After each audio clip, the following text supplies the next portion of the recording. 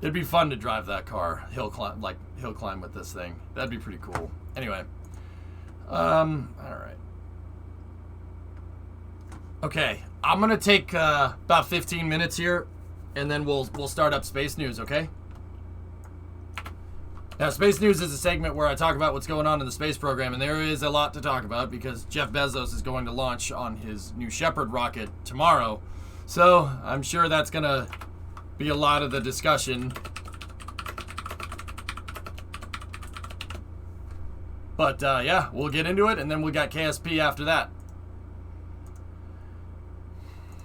All right. She's old and tired, but we'll put new life into her someday. Yeah, Mercs. I want to wake up that 318 just because. Or we could put a 440 in her. I don't know. I like the 318, dude. I'd like to. You know what I really want to do with that thing? I want to make it into a GT car. Now, when I say a GT car, I don't mean I don't mean like a GT3 car. That would be ridiculous. I don't have 20 G's to spend on it. I was thinking like a Grand Touring car, meaning that a car. Okay, so you know what, like a CTSV wagon, all right? So CTSV wagon, right? This car. Everybody wants this car. Why does everybody want a CTSV wagon? What's cool about it? Well, it's functional and it freaking flies, right? I want to make a car that's fun enough to drive. So like it'll go, it'll scoot if you step on the gas, right? But also you could use it to go get groceries and you wouldn't be paying like $1,000 a month in gas. Like it could be a daily, or you could take it to the track if you wanted to, right? I want something that's not like ultra performance, but like what a high trim car would be. So like, yeah, something that you could go get groceries in, or something that I could drive down to Florida for a launch, you know what I mean? And not have to worry about anything. Like, so that's where the GT name comes from, a Grand Tour, because you can go on Grand Tours with it.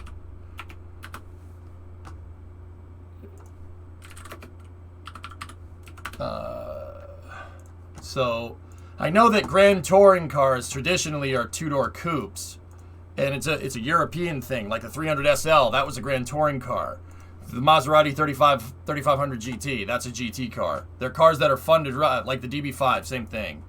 But yeah, E-Type is also a GT car. So is the Ferrari 250.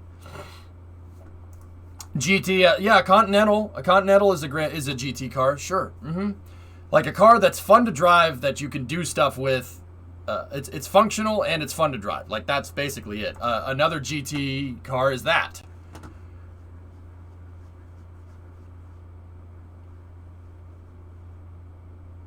Like you're not going to. It's not an ultra performance vehicle. It's not a race car, but it's not like a street car either. It's a Grand Tour. Like, it's a car that you could take. Like, I could drive the car to California and back, no problem. Or I could take it to the track and drive it and have fun with it and not have to spend an arm and a leg. That's what I want to do with the Dodge. Yeah, Stormcrasher. I've just resigned myself to not ever having one of those. But either way, I don't care about R34s either. I don't care about them. I like R32s.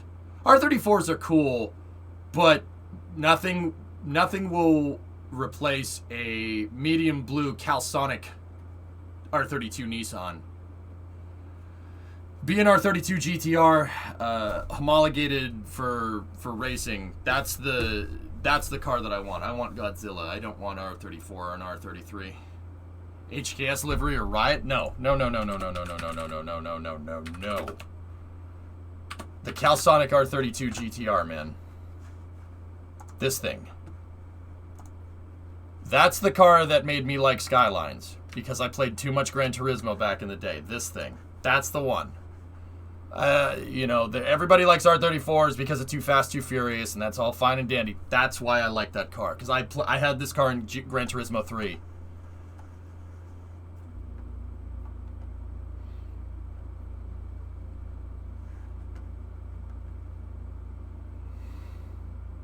You have an R32, the Golf R32. That's also a cool car, Pokey. Also a cool car. But anyway, yeah, that's what I would like to do with the Coronet. I mean, like, I don't... Hold on.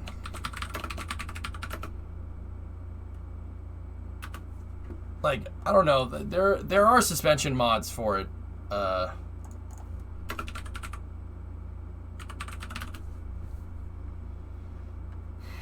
You can do stuff to it. There's... Like, you can get nice suspension for it because it's the same chassis as the Charger, right?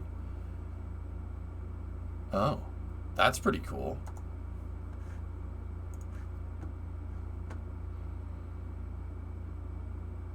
I don't hate it, but also I wouldn't do that to mine. But I don't hate it. Alfa Romeo Tipo. Yeah, that too.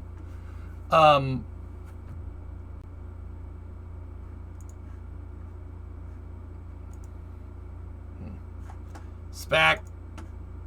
Okay, Thomas, I got it. Yeah, the wheels are sick, dude. So, like, you can get performance suspension for the Charger. It'll bolt in. It's not a problem. I'm just trying to find a good picture of what that looks like.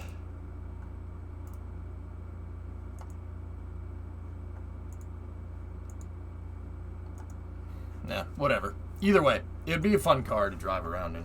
But anyway, I'll be back in probably about 10-15 minutes, and then we'll get into space news. Yeah, cut out the suspension and put something else under it. Oh, come on. You can have some fun with those torsion bars. They make a lot of good parts for those. Anyway. I'll be back in a little bit.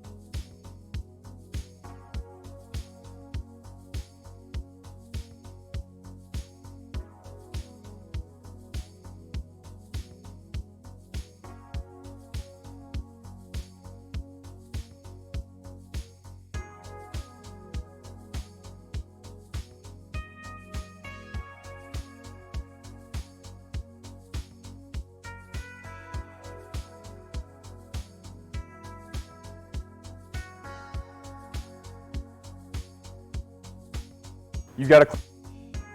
Sorry, I had a video up. Anyway, be right back.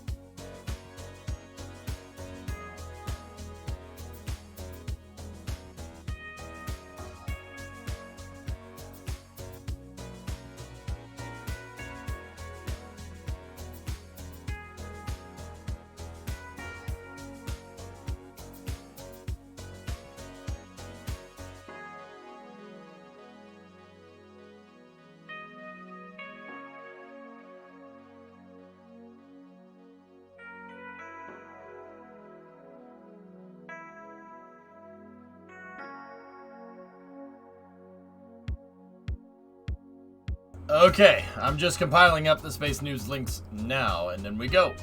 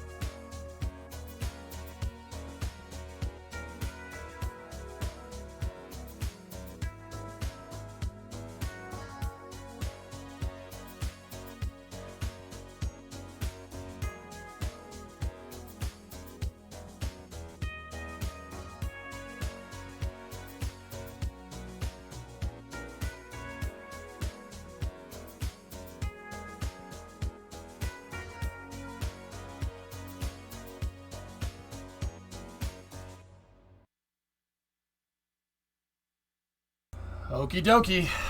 Let's get to it, guys. So first and foremost, we might have Booster 3 Static Fire coming up here. I'll keep you in the loop on that one soon. Mr. Who delivered food. Okay, that tweet got deleted, but alright.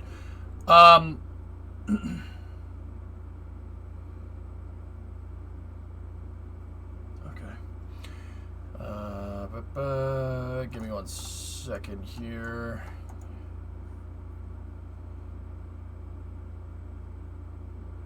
Okay, cool. Alright. I'm trying to move some of the space news around. Gotta get kind of back into the groove, dude. You have no idea how much freaking... Like, even screwing up your routine by like a day messes everything up. I'm gonna move that there. There we go. Space news. Oh, hey, Big C, 6137. No, okay, more stuff.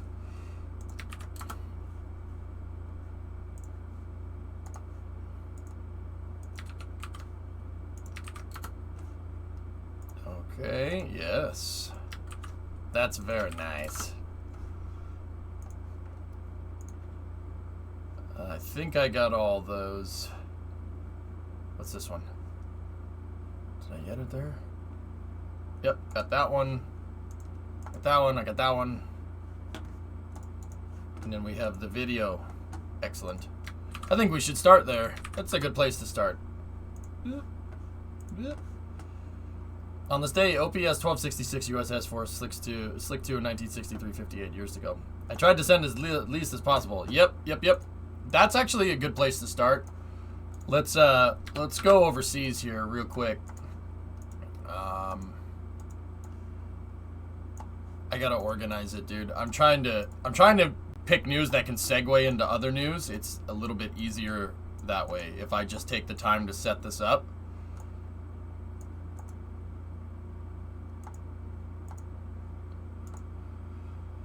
Alright, that goes over there.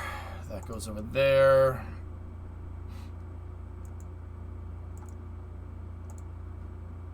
A lot of news coming out of Russia and China lately. That's because of Nauka.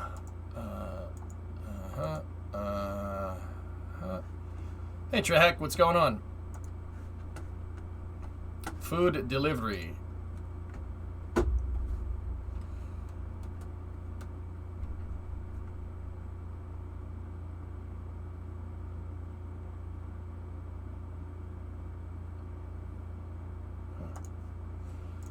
Okay.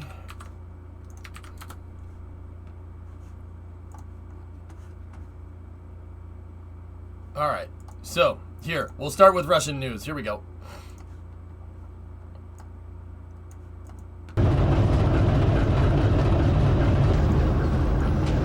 So, Nauka, the multipurpose laboratory module from the ISS, or for the ISS, rolled out from the proton processing facility here on the Strongback, integrated in one stack. That happened yesterday and the day before, and now they've moved the space station module, which is inside of the fairing here, it's to the pad, and Proton is up sitting on the pad with the service structures around it. Check this out. This is a picture of rollout. You know, I like rockets and I like trains, but gosh dang, a rocket on a train? Yeah, that's something I can get behind.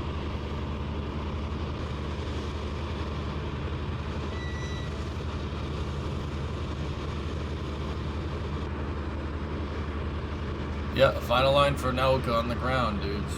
You guys must be pretty stoked. It's pretty awesome, man. I'm not gonna lie. It's cool to see this. It's cool to see it happening again. What about a train on a rocket, though? I mean, someday.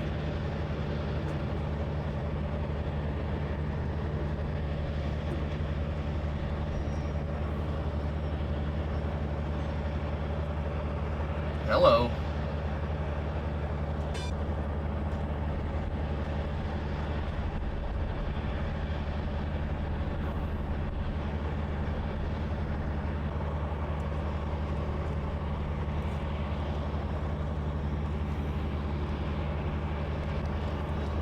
Looks good, Ian. Looks real good.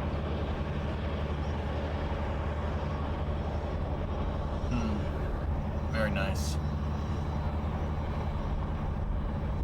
There's the umbilicals for Proton. Fueling umbilicals in the center there. True story. It's got a nice business end.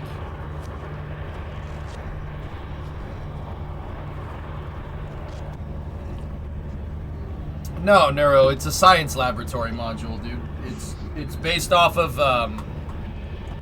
Nauka is based off of a functional cargo block, which is called an FGB.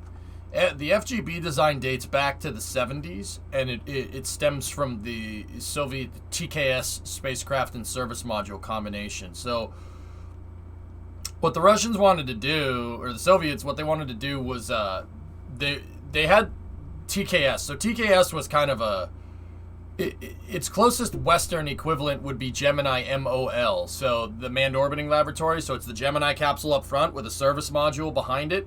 You launch that into space, and then the Gemini capsule pops off, comes back down, and then the service module, which is also a space station module, is you dump it, right? That's what the TKS comes from. Now, the TKS did fly in a boilerplate configuration in the 70s, and then the Soviets, for whatever reason, didn't like it. So they went back to, it was going to replace Soyuz, but then they decided no. But they did keep the functional cargo block to the TKS capsule, and that's what became the FGB, which there is an FGB on orbit right now. Zarya is a functional cargo block. This is another one, but this one is a functional cargo block that's been revamped for science.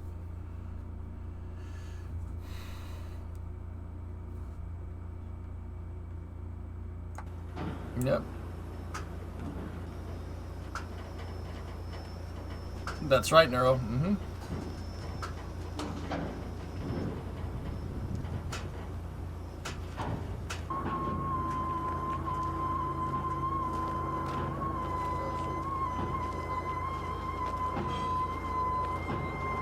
Yeah, this is a science senior, man. Science lab. I'm wondering if we get some rollout to the pad footage here. Let's go over here. Hello. What's the mass of the payload? Nauka? It's got to be somewhere up near 20 tons, dude. It's a big module. Yeah, it's vertical, Vasya. Mm-hmm. Hey. Alexei.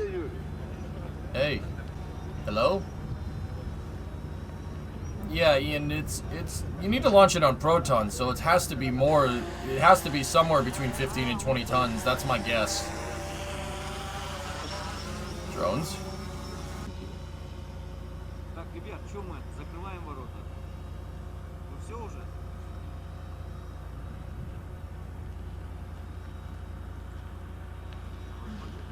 23-ton launch mass, 20.3 dry, 20.5-ton dry. Okay, well, there you go. That's really cool.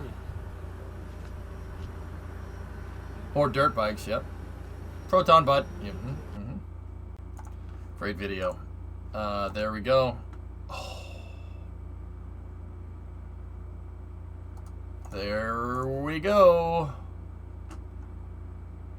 Nice. Look how small the nozzle throats are. Let me see. Oh, wow. Yeah, these things, these frickin' engines, they're stage combustion cycle hypergalls. I'll say that again, just for the people that don't. If you know a little bit about rocket propulsion, stage combustion hypergall. Using unsymmetrical dimethylhydrazine and nitrogen tetroxide.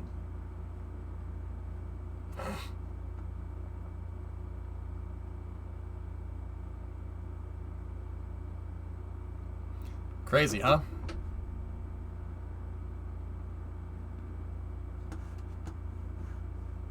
You have a bit of footage from it going vertical. Oh yeah, there we go.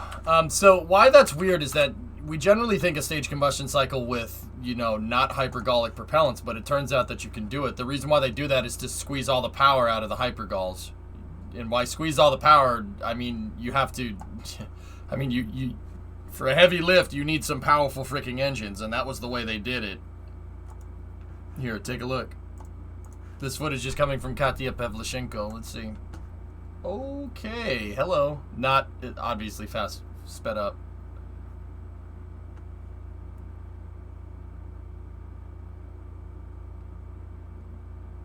Yeah, that's pretty cool.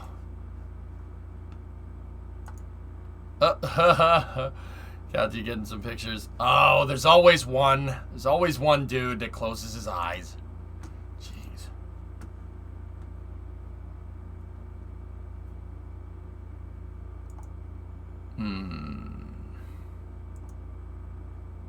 Very nice. Very nice. Very nice. Very nice.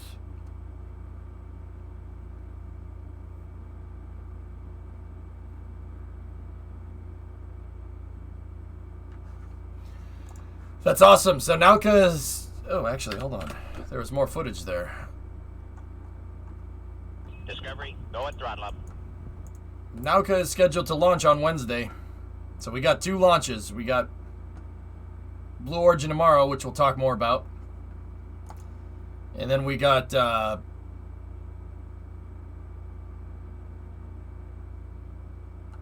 then Nauka. Ooh, nice UAS over there. Cool. UAS. Ferd? Ferd? Ferd? Ferd. Ferd. Ferd. Nice.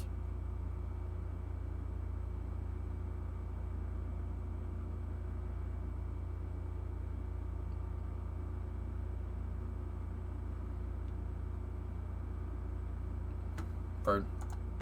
Last Soviet module going into space.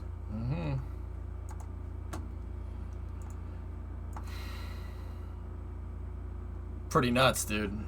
Pretty nuts. Do we have any views inside views of Nauka? I'm sure you could find some somewhere. Anyway, so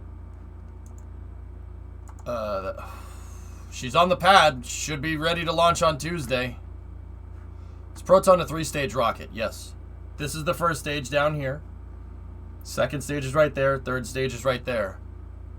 And then the third stage will do insertion. And Nauka, well, or it'll do a parking orbit. And Nauka has RCS on it. It has its own reaction control systems, so it'll fly itself to the ISS. What's it adding to the ISS? Anybody know?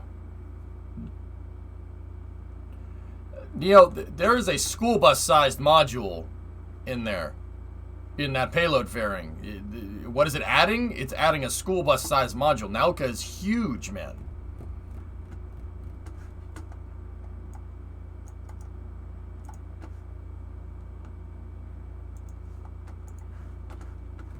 Yeah, it's a biggin. Here, there's more from Roscosmos. We've been following this module pretty closely. Hey, what's going on here? That's one hell of a press. Hold on. What are we up to? What are we up to in here?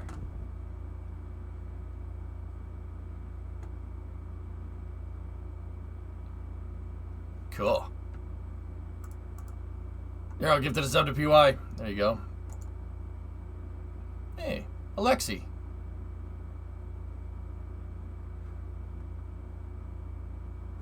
Wait, what's this about? Hold on.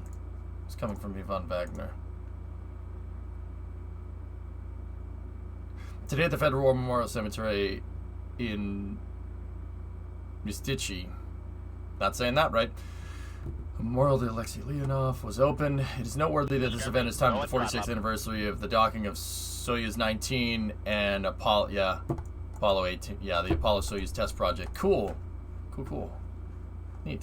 Gujar! I'm having a good day, Gujar. How are you? Sweet. Alright. I wanted to see if there's any more Nauka footage in here, but I don't see much. Oh, there's the service structure here. Check that out.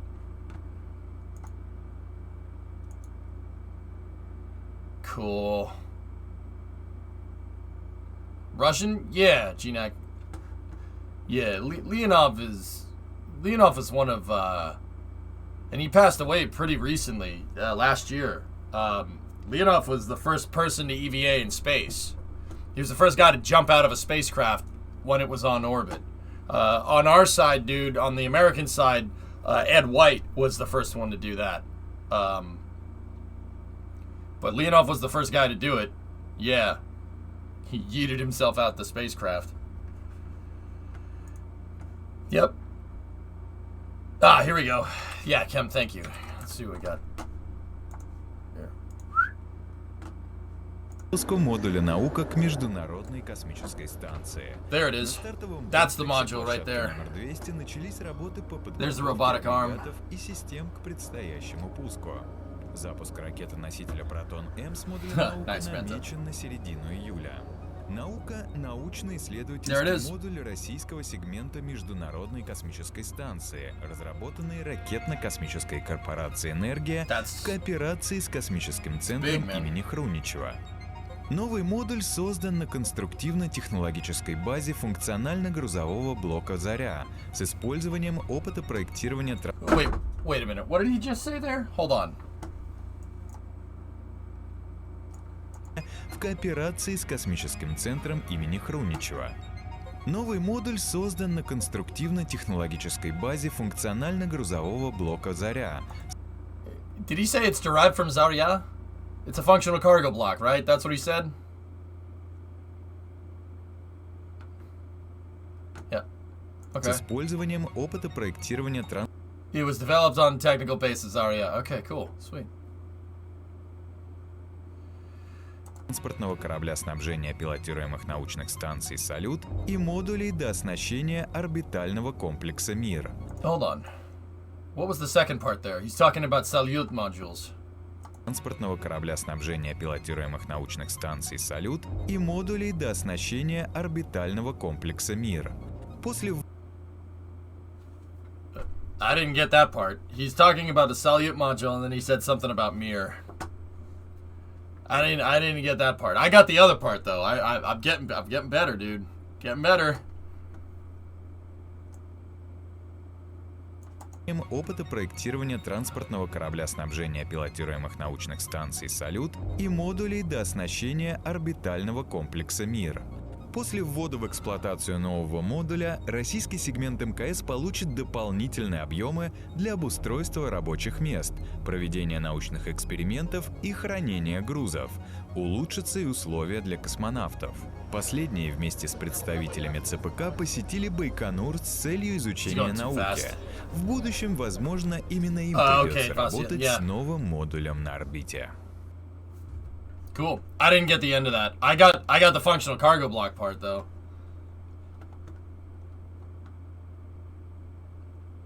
He's talking too slow. He's talking too fast for me, man. I can't, dude.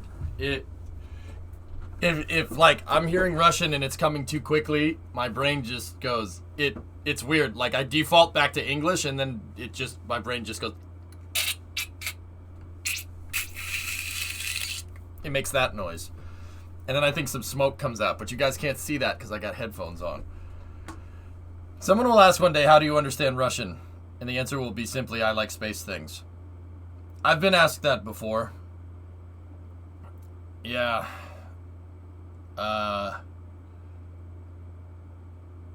Yeah, one of my relatives, I had one of those little info things. I was hanging down with a couple of my cousins one time. This happened like, I don't know, I think it was last year or something. I forget. Yeah, they were like, what are you listening to? I'm like, Russian. They were like, why? I'm like, because they're talking about the space program. And then the next inevitable question was like, do you understand it? I'm like, I understand. I can hear the space terms. Does that help? And then, you know what's cringe, dude?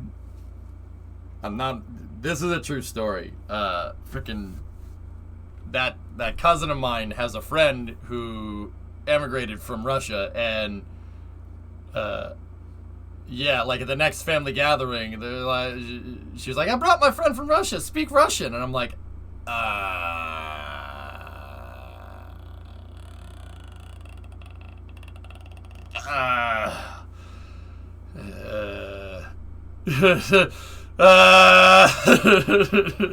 Blit!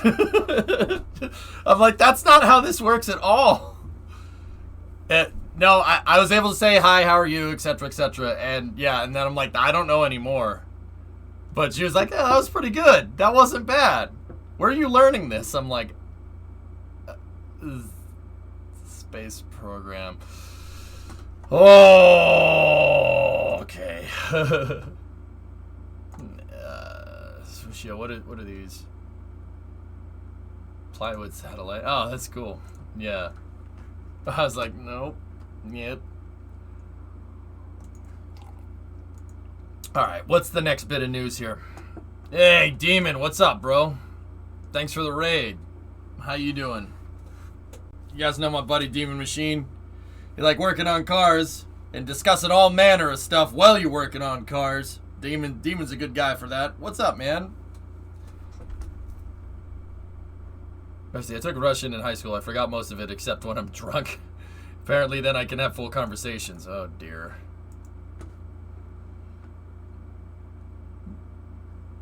Привет, я люблю хардбас, а ты? I understood one of those words, actually, too. What's going on, Demon Raiders? How you guys doing? What was Demon working on? Had to pop up over a bit. Did you see the video linked to the SLS ML doing the swing arm testing? I did. Yeah, nice render. Nice render. Oh, it's the worst when non-Russian people say "bliet" when they try to say Russian words. Yeah, I can see that. Yeah, that's correct. Yep. Anyway, Demon, thanks for the raid, dude.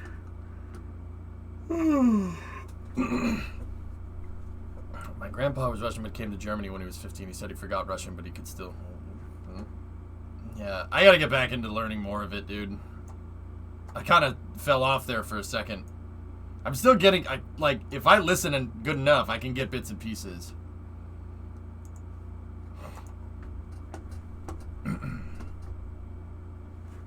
Alright, next bit then. Approval by the Cabinet of Ministers of the proposal to negotiate a contract of supply for the RD-181M engines for Orbital Sciences, LLC.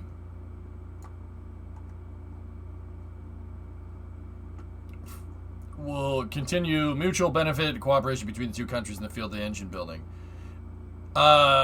Interesting.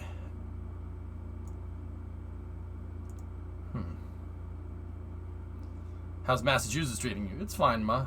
It's okay. So it looks like Roscosmos is going to supply the Antares rocket with more RD-181Ms. It's funny because it's not Orbital Sciences anymore. It's Northrop Grumman. But maybe that's still the operating company. Maybe it's a parent company or something.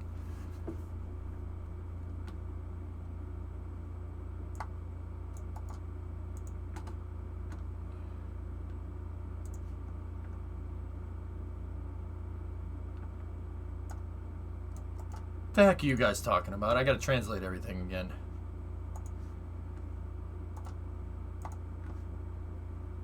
Gotta freaking translate all this stuff, man.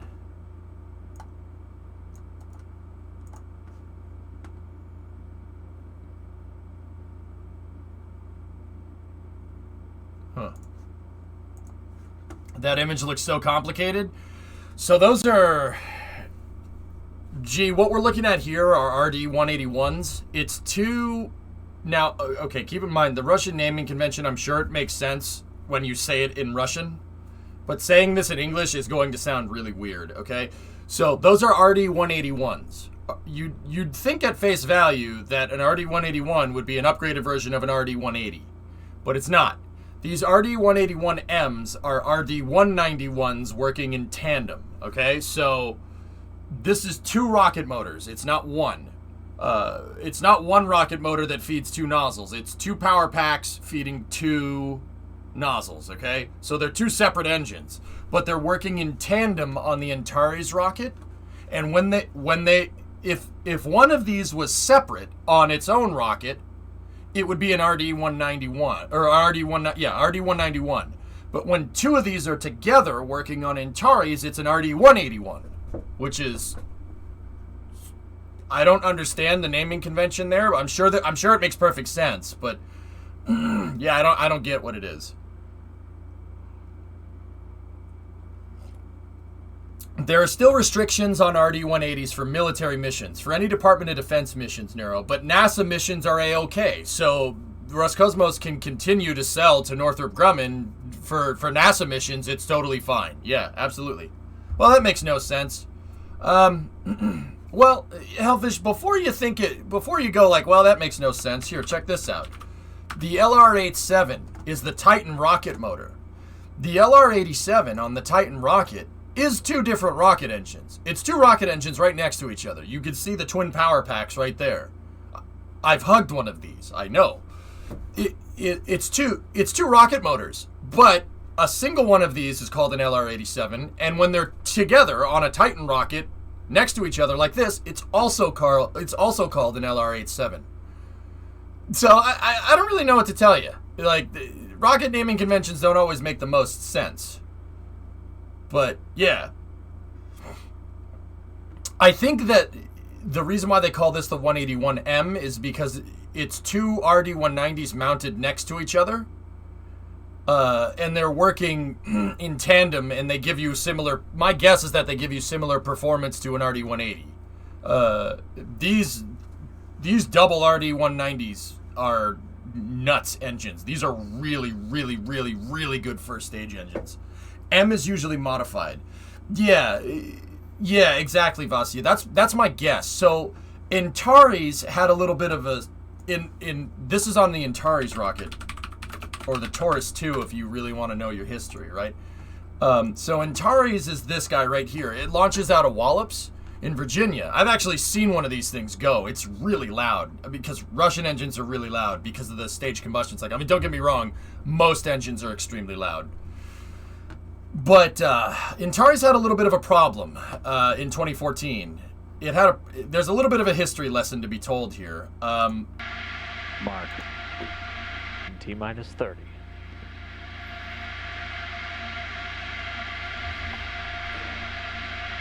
I really feel bad showing this, to be honest with you.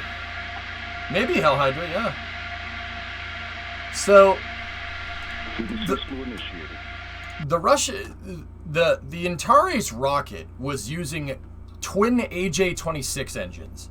AJ-26 engines are actually converted Russian NK-33 engines. Now, what's the NK-33 engines? NK-33 engines are the engines that were on the N1 moon rocket, believe it or not. The crazy part about that is that these NK-33s that are on this Antares right now are 50 years old. They are the exact engines that were supposed to go on the N1 rocket.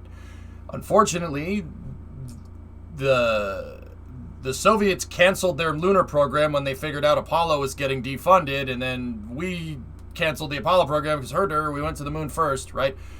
So they stopped making them, and they ordered the N1 rocket to be destroyed. A bunch of Russian engineers actually went and saved all the NK-15 and NK-33 engines and put them in a warehouse and didn't tell anybody about it. Until the end of the Cold War, it's a great story, actually. Until the end of the Cold War, that's when they were like, oh, we could sell these to the Americans. So they did. And they sold the RD-180 it's for the Atlas rocket, and it still uses it to this day. And then Antares has the AJ-26s in it. The thing is, though, is that the engines were old, and T-minus 10 seconds.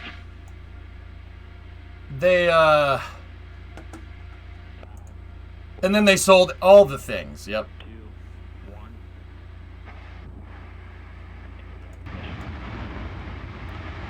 And we have liftoff of Antares. The orbital 3 missions that brings Cygnus on its Well, mission to the ISS. Got main engines at 108%. Attitude nominal. I don't want to play the end. I don't want to play the end. So long story short, it had some kind of turbo machinery failure. Yeah, that sucks. It sucks, but it is what it is. It turns out those turbo pumps were really old. Yeah, those were the actual engines that were slated to go on the N1 rocket when the program was canceled. There's a whole awesome documentary about it on Netflix called Cosmodrome.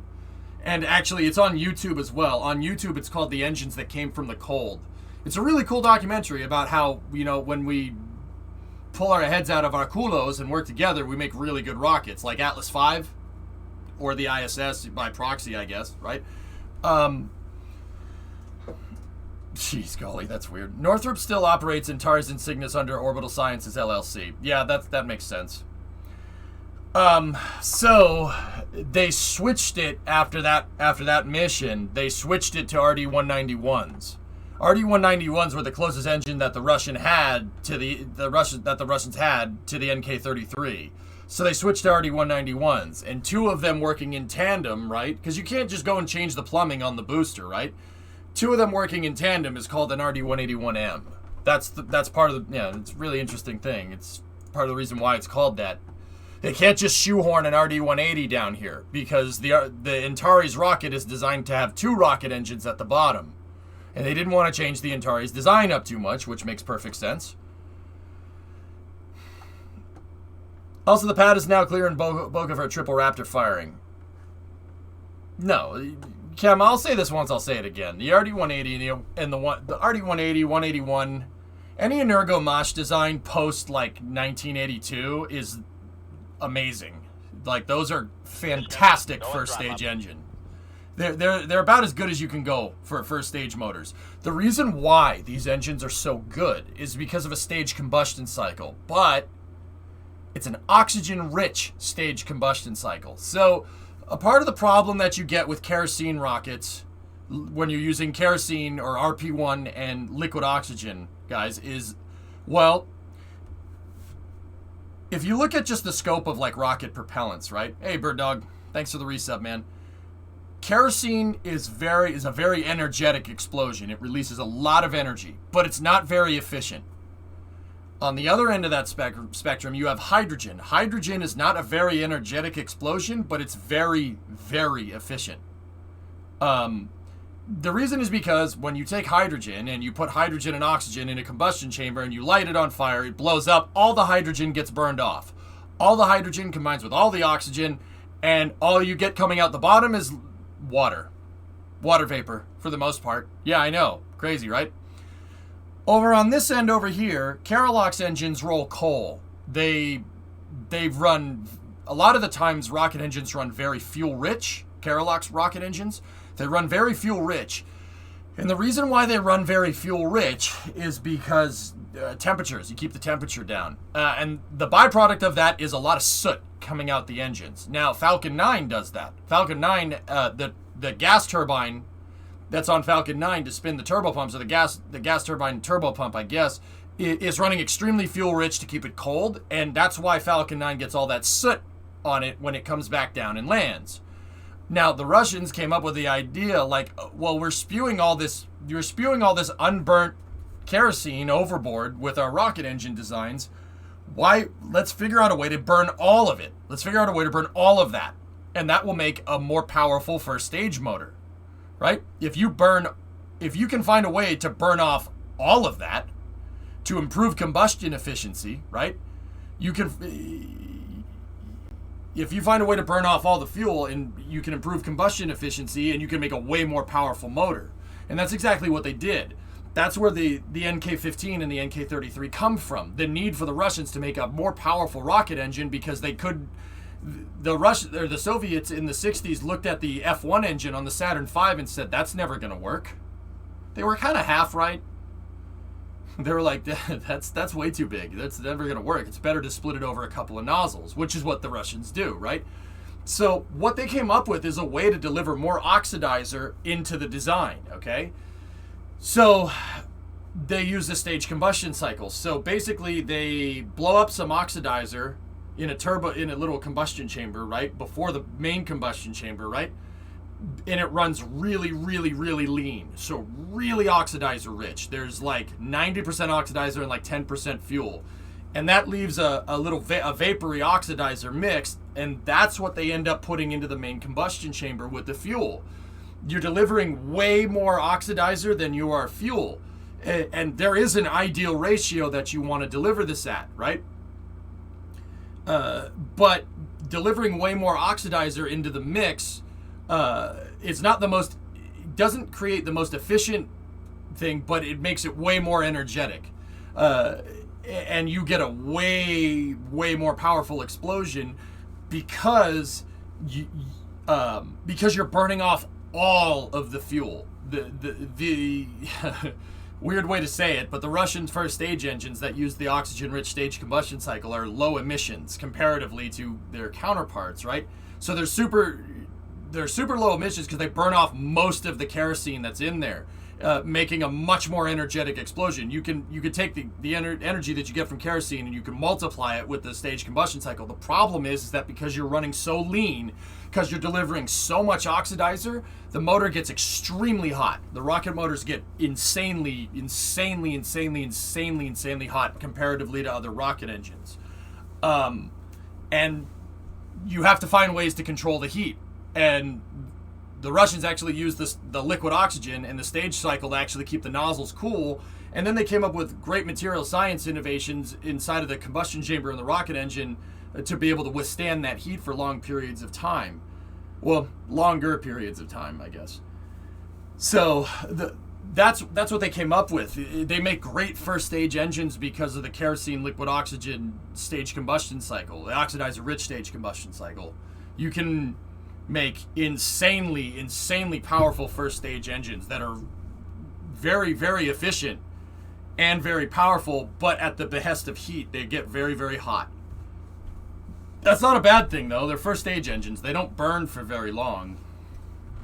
Do you know why the development of the first two full flow stage combustion engine projects stopped? Full flow is really difficult, AK. There's a lot of material science things that make full flow very difficult. Now, on the opposite end of the spectrum, over here in the United States, what they did was, because we had hydrolocks, right? We went with a fuel-rich stage combustion cycle. The space shuttle engine is a fuel-rich stage combustion cycle where we use the hydrogen to cool the motor. We use the hydrogen to cool the motor, and because hydrogen's cooler, and then we use that in a stage cycle. That's what the shuttle engine uses. And that basically enables you to make an engine that can burn for a lot longer period of time at very high thrust and very highly efficient. And then, you know, as of recent, you have the full flow, which is Raptor, which takes the best parts of the RD-180 and the best parts of the shuttle motor and kind of mashes it into one.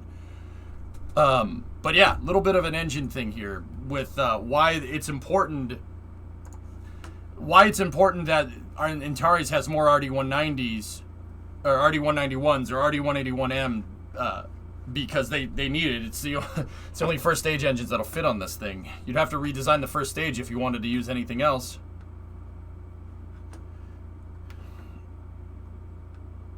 The Un-1 really wasn't ready for its time. That system controlled 50 engines is barely doable today. Yeah, Swishio, it's... Yeah, I mean, it was a little overcomplicated for the time, but it could have worked. The industry couldn't allow it, so Korolev went with many small engines instead. Yep, yeah. And Kem, I still think it's cool that, I mean, Korolev thought so much outside of the box, dude, that that he went to Kuznetsov. He went to Kuznetsov to help them to have them design an engine, because he went to all the rocket designers, and they're like, yeah, we can't make that. And then he said, look, all right, fine, I'll go to I'll go to Kuznetsov. The Kuznetsov Design Bureau made airplane engines, like jet engines. And that was one of the huge things. He came up with the idea of putting of having a single turbo shaft. So you have your liquid oxygen and your kerosene on one shaft to optimize the subassembly. That's really smart, man. Very ahead of its time.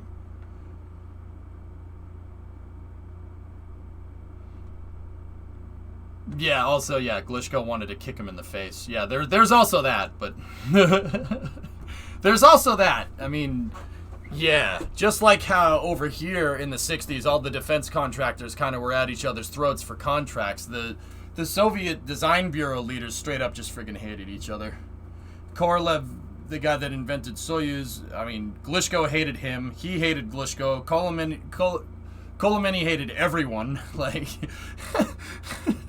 I still think that Kolomeny's design is ridiculous. Korolev's like, I want to build the N1. And then Glishko's like, no, I want to build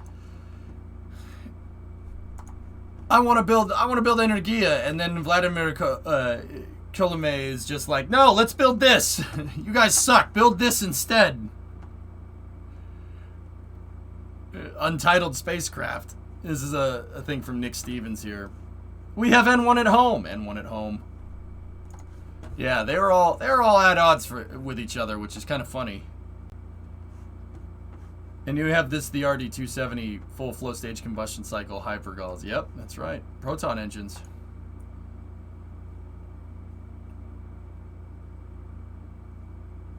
Hey, it probably wasn't a bad idea. Energia is the best one, though. I'm as much as I love Korolev, Glishko knew he had it right. Energia is the best lifter that Russia's ever designed, man.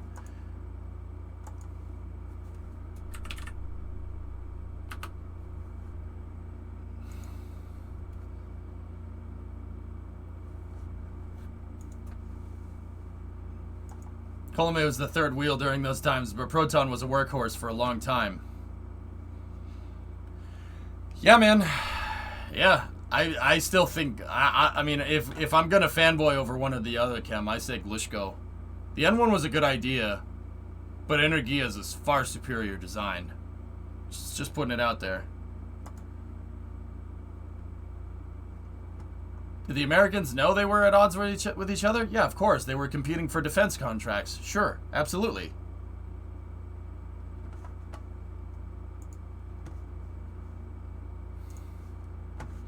All right. Anyway, let's keep going with the news there. So a little bit of background as to why that news is a big deal. Hell, look at today. They still do, Fenny. Yeah, absolutely.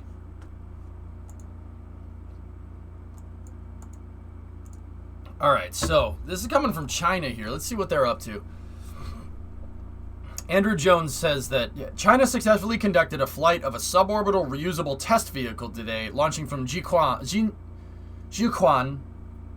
and landing horizontally at Alsha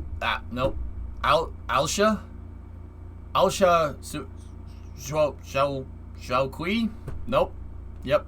I know that X is an S noise. I know that, but I forget. From that place in Inner Mongolia. Okay. The vehicle could be used as a first stage of a two-stage to orbit reusable space transportation system. Hello?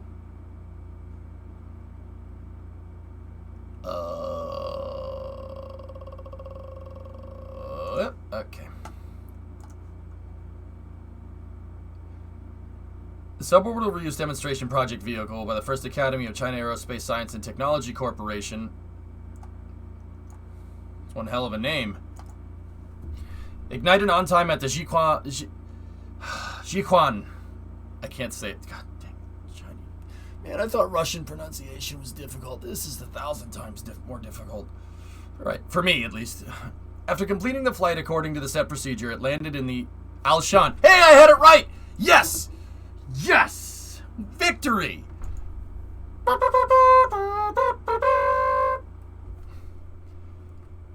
Smoothly and horizontally. The development of the reusable space-to-Earth space transportation technology is an important symbol of China's transition from a space power to a global translation problems. Okay. Suborbital reusable carrier can be used as a sub-level of the lifting rocket power. Okay, Andrew's translation was 1,000 times better than that. That's basically what he said right there. Yeah, sure, Pink. Yeah, there's copyrights, you know. I can do it with the automaton. Hang on.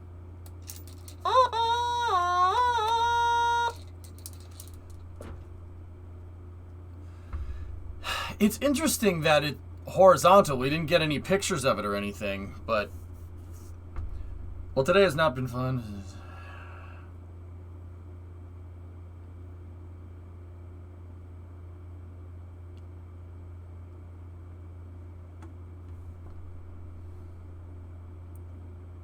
Oof.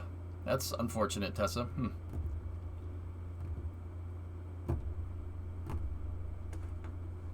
Anyway.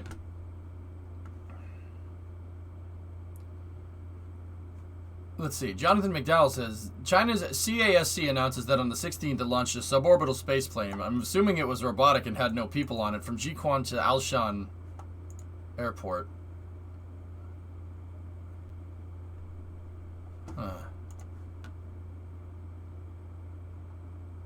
Here's the landing. The flight from Jiuquan is about 220 kilometers. Interesting.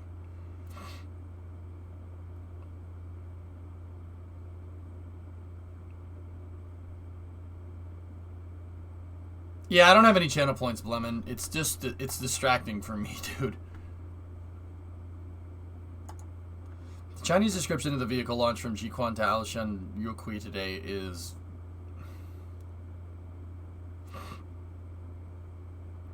Gaidao Chongfu Shiyong Yanqi Yanzheng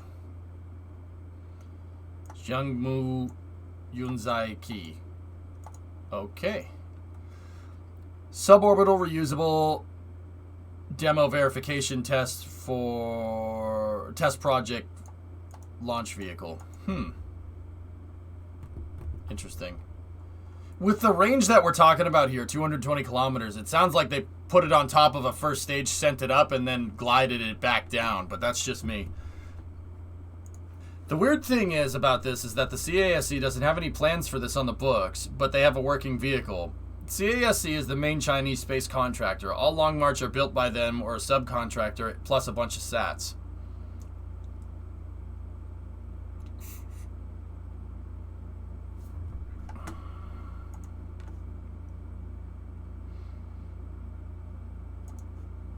Nice, Forge.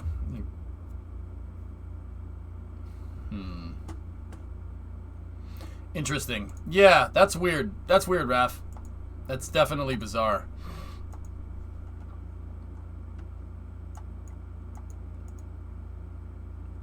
Okay, we got a little bit of an update about the Chinese space station. Let's see. From the Xinjiao 12 crew. See what they're up to. 本身我们第一个月会有一个评估。 There's an okay, I gotta do the subtitle stuff here. There's an assessment for the first month of the mission. Through the current assessment and summary, we can see that the operation of the space station systems are in line with our expectations, including the physical and mental states of the astronauts, and support for the communication between space and us. Our support is very useful for them. Well, I would hope so. We realize communications between space and us, mainly through a targeted, mission-oriented, and coordinated system, and through the two-way video links. We also communicate with them via email, so that we can keep a close coordination and communication. Okay. Currently, the assessment of the space station is in normal condition with stable operation.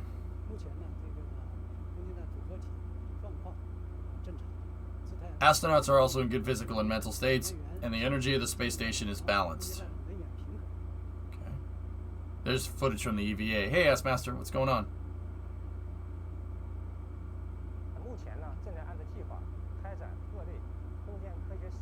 We're carrying out various science and technical experiments, and soon afterward we will continue with the evaluation and equipment inspection and assembly of the space station to ensure that everything is good.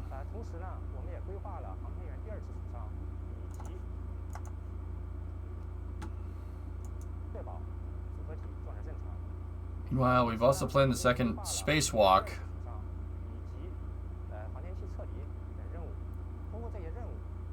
Through these missions, we can further confirm and verify key technologies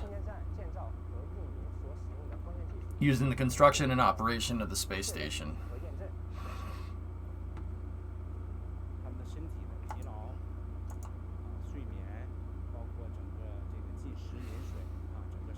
Okay, so this guy's a flight surgeon.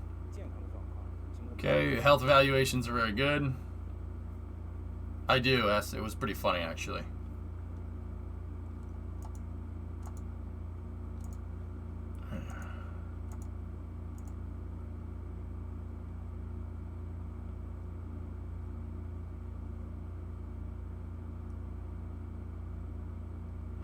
So are they wasting time in doing the science we've already done? Do you think they're doing science that we haven't done yet? I don't know, man. I don't know. I don't think they're... I mean... I couldn't tell you, dude. I don't know.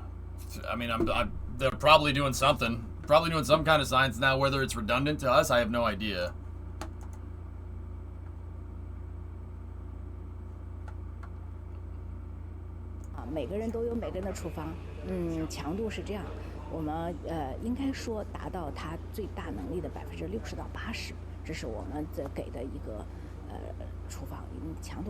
Yeah, you gotta work out a lot in space, dude. It doesn't matter where you come from.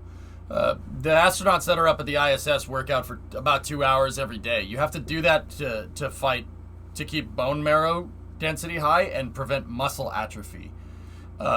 If you don't work out when you go up into space and you come back down, you try to walk around, your vascular system will go into overdrive and you'll have a heart attack because your heart isn't strong enough to be able to provide all the oxygen to your muscles to be able to stand, because you don't do that when you're up there.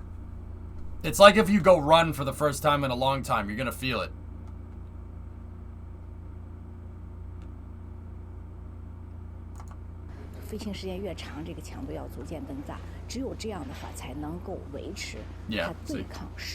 Same thing.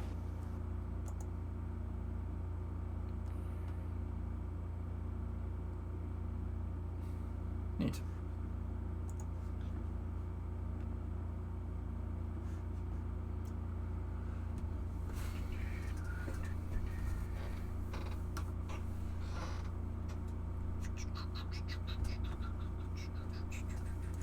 What's that? Chinese B2. Magazine of Chinese Defense Corporation published this image of the Xuan H-20 strategic bomber.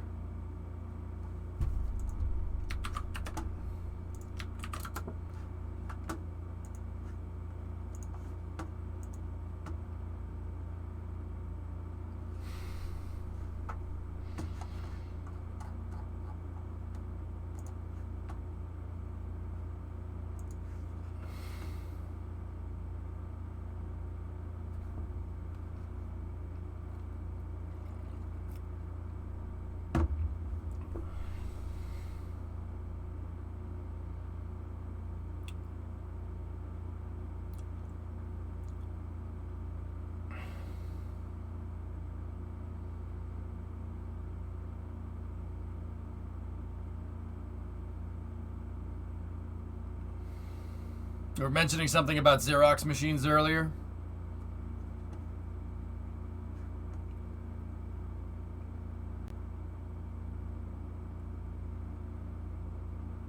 Why reinvent the wheel?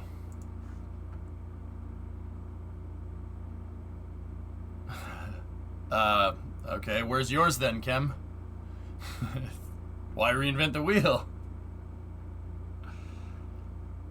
Good thing we're building the new version of the B2. That thing is already obsolete. I mean, it still proves to me that they don't have the material science that we do over here, guys. Look at the nose. They moved the nose forward. This is longer. This is longer than a B2. Why? Why is it longer than a B2? Because they don't have the weight balancing. Like it's like the J20. It's the same thing. There's still pieces of tech that aren't up to snuff.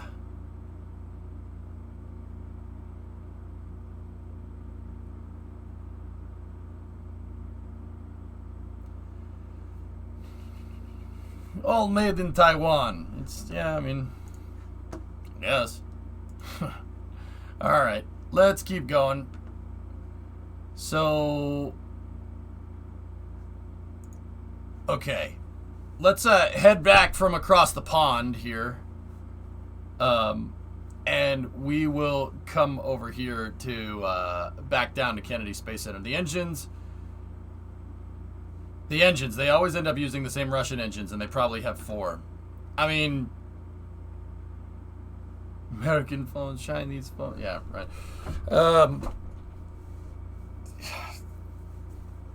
I don't know, man. Kem, like, look, I get it, why redesign the wheel and stuff. I'm looking for innovation. That's the real mark of somebody that really knows what they're doing. Like, okay, an example. Buran Energia versus the space shuttle, all right? It's duplication to an extent, but it's also elaboration, all right? Energia can do things that the shuttle can't do. See what I'm talking about? There's elaboration there. That's how I know the Russian engineers, or at least the Soviet engineers at the time, knew what the hell they were doing. Because not anybody can stack a space shuttle on the side of a rocket and fly it into space. That's very, very, very difficult to do. The fact that you can do that, and it doesn't have to be just a shuttle, it could be anything, shows duplication and elaboration. That's what I look for. Another example would be like the aggregate rocket in the United States tracing its roots all the way to the Saturn V being able to trace its roots to the aggregate rocket. That's duplication and elaboration. Same thing with the R1 to the R5 to the R7. Korolev, duplication and elaboration. These guys know what they're doing. You not only can you copy the design, but you can copy it and you can one-up. Understand? That's the mark of somebody that really knows what the hell they're doing. Anybody can just copy another person's design, but copying it and making it better or raising the bar to another level is really what I look for when it comes to this meta stuff.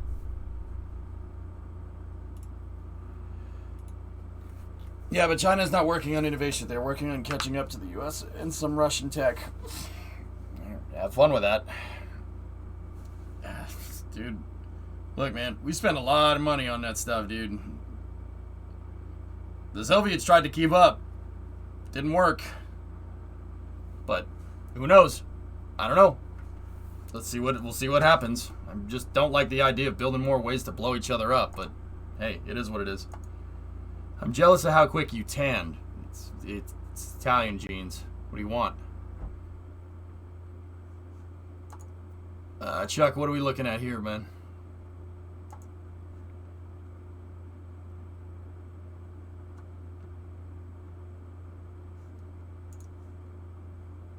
Really dumb question. Is EJ aware of this? Yeah, of course.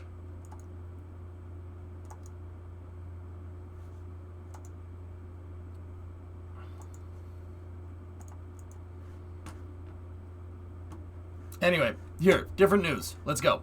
So, Starliner for the OFT-2 mission that's scheduled to launch on the 30th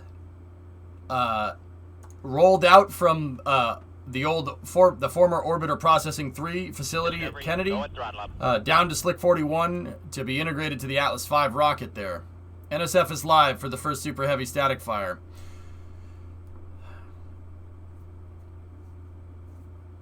Sparrow with a 30-month resub. There you go. Drummer, 59-month resub. Good news, everyone. There you go. There's the spacecraft.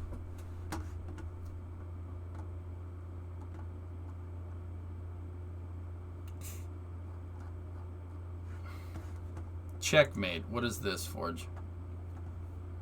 Here's the merge Sukhoi LTS Checkmate put together by 3 individual posted frames.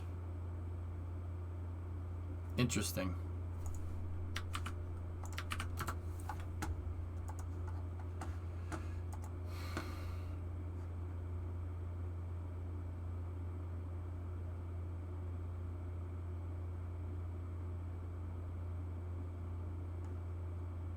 What the heck's that about? Interesting. We got a weird underside forward strike right there. Is it VTOL? I have no idea, man. I don't know what I'm looking at, Cam. This is the first time I've seen it.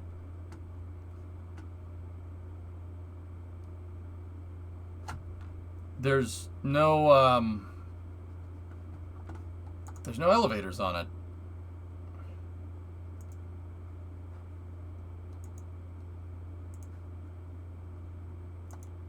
Ah! Happy plane.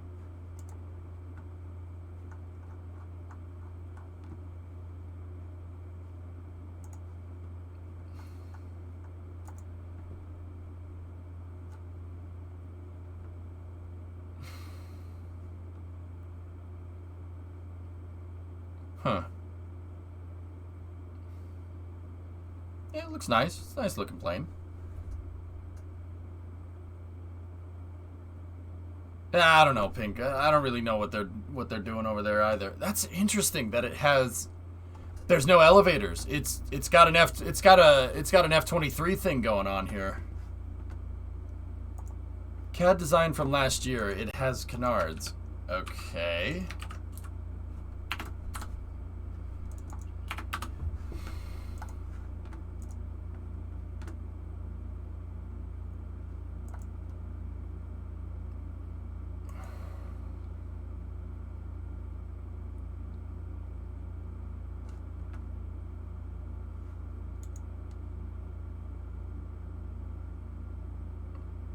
Huh.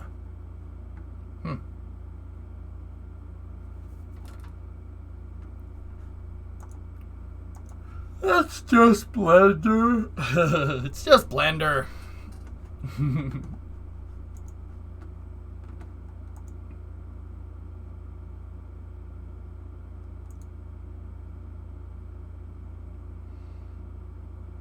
Interesting.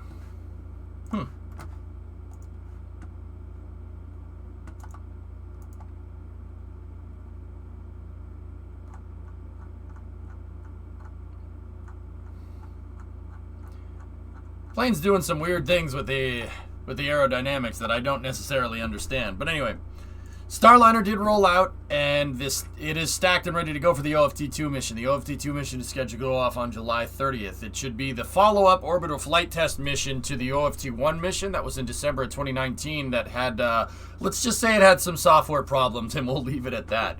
But it is in the VIF fully stacked and ready to go, which is pretty cool. It was sweet to see some of these rollout pictures. What's the long-term plans for this capsule?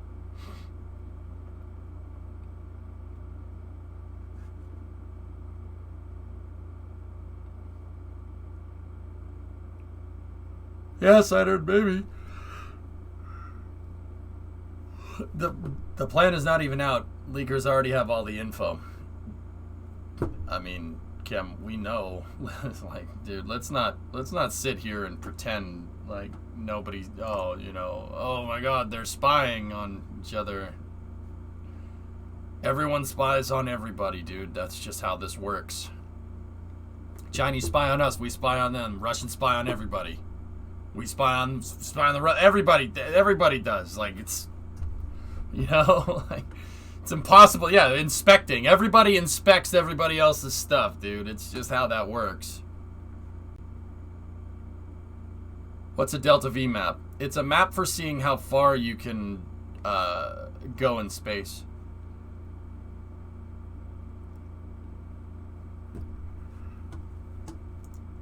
All right. Let's move that over there. That's gonna go on the end there. I'm gonna dump that for now. Check this out. NASA was able to successfully start up Hubble's backup computer, and all science data is once again being collected to further our understanding of the universe. So they fixed Hubble. Hubble is back up and running, which is pretty cool.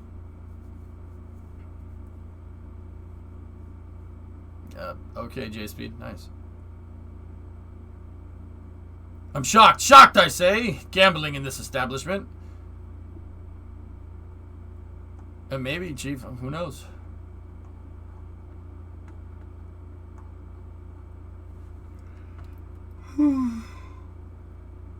She lasts for something cursed. I'd rather get through the news, Forge, I'll be honest with you. I'd rather get through the news because everybody's going to be bugging me about the Booster 3 test here in a second. It's already starting to happen. So, Hibboslibbo, 1 year resub. Thank you very much. All right. Next bit of news. Sierra Space, which is a new spin-off company from Sierra Nevada that's specifically tailored for space stuff, selected Tom Weiss as their CEO. Weiss was most recently served as the CEO of Arion. Cool. I don't know too much about him. I'd have to go learn more about this before I get any more. Hey, 619, what's going on? So this is coming from the FAA, saying, Houston, we don't have a problem. FAA inspectors plan to monitor... Blue Flare, 17-month resub. Plan to monitor testing programs and commercial space tourism in Texas and New Mexico at an FAA safety field office, increasing our oversight of commercial space operations. Interesting.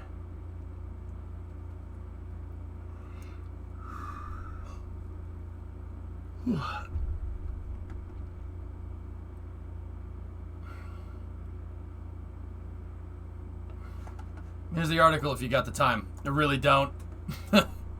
I really don't know if it's today, but yeah, we'll go from there. I'm starting to yawn like crazy. I'm gonna need more coffee. Mab, 26-month resub. All right, what else do we got here?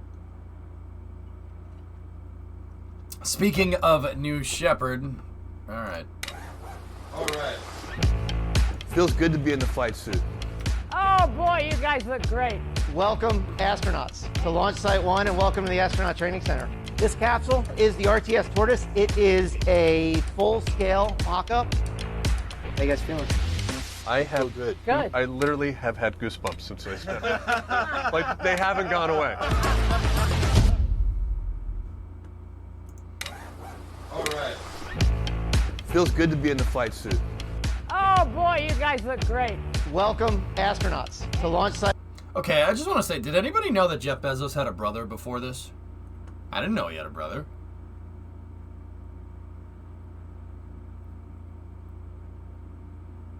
In fact, I don't really know much about him to begin with, to be honest with you. Brother who? Yeah, right? He has brother Mark. Can you imagine? Can you imagine if Jeff Bezos is your brother? Like, I've made this joke before, but I'm gonna, you know what? I'm gonna go ahead and I'm gonna make it again. All right? Can you imagine? Like, I have a sibling rivalry. You have sibling rivalries. They exist. You know, oh, who could do better? Who could do better, right? Can you imagine the sibling rivalry there? Like, what do you do? What do you do if Jeff Bezos is your brother? You just automatically lost. Like,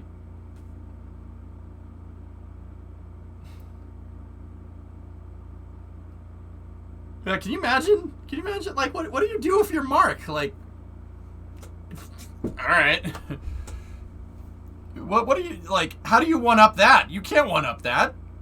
I think Jeff won. I think Jeff won the sibling rivalry there. Like, build a bigger rocket.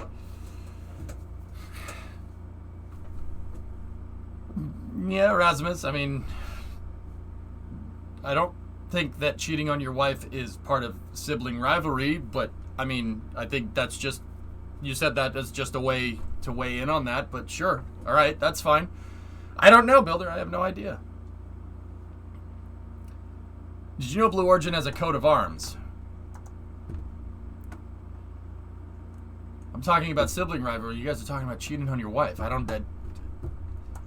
Is this just a way for people to, you know, dump on Jeff Bezos? You know, because that never happens, right? Literally can't mention his name without somebody weighing in on how they don't like him.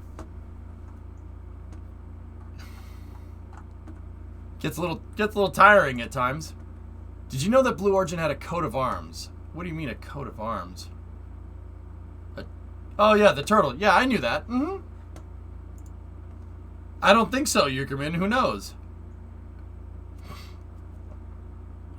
Yeah, but can Jeff save people from a building fire? I mean, do you know that he can't? I don't have a sibling rivalry with your sisters. Whoa.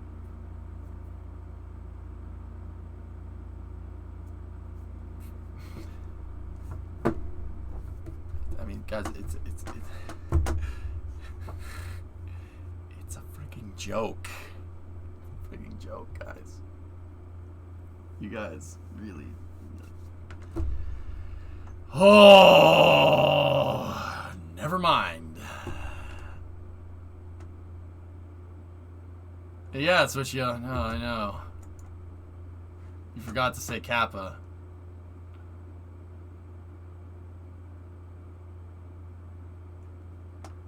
I'll just go to the next space news, which is more Jeff Bezos here. Guys, we have a little roast cooked boil for you. My grandmother's recipe, my brother Mark. Hey, everybody. Where do you want to eat? Put it on this table over here.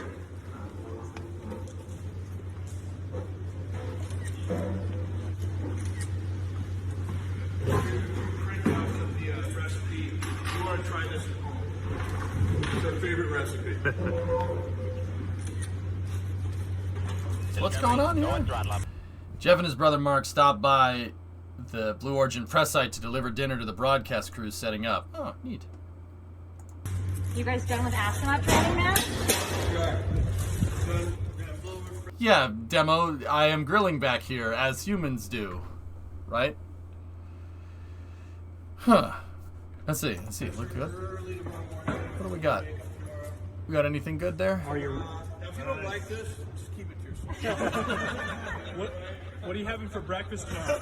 Yeah, is this your last meal? Are you having steak and eggs? Hey, did somebody say last meal? I don't think we have to put it that way.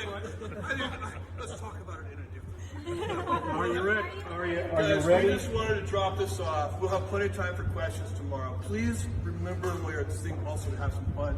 Looks like you guys are. Very excited. Very cannot wait. Cannot wait. Bye, guys.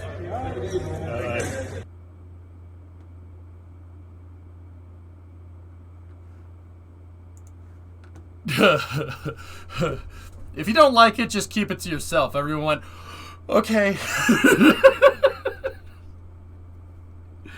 Last meal. Don't say it that way. Okay. I'm sorry, that's kind of funny, man. Oh my goodness. Whoa.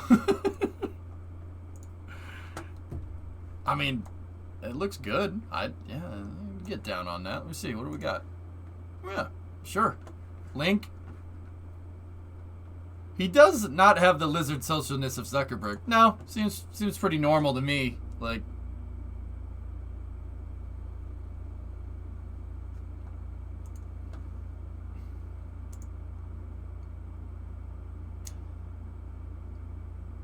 imagine if Elon did this and how different people would have reacted.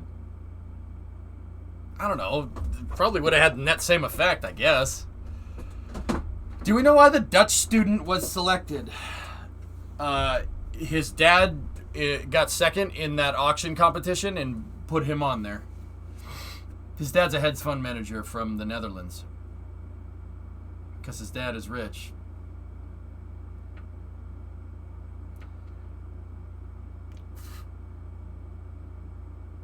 And the guy only wanted to read books. Took him to be the richest man. Only took him to be the richest man to do it. I mean, I don't know, man. Jeff seems like a pretty normal dude, to be honest with you. Doesn't definitely, Pink, you're right. Definitely doesn't have the awkwardness. Like, I don't know, man. Like, dude, I'd love to sit down with him one-on-one and talk about space, not anything else. I'd do it. I'd just, like, because, you know, like, you never really get to, like, I'll be honest, I've seen more of Jeff Bezos in the past, like, week, like, not in doing, like, a TED Talk or something. And, like, just actually him just kind of hanging around. You know, obviously all of it's probably tailored, right? Like, you know, there's probably, you know, cut up footage. It seems like a pretty normal guy, I guess. I mean, normal guy with a couple $1 billion in the bank. But hey, whatever. Like, that's, seems like, has anybody actually ever just heard him, like, speak, like, not at an event or something, you know? Stepping down from Amazon kind of frees up a lot of time. Rich seems to come with fame too often. They thought it's important to film him opening food. Sucks to be famous.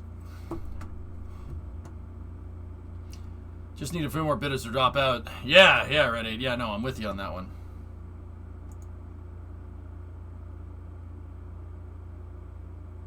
A lot of running space programs is logistics. So I was just really good at that.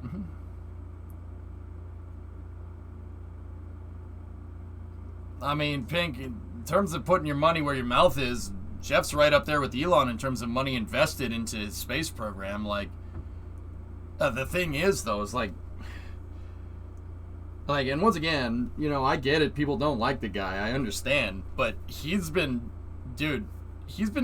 cashing out shares to the tune of like $1 billion a year to fund Blue Origin. Guys put a lot of his personal fortune into Blue, which is actually, dude, that's pretty cool. I mean, it's good for us space fans, that's for sure. Did you see the intercom during yesterday's race? Once again, man, we're pressed for time because of the booster thing, so let's talk about F1 some other time, okay? What's Jeff Bezos' Starlink, though? Project Kuiper? Gilmere? He's working on it. They're working on it in the background, though. They don't tell nobody about it.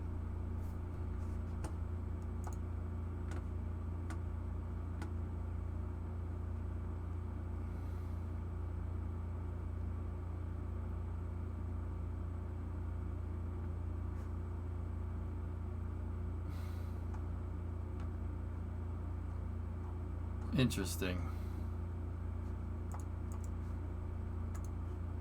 Discovery, go and throttle up. Live at 25-month resale if your car sub ran out. Well, thanks, man. I appreciate that. I just wish Blue Origin was as open as SpaceX. Yeah, Erasmus, I'm with you on that one.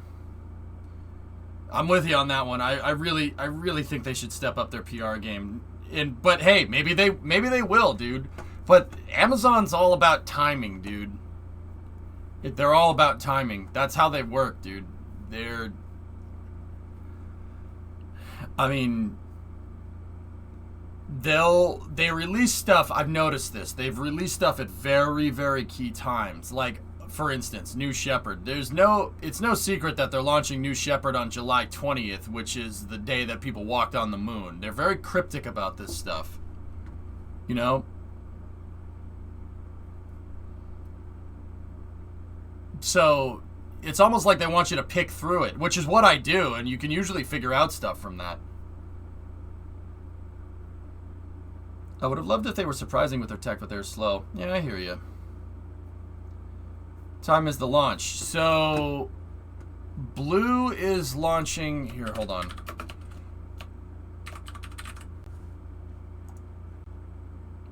Let me take a look.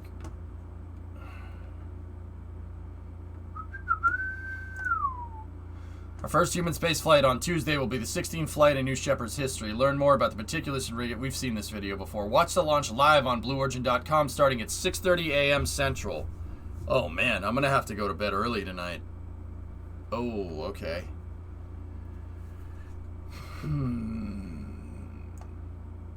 Yeah, so 6:30 a.m. Central is 7:30 Eastern, 11:30 UTC for the start of coverage there. So yeah, we're gonna check that out. Dang, that's right when you leave for work. All right.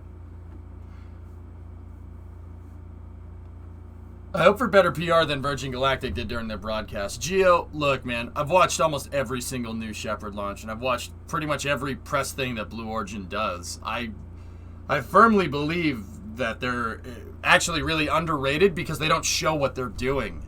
A lot of people like to dump on Blue Origin, and that's fine. I agree with you. I think they should be more forthcoming with what they're doing, but that's not their style, and I get it. Heck, NASA is more forthcoming with stuff, which is kind of ridiculous, but I'm sure there's a good reason for it. I'm sure that's, I mean, Blue in the past historically is very much, I'm not showing nothing until I have something to show, which is like the exact opposite of how SpaceX does. SpaceX is forthcoming with everything. They don't care. They really don't. But even SpaceX does hide some things from time to time, which is fine. I get it. Like, I mean, SpaceX is a way more open book than anyone, to be honest with you. Like, Rocket Lab's probably, like, right behind them. And then NASA's somewhere, like, in the middle of this. NASA used to be over by Blue, but then Jim came in, and now they share everything, which is funny to me. But, I mean, yeah, SpaceX's first streams were cringy, too. Nauka launches a day after. I know, yeah, we covered that already. B-Money, 23-month resub. Can't believe it's been this long. Well, I appreciate you staying this long, man. Dealing with my freaking annoying butt for this long. I appreciate it. Will you take a different day off this week? I'm streaming every day this week, Anesthesis. This is technically the day off stream. So, I don't know. That launch is a little bit early, so I might actually just not do KSP today because tomorrow's going to be a very long stream. I'm going to be here at 7:30 in the morning. So, yeah. I think I might take Kerbal away, but that means tomorrow after I think I'm just going to play Kerbal all tomorrow after the Blue Origin coverage, you know? We don't have time to not do KSP. I'll just stream Kerbal all tomorrow. I don't think we need to do Space News tomorrow. I think the entire first part, the first like 8 hours of the stream tomorrow is going to be Space News. So I don't think we need to do that. Tomorrow we'll probably cover the whole thing, depending on what happens. And then I'll basically start playing Kerbal right around when early hours starts. No Space News, and we'll play like 12, 13 hours of Kerbal tomorrow. We got a lot of work to do, man. Why are you working on your day off? Because I took the last 2 stream days off. I got to make up for it. Discovery, go and throttle up. Look, I have not curriculums. That's not the right word. I have minimum hours streamed a week. Have to stream a certain X amount of time, so I have to make up for it. My rule is to give you basically the same amount of hours streamed every week. It just, I mean, ideally it would follow a schedule, but it really doesn't sometimes. But who knows? Hey, Laserman, gifted a sub to Bellum. Yeah, we'll just play a lot of KSP tomorrow. The KSP deadline is this weekend, and it's gonna suck because we have this, and we have Nauka launching, but it's okay. I'll figure out a way to do it. It's not quotas, it's capitalism. I guess, Evren. I mean, there's this whole thing that I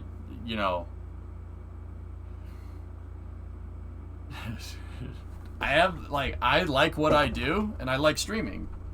I like streaming, and I like what I do. I'm dedicated to this, not necessarily for money. There's probably more things that I could do to make more money from the stream that I don't do because of devotion to subject matter, I guess. You know? I don't think that's necessarily the reason. It's about being here and teaching people about space. That's always been my driving thing. No excuses. That's not really what... Man, you guys really like to take stuff out of context. Holy crap.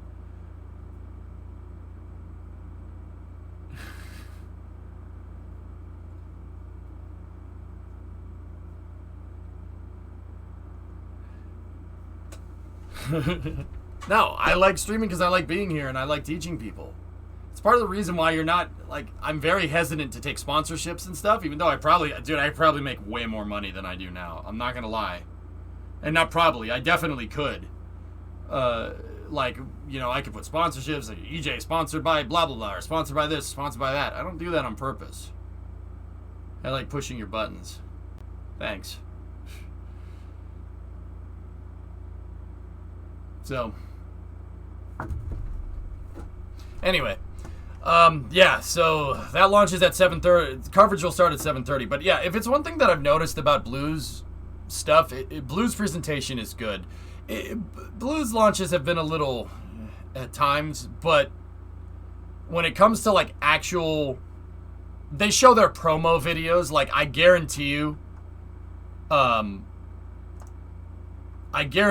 you'll see. I guarantee you'll see this video get played 4 or 5 times tomorrow. For New Shepard, we've been following an aggressive step-by-step approach from the beginning. The first time we flew New Shepard, we demonstrated every single aspect, re-entry, parachute deployment, and that mission was 100% successful for the capsule. M2 was about rolling in changes and How the money equals revenue to invest in the stream. You don't need to tell me how business works. I understand how businesses work. I get it. I know what I can do to drive money. I get it. I'm telling you that I don't want to do it because I don't want to ruin the integrity of the stream doing that. I don't care if it makes any more money. I seriously don't. That's why I don't have a sponsor, guys. I've turned down sponsors. Flying it again. I have no delusion saying that. But we needed to show we could do it again. So that was what M3 was.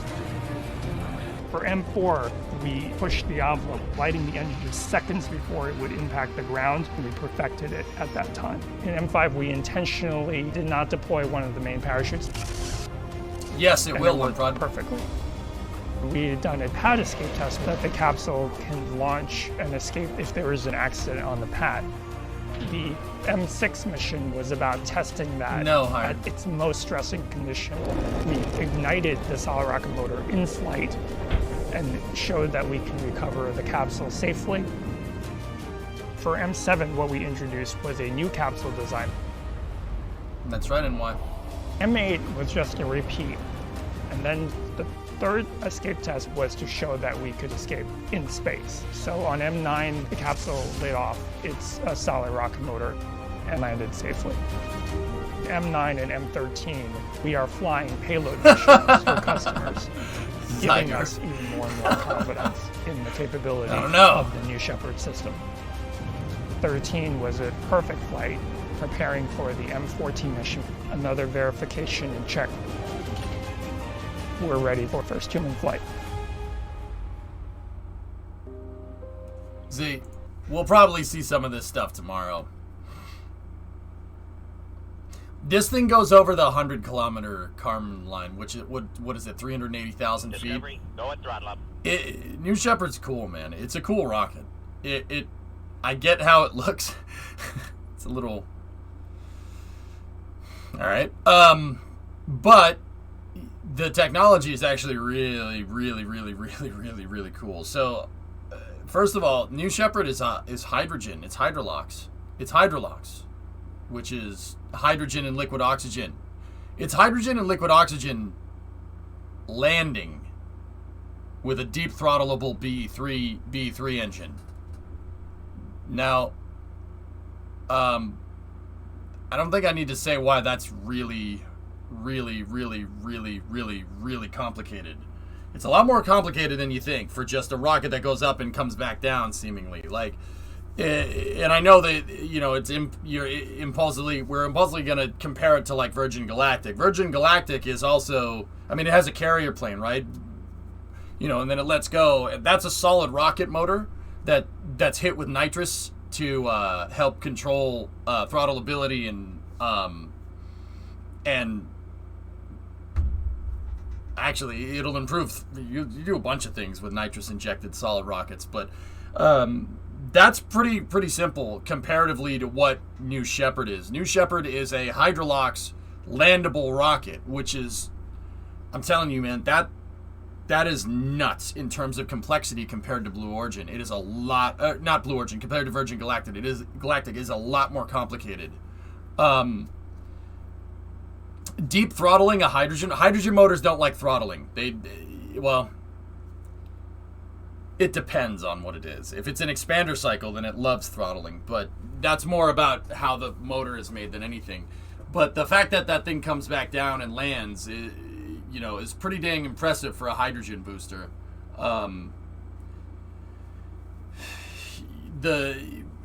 The reason is because when you're on the way up, the motor has to have enough thrust to push the capsule up with a full tank of gas, right? You need to have TWR to go all the way up.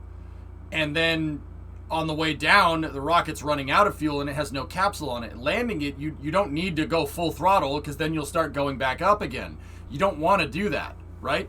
That's not a good idea because going up is, in fact, a very counterintuitive way to try and land, right? Going up will do the opposite of what you want to do. So they have the power range from that BE-3 is very, very, very, very wide. It has enough power to push the full tank of gas, right? And the capsule up, but enough power to have basically an empty tank of gas with no capsule and then hover and land, which, once again, that is, like, even though, it goes a little bit higher than Virgin Galactic's rocket, it is still, like, in terms of technical complexity, it's way more complicated, which is cool, and I think that's really neat. I think it's a cool little piece of kit. I hope more people fly on it than just this, Which do you think would be the funnest ride? I'd fly on New Shepard, Moto Kid. I like New Shepard. I think that's cool. The whole capsule experience is kind of rad, but also at the same time, Virgin Galactic is pretty damn cool. I would not pass up an opportunity to not fly on any of these. Let me put it to you like that. So he's taking the first manned flight in that capsule. Dude, guy's got balls, man. It takes a lot of stones to put yourself on the rocket that your company designed. That's a pretty good product endorsement. That's why Branson flew on his, to evaluate the experience, right?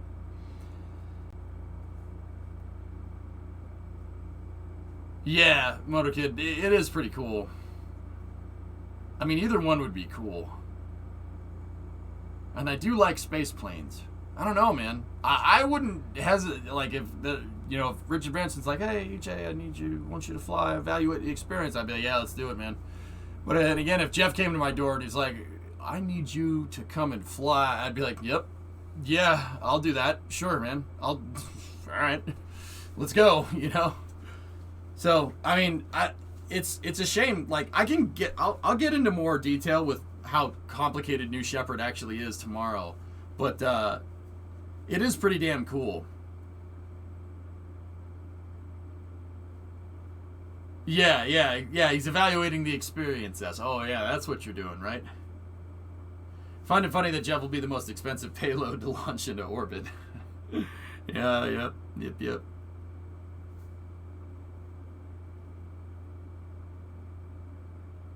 Yeah, Erasmus, yeah, I'm with you on that one. EJ endorses both Pepsi and Coke. Oh, dear. Is there any rocket in the history of spaceflight that you wouldn't fly on, given the chance? That's a good question, Kyle.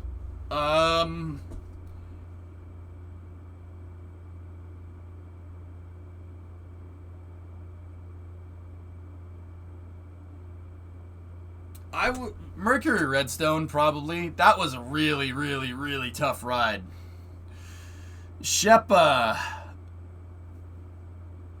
if we're talking just human-rated rockets, yeah, Mercury Redstone would not be human-rated by modern standards, man.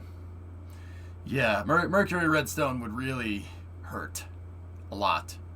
I know, because Alan Shepard said it hurt a lot. What about Vostok 1? The R7, much smoother ride up into space. That's faster. No joke.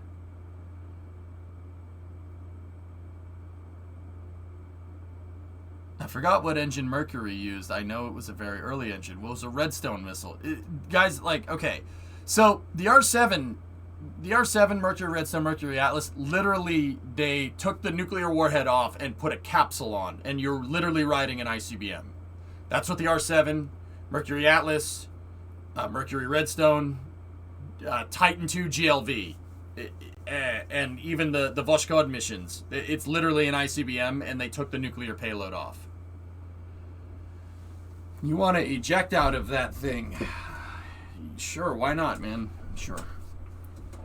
Long March? Smooth enough ride into orbit, I guess.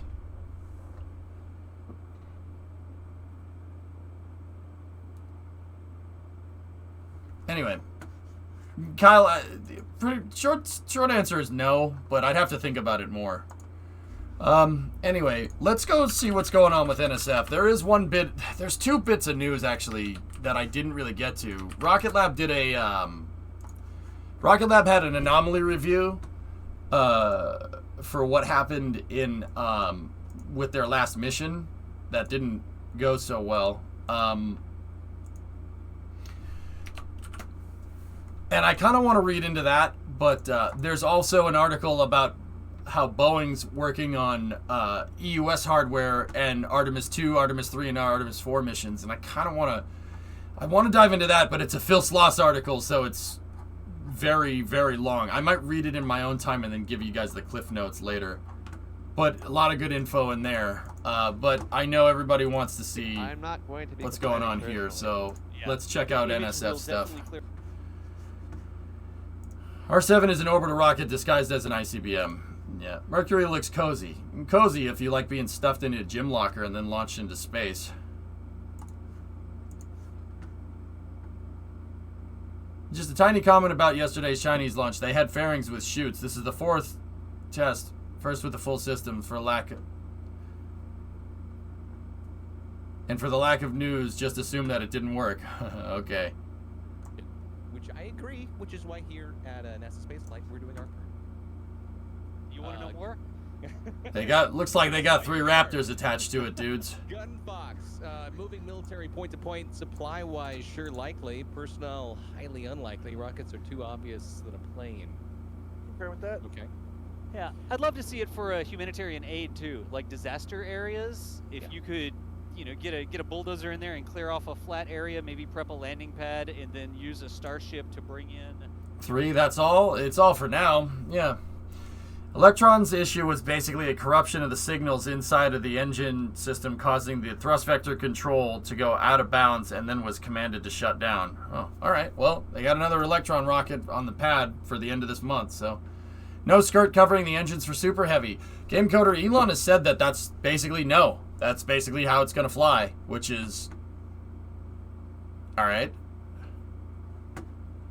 How would rocket flight between USA and Russia work? And DOS, I know we spent about 40 years trying to avoid that. I think we did. It's the same sort of thing. I mean, I think we're a very long way between now and starships taking either payloads or people on suborbital trajectories, and there's going to be a lot of discussions that have to occur.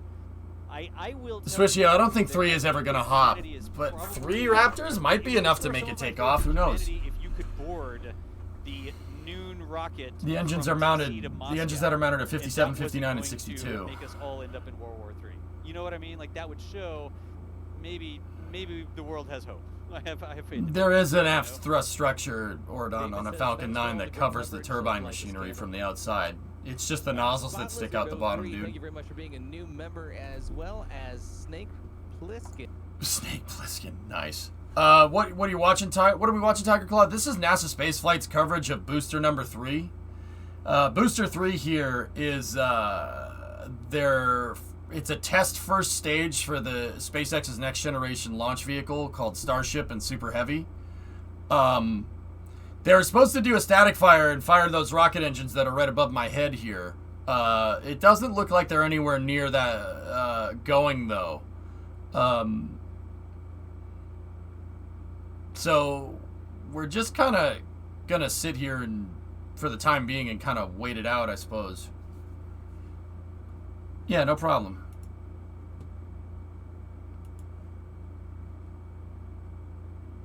I don't know, Mab. I actually don't really know what they're trying to do here. This booster won't fly into space ever. So I'm not 100% on what it's supposed to do. Hang on, guys. I gotta mess with something here. One of my lights fell over.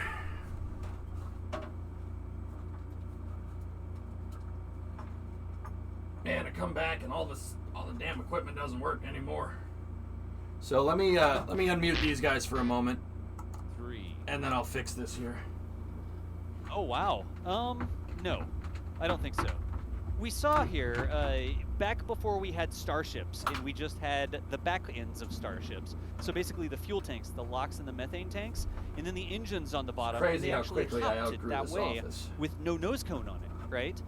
We saw them install some massive motors, 20-something tons worth of steel that they just put on top of the thing, like a huge cube of steel, so that Hey, Denari, the center this of is mass Super would be Heavy's, more like it had a nose cone up there. So this is NASA Spaceflight's coverage of the first Super Heavy static fires. It's SpaceX's first stage for their next-gen rocket. They have it on a test stand here, which is why it's all rusty and stuff. It's not supposed to be like flight hardware or anything, but we'll see where this kind of takes us. The methane condenser isn't even really on yet. The recondenser is something that they use to fuel up the booster, meaning that this thing doesn't have any fuel in it. So how many Raptors is the sweet spot? Oh, I don't know. Interesting how they have a line at one of the Raptor vents. Yeah. Hey, Wildland, what's going on? Static fires will only last about 3 seconds. Any longer frags the pad. Yep. Occurred before the stream happened, so you can't count that one.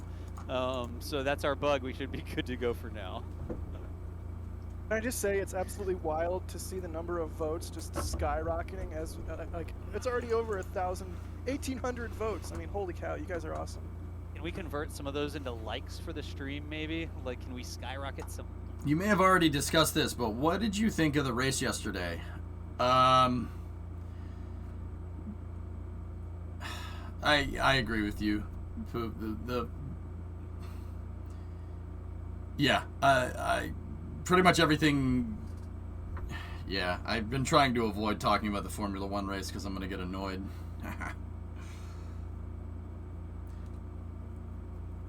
I think it was a pretty decent race. I didn't think a 10-second penalty was enough, and I think Lewis knows better than to shoot the inside on someone that's defending the inside corner, especially in a corner like that. He was expecting Max to back out. Max gave him enough room. Max expected Lewis to back out, and you know, a lot of folks were writing it off as a racing incident, but it's not. It's not a racing incident at that point. Max clearly had the line going into the corner. It's definitely Lewis's fault. The fact that he only got a 10-second penalty kind of pisses me off. He should have had a full stop and go, not just a 10-second pit penalty. He should have had a stop and go. The reason why is because it incentivizes people to just run the other driver off the road and then write it off as a racing incident. Look, I don't think Lewis intentionally drove Max off the road. I'm pretty sure he didn't. I know he's a better driver than that. He's a damn good driver. I think Look, man, when you're going around the corners, especially around a fast track like that at Silverstone, a split second lapse in judgment is the difference between a nice clean pass and not. I see what Lewis was trying to do. But he blinked. He screwed up. He screwed up, and he understeered into the corner and drove right into Max's car. He tried to back out. That's why at the last second, if you watch the footage, Max goes ahead of him. He tried to back out to get behind him, to get the run going into Maggots and Beckett's. I know exactly what he was trying to do. He just screwed up. He didn't back out enough. He hit Max's back tire just barely, and it spun him off the track. My thing with Lewis is that I really wish he would just admit that. Like, we all saw what happened. You know, he didn't even, I didn't make any mistakes. Like, that's what pisses me off about Lewis, you know, like, he's a great driver. Just admit that you made a mistake. That's really where I'm at, and yeah, it's stupid. That is a slap on the wrist for that penalty, for comparatively to what happened, you know? I don't think he was careless, I really don't. I don't think that he was too careless, per se. I saw what he was trying to do. He tried to force the line. It didn't work. And then he tried to back out to get the run coming out of the corner. Because if you go through cops on the inside like that, you can get a run going into Maggots and Beckett's and try to battle it out there to pass or stay close to pass on the back straight. I see exactly what he was trying to do. He hesitated. And, you know, like, here's the thing, man. It's a split second. With driving, and once again, I ain't defending Lewis by any means, but you have to understand context. It's really easy to just, A, dump on Max for being an idiot, or B, just dump on Lewis for being an idiot. I don't think that's what's going on.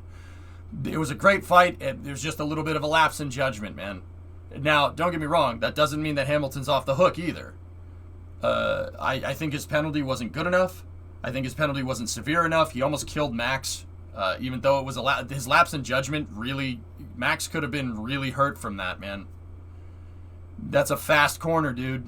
You gotta be careful. But, once again, I really just wish that, like, dude, I don't even care that he won the race. Like, the stewards are gonna give him the penalty, he's gonna penalty. I really wish you just said, look, I screwed up, I made a mistake, but, you know, we were able to capitalize on it. That's racing. If you just said that, dude, I'd be good. The fact that, you know, I can't make a mistake, that comes off as very arrogant, and that tells me that you don't care, that you don't care if you run people off the road to win. And I don't like people like that. I don't like people that are going to do a Santino Ferrucci to frigging win the race. That's really lame.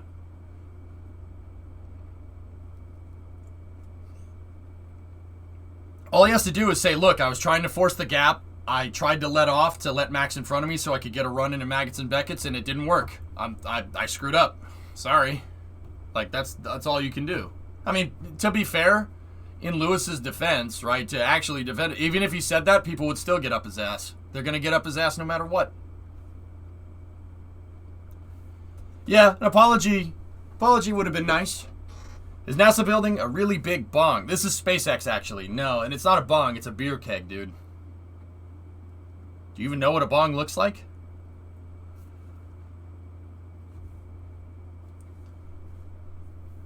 Hey, Apocalypsis, what's going on?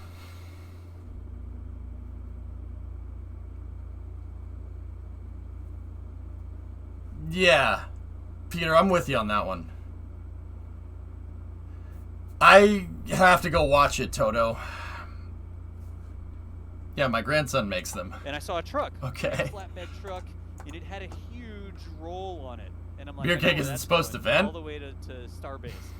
So you can training complete. Also a good view of the NS16 patch. Neat. They're really banging out. I mean, in some cases, quite literally banging out the rings and sections and starships, and flipping domes, and all sorts of stuff. They're, remember, part of the program. Max will risk every crash from now on. He won't back out. Look, Sebi, the reverse side of that argument, and the reverse side of that argument is that I don't think Max should do that. I don't think he should change his racecraft at all. Max definitely corrected because he saw Lewis there. He corrected. So he knew he was there, and he tried to make it work. And at the end of the day, he didn't make it work, right? But I think Lewis had a slight lapse in judgment, and once again, he tried to back out. But he's too far committed. He's too far committed. He saw that two cars were trying to go into one spot, and he backed out, and he made a mistake. It's fine. Mistakes happen. I get it. People make mistakes. Dude, should he know better? Yeah. I don't know, man. Like, you guys are, it's a split-second decision, man. And if Lewis lets out like a fraction of a second earlier and Max gets the front and then he goes and passes him on hanger, like, is anybody going to bat an eye? No.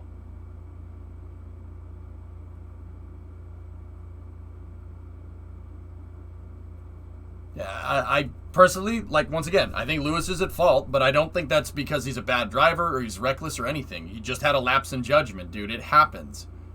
You know, when you're performing at that freaking level all the time, if you blink, you're screwed. Like, seriously, that's how much of a difference. Just a blink like that is enough to screw yourself up.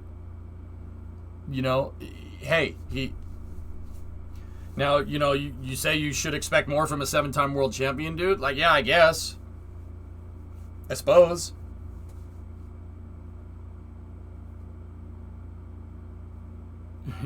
Yeah, PY. 90% of the grief for Lewis is because they don't want a British driver to win. I don't really care about that. I want the best person with the best car to win, Neo. It's just,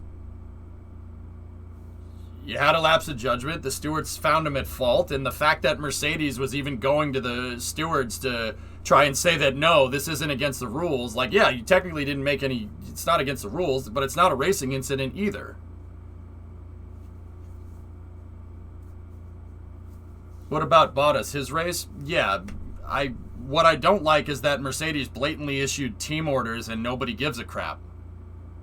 Like, there's the other thing there. Like, everybody got really pissed at Ferrari when they used to give team orders back 20 years ago. Nobody cares now. Oh, Mercedes is just doing what they need to do to win. But when Ferrari does it, they're cheating. You know, that's really annoying as a Ferrari fan. But nobody cares about that. You know, like.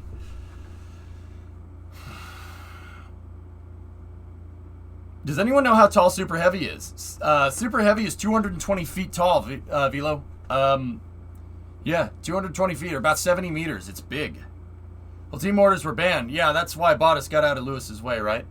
Because they're all, yeah, it's not cheating. They call it different race strategies now, whatever that is.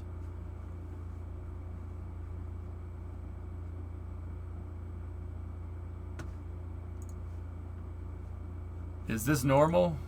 No, that's just Kyle Busch doing Kyle Busch things. Ignore it. So I was going to discuss this with you during KSB, but since I can't do that anymore, I think mostly I got the SSTO mostly working. Single small reaction wheel and a docking port to control from the cowl, plus tweaking the position of rear flaps is enough to get you through re-entry without needing RCS. This leaves you with enough RCS to handle the unstable transition. I also added a couple of side flaps to lessen the unstable portion. Yeah, cool. Good to know. Neat. Is this normal in America? I already answered it. Usually first, but not always first. Sometimes the rest of the tank farm schools up first, so we'll keep an eye on it, but either way, whatever schools up first. Hey, Discount, what's going on? We're looking for it. Yeah, I guess I shouldn't say the recondenser is first, but it's the first thing that we have historically been able to time things off of. Yeah. Like clockwork. Like the recondenser fires up and we're like, oh, now we know where they are. That's a huge deal for us. Unlike the grass vent, which means nothing. Yeah, I mean, so much so that we have a T-shirt with a testing corridor design that Adrian has put together. So that, you know, it's crazy how much we're able to track Starship testing. Yeah, I didn't watch it. I didn't get to see the NASCAR race, Goalie. Not all of it, at least. We literally have a T-shirt that has a first time Apocalypse on it. Like, it's literally the 3 best, Raptors it's the are on best this piece of booster merch that we have, and I practically demanded it in our merch channel. I was like, please make this a thing, and everyone was like, but bro, Max's car is gone and his power unit is lost. Look, yeah, I get it. I think that Lewis's penalty was not nearly harsh enough. I think the FIA is very soft on Mercedes, just like they were soft on Ferrari in the 2000s. It's really annoying. And I'm saying that as a Ferrari fan. It's very annoying. Because I've been on both sides of this as a Ferrari fan. It's stupid. It's really annoying and it's really stupid. It's almost like it seems like it's favorability, you know? But Toto whining his way into the steward's office when they're making a judgment is bullcrap. You shouldn't be able to do that. You shouldn't be able to talk to the stewards when they're deliberating, dude. A prosecutor can't go and talk to the jury when they're trying to figure out a verdict. That's the dumbest thing I've ever heard. And he did. He went and walked to the steward's office when they were trying to figure out who was at fault. That's not okay. That's not okay, and I don't like it. And a 10-second penalty is bullshit. Excuse my language. Yeah, check your email. What kind of horse crap is that? Simultaneously, Horner doing the same thing is not okay as well. I don't like this. You shouldn't be able to influence what the steward's judgment on this thing. Like,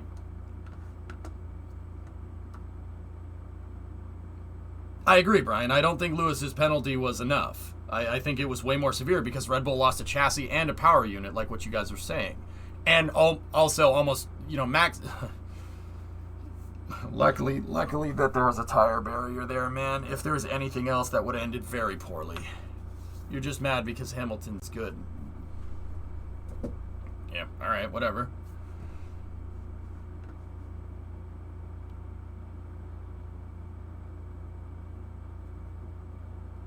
I adjusted the hinges on the rear.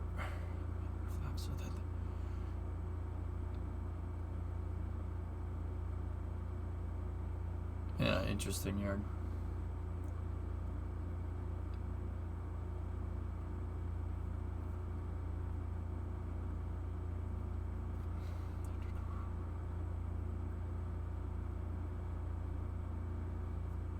Yeah, no, tree, it's pretty bad, yeah.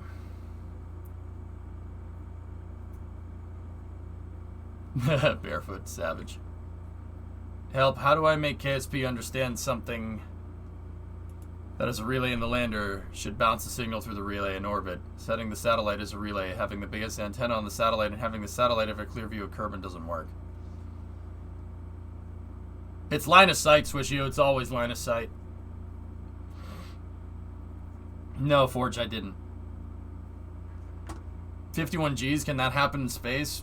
The only time that's going to happen in space is when you hit the ground, and that doesn't happen in space. Should we do some more chats? I think so, yeah. There's no way we're going to keep up with all of them. Like, it's impossible, but we don't want the entire stream just to be reading super chats, but we do appreciate you. Let's grab a couple more of those and see if some questions come out of there. Okay, Darian Craig says, speaking of SRBs and crew, did the Buran shuttle avoid any of the fatal issues with shuttle, especially heat shields? Heat shields. Well, it was still side mounted on the stack, right? So that's got to be a problem. Yeah. I mean, I think the interesting thing is Buran didn't really go anywhere. Or do anything. Yeah, so they didn't really get a Yeah, lot Peter, of I know. I've been data following out of it Formula One for a before very long time. I'm not privy to the politics involved, dude. Like, dude, when I started watching, everybody accused Benetton of cheating, and then it was Ferrari after that, and then it was Renault after that with Crashgate and stuff, and then it was Braun GP with chassis violations, and then it was Red Bull with a blown diffuser, and then after that it was Mercedes with their power plant. They had an extra year of development. Nobody remembers that. Mercedes was for whatever reason, they have another year of development on everybody else. That's why their car is constantly faster than everyone. A lot of people don't know that. They started working on that stuff, and they started working on the 1.6 hybrid a year before everybody else was, and nobody can really... I've never really gotten an answer as to why they were able to do that, but they did.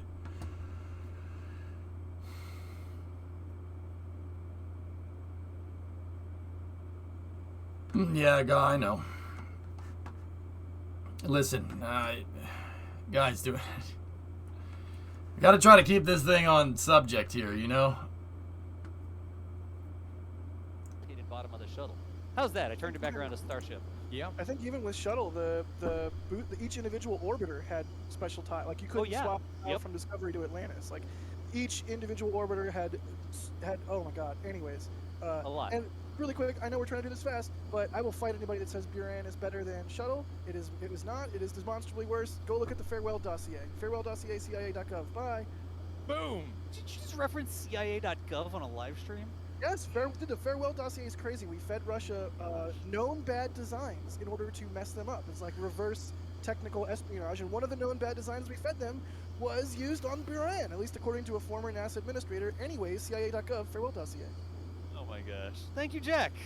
Yeah, a little bit of tinfoil for your hat there. Let's keep on going with some of the super chats there, Matt. Gonna say hello to some new members. Martian Brotherhood, hello. Thank you so much for joining. John Dopeker. I'm gonna say it wrong, but thank you so much again for becoming a member. Doc Watson as well. Appreciate you. Game Cage 2001. There we go. I messed it up, but I still like you. Jason. Why only 3 Raptors if it's designed for 29 to 32? This is just a pre-production prototype, Mile. They're just testing the plumbing.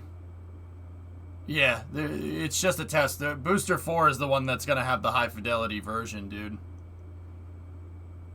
How do you feel about the misinformation? The CIA had a farewell dossier, but here's the thing. I see Americans make this mistake. You'd be stupid to think that the Russians were stupid enough to believe that.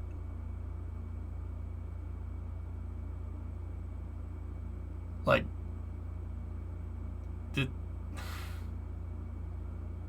now, don't get me wrong. I like the shuttle more than I like Buran. But also, do you think the KGB would fall for that? The KGB. Really?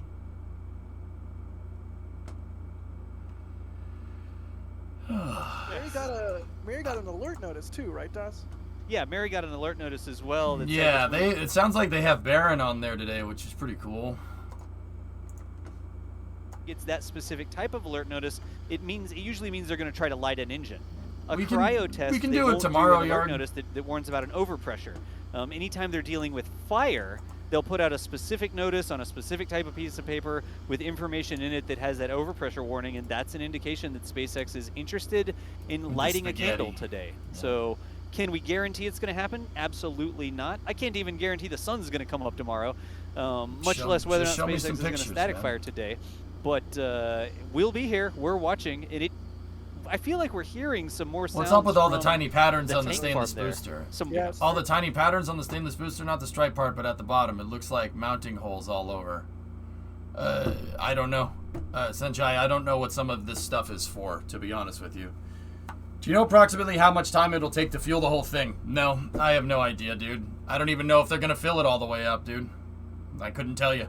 It doesn't seem like there's any fuel in it right now. It seems like the booster is what's called in an inerted state. Basically, the tanks are full of nitrogen.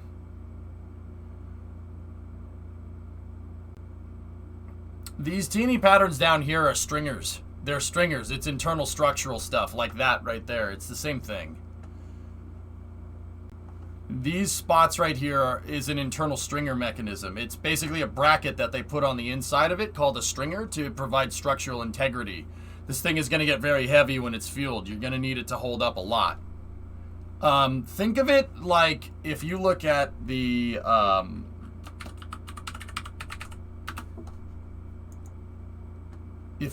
Parthenon, all right? The ancient Greek Parthenon. See how there's ridges in the columns? Literally the same thing. The same structural phenomenon going on there. See the ridges? It's that. Those are stringers. They help keep the pillar. They help make the pillars stand up. It's just you basically curve the outside of the surface, man. Or well, not really curve the outside, but that's not really the right way to do it. I mean, it's similar to that. It just helps it hold up more mass by preventing deformation.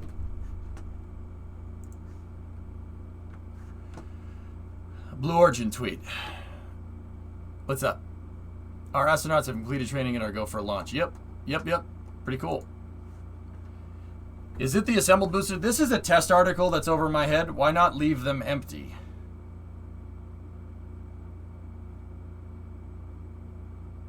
What do you mean, why not leave them empty? I'm confused. Why do they fill the tanks with nitrogen? You don't want anything in there but propellant, 619. They inert them with nitrogen. It's like a nitrous bottle, dude. You don't want any atmosphere getting in there. You only want nitrous in there.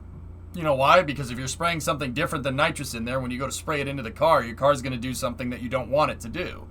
It's going to have deviance in an intended result. So, like, if you're filling it up, a nitrogen tank, and whatever you use to fill up, nitrogen tank. If you're filling up a nitrous tank, and then, some propane got in there, and you put that in there, and you hit the engine with propane instead of a nitrous mixture, it's going to do things to the car that you don't want. You want only nitrogen in there. And then, when you go to fill up the booster with fuel, the fuel will displace the nitrogen, and that's what those vent lines on the sides and the top of Super Heavy are for. That way, you can be absolutely guaranteed that there's only methane, and there's only liquid and gaseous methane inside of the methane tank, and only gaseous oxygen and liquid oxygen inside of the LOX tank. You do not want anything else in there. Actually, Starship SN8 is a very good example of why you don't want anything else in there. They switched away from, with some of the Starship designs pre-SN15, they switched away from autogenous pressurization design to a helium ullage tank. Well, not a helium ullage tank, but a helium pressurization tank. Basically, you have a tank full of helium, and then you have your methane tank, and then as the fuel drains out of the header tank, they pump helium into the tank to take up that volume that was displaced from the fuel leaving. Some of that helium got ingested into the engine, and the engine said no. The engine said no. Especially on SN11, which caused a hard start, which means the engine really said no and exploded the entire vehicle. You have to inert and clean the COPVs, and you have to inert and clean these tanks. They have to stay inerted because you don't want deviance in your engineering. That's a very, very, very, very important thing.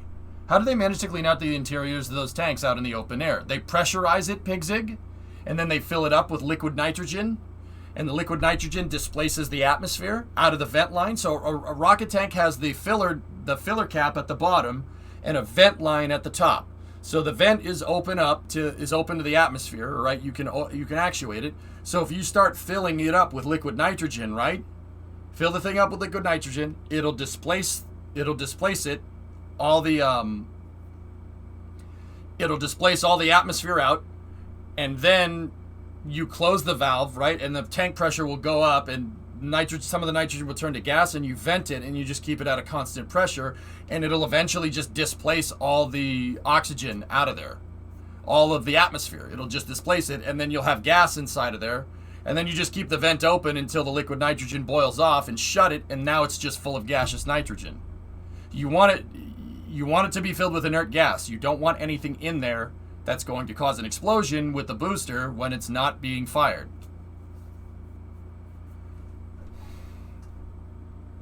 In terms of like COPVs, Pigzig, they have people cleaning out the bottles with a machine that'll evac everything out of it.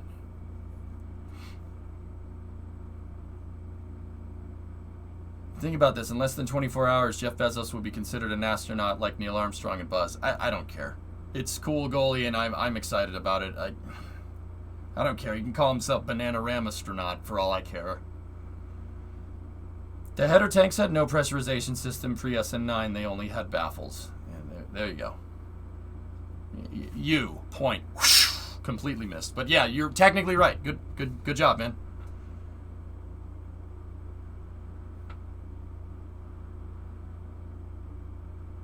That's right, full turbo. You got it.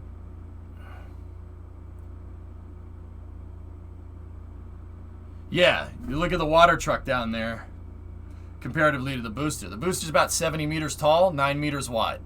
That's about 220 feet tall and about 30 feet wide. It's big, very big.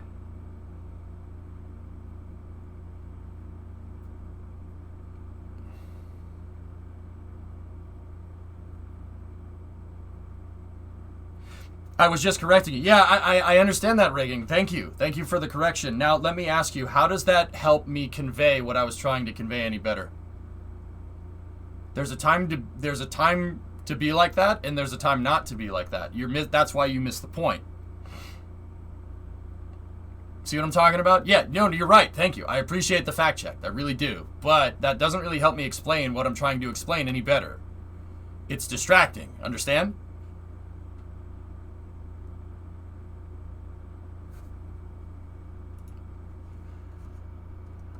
Using the Boring Company to help with construction on Mars, I would think building underground would be a lot cheaper than above ground. I think subterranean is probably an idea they're exploring. I don't know if they're doing it with the Boring. Yeah, Rocketology. There's also structural integrity. That I don't think that. But they may not just not be there yet, right? I'm not exactly sure that Starship needs the pressurized tanks for structural integrity, because they build them vertical. I'm sure it'll help. It'll help with metal fatigue, that's for sure, but it doesn't need to be pressurized. It's not a balloon tank. There are some rockets, Rocketology, hi by the way. There are some rockets like Centaur. The Centaur upper stage has to be pressurized for it to stand up. It literally is about as thin as as a balloon. Yeah, that's why they're called balloon tanks. A Centaur upper stage needs to be pressurized. If it ain't pressurized, it's gonna crumple like a soda can. When does the window close? Vasi, I'm trying to put it into hours. So it's 7 now. 4 more hours, dude. I wasn't sure on Super Heavy and Starship. I bet you if they're in launch configuration, it absolutely matters, Rocket. This thing with Starship sitting on top of it, oh yeah. Oh, absolutely. Yeah, you know, it yeah, absolutely. Starship is a little on the heavy side because that's stainless steel. But yeah, no, you're probably right, dude. Hey, Boo, what's going on?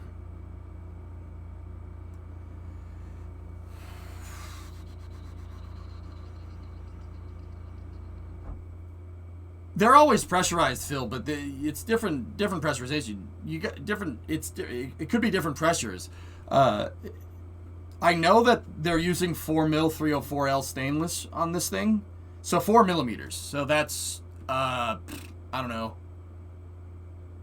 What do you think? Like a quarter of an inch? Probably less than, about a quarter of an inch. I forget what the unit conversion is. It's not very high. It's very thin. So they probably do pressurize it. They probably need it for some form of structural integrity at some point. This looks scary. Why? I mean, other than the rocket being on top of my head. Why does the camera line up perfectly like that? Here, I'm going to move me over here. Put your hands up like you're holding it. No. I'll just do this. Ready? Good booster. Good booster. Good job.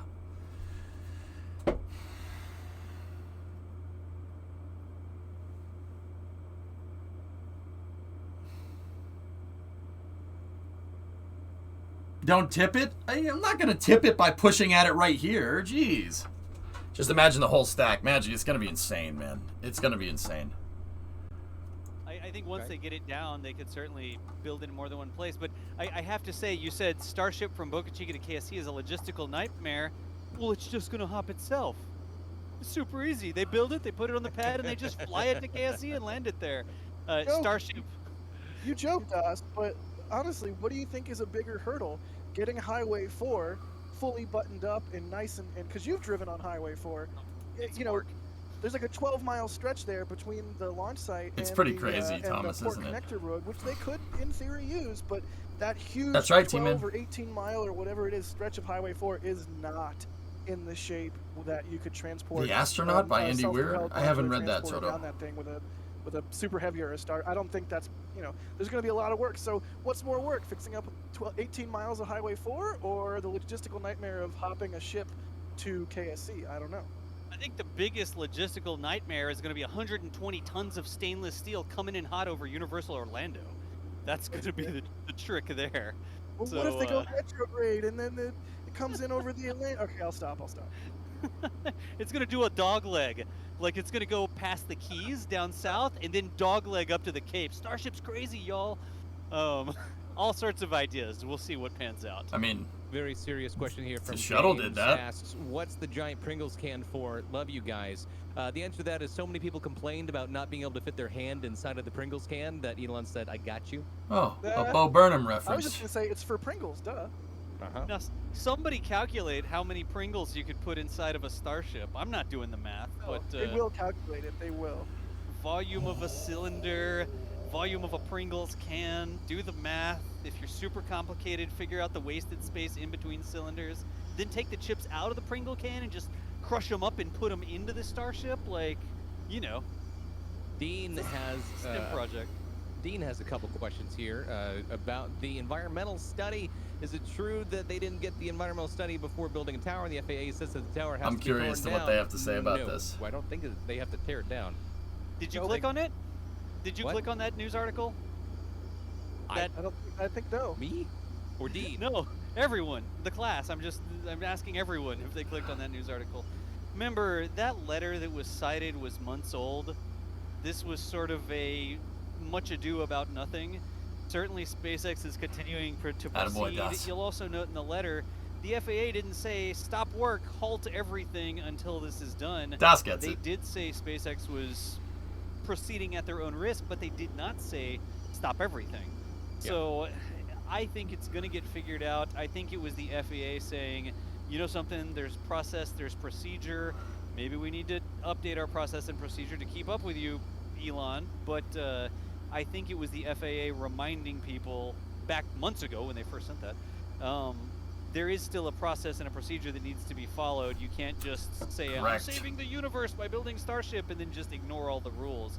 But I think it's a matter of paperwork. I think it's a matter of SpaceX dotting the T's and crossing the I's, and they might get sort of looked at like a disappointed father, but in the end, I don't think that tower is coming down. We'll see. It was the FAA just started going. Don't worry about it, Velo. It's nothing. It's non-news. A little bit.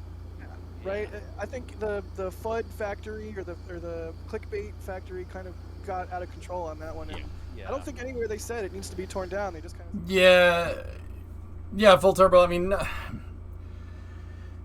not everybody that commentates on this stuff is going to be a super expert on it. Das knows his stuff, dude. Baron's getting there. He's getting there. He's good people, dude. Also, it does look like a big Pringles can. Government organization, been around forever. SpaceX is new and hip and moves fast and breaks things and stuff. So we're gonna have to land somewhere in the middle between the two. But I know that people like to give the FAA some grief. I don't give the FAA that much grief. I mean, I don't think they're in the wrong for telling SpaceX, hey, we got to make sure this paperwork's good. He's still learning. I don't think that the FAA has significantly delayed the Starship program. They didn't come in here and say, shut everything down for 9 months. You know what I mean?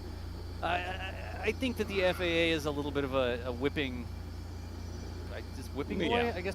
Yeah, you know what I mean. Just like an easy somebody to bag on a little bit because they just have the government agency thing going against them. But I don't think that the negative impact of a couple little delays from the FAA is really the impact that people want to make it out to be.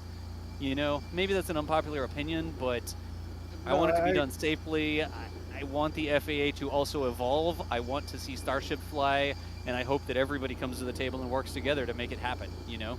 Yep, I couldn't have said that better myself, and I don't think any of us wants to see the FAA just rubber stamp things because that's how you get the 737 MAX. Anyways. Oh. Man. Don't. Chat, don't. Don't. Don't. Don't. Don't. Don't.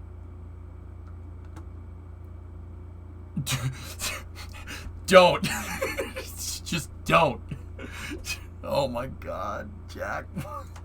I don't know. I think what you mean there. Not like this. Yeah, like a specific Mary. Not like this. That's something to think about. Lots of cool T-shirt designs. No, Johnny, don't do it, man. I'll put that over in the store and see what they think. No C says shout out to Felix's Space Time and great interview with Das. Pull the ripcord. Thank you very much for becoming a member.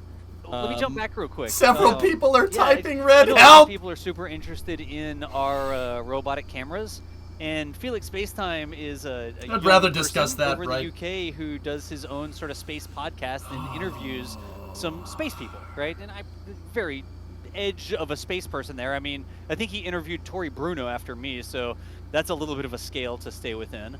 But he did an interview with me while I was out at Starbase working on our robots. And if you're interested in learning a little bit more about the behind the scenes of how the robots work, no secrets or anything. I'm not going to tell you how to solve the icing problem, but you could head over to Felix's video. I'll get a link to that and put it in chat so y'all can check it out. It's some cool information, and he was a cool kid to talk to. So good, thank you for the super chat there. Yeah, he's asked me to do an interview multiple times and just hasn't worked out yet, but I definitely want to because he rules. No, thanks, Thomas. Thanks for linking Mark it up. Davidson. Hashtag #OneOrbit equals 2021. Mark got a fancy pronunciation of his name. He got the extra spice on there. Nick Salve, what are those towers around the launch pad? What are they? If only we had some sort of visual that could identify the towers. No, there's no towers. It's a running joke, Matt, about at the other launch sites that we commonly stream from, there are.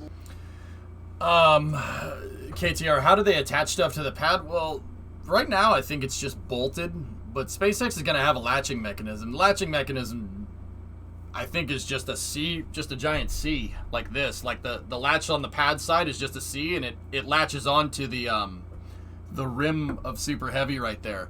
From what I can tell, that's what the hold down points look like. And I think like on the on Super Heavy's launch table, that's just down the road. I think that latching mechanism is going to be on a swing arm, similar to like what would that swing arm hold down kind of be like? It's not Saturn V. The Saturn V had an explosive bolt, so it was a fixed mount. It's not really the shuttles. The shuttle had a fixed mount as well with the 8 SRBs. Kind of like Falcon 9. Falcon 9's hold downs actually are hydraulic, and they actually back away when Falcon 9 takes off. This is going to be, instead of like, the Falcon 9s actually go up and over, like kind of like this. Like there's 4 of them, north, south, east, and west, and they back out. If you're looking at like from the top of the pad, they kind of back out this way, and if you're looking at it from the side, they would go up and out like that.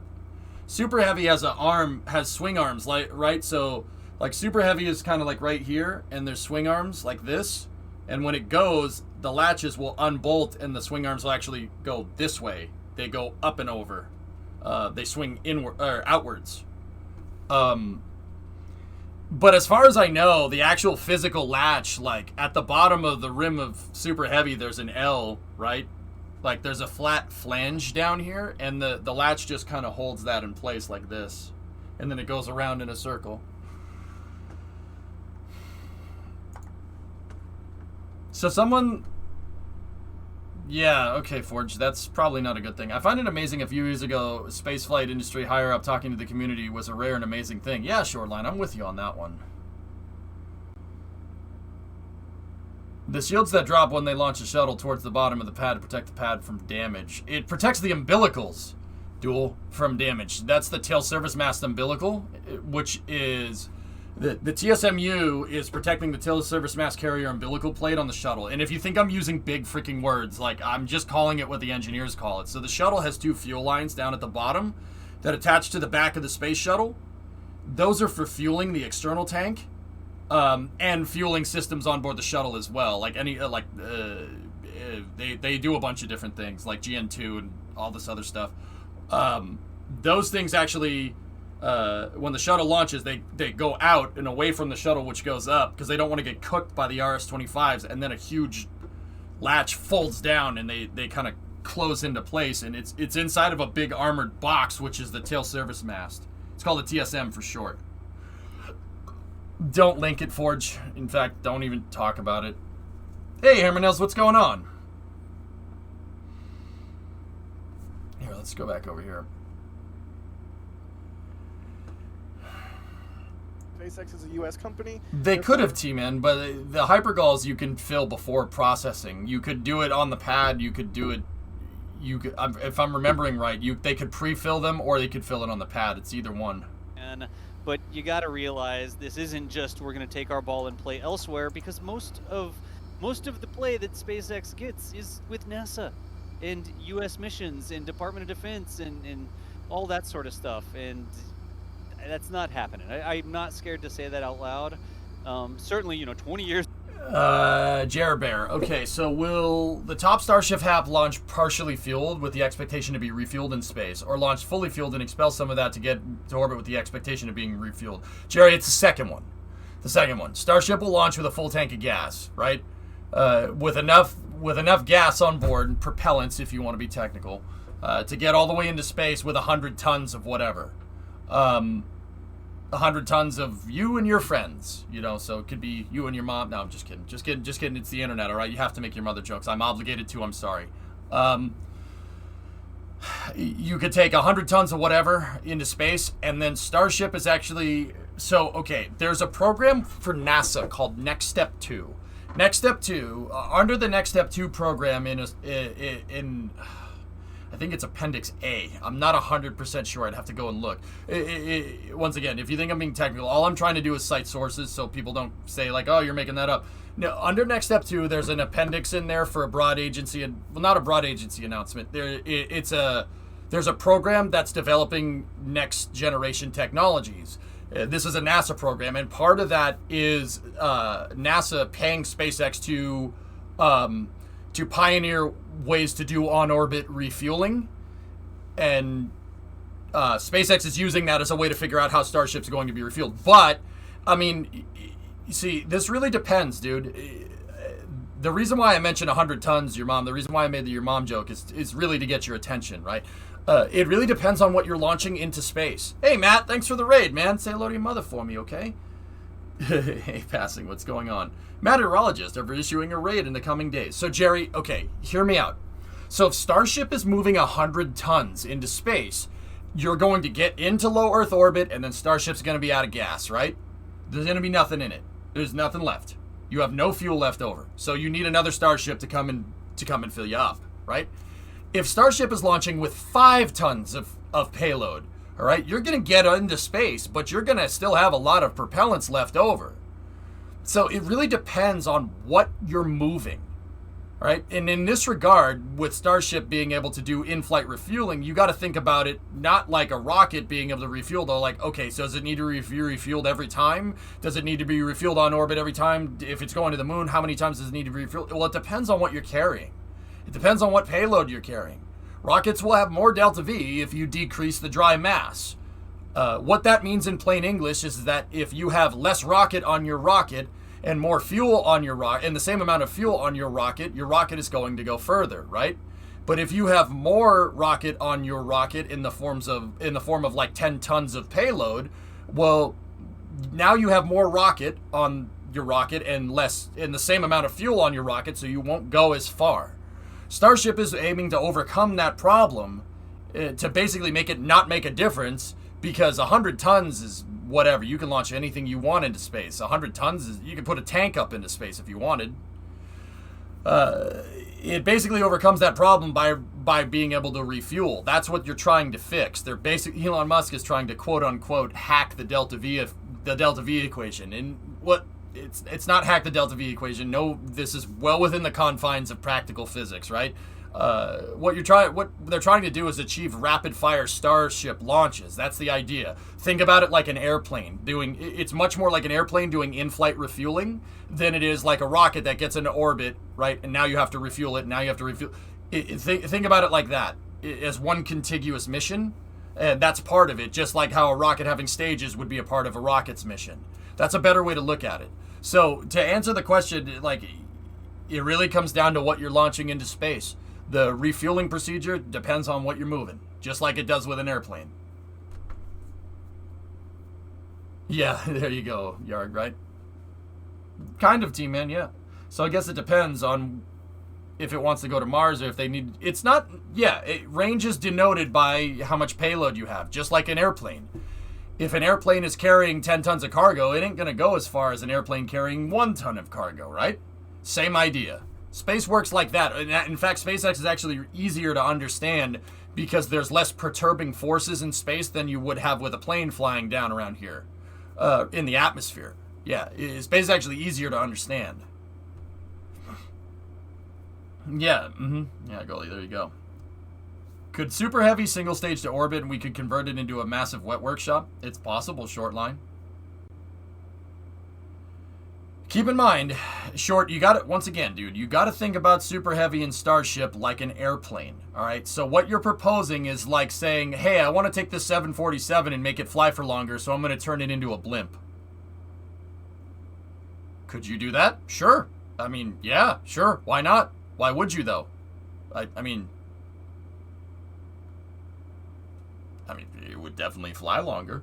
I mean, like, it's possible. Who knows?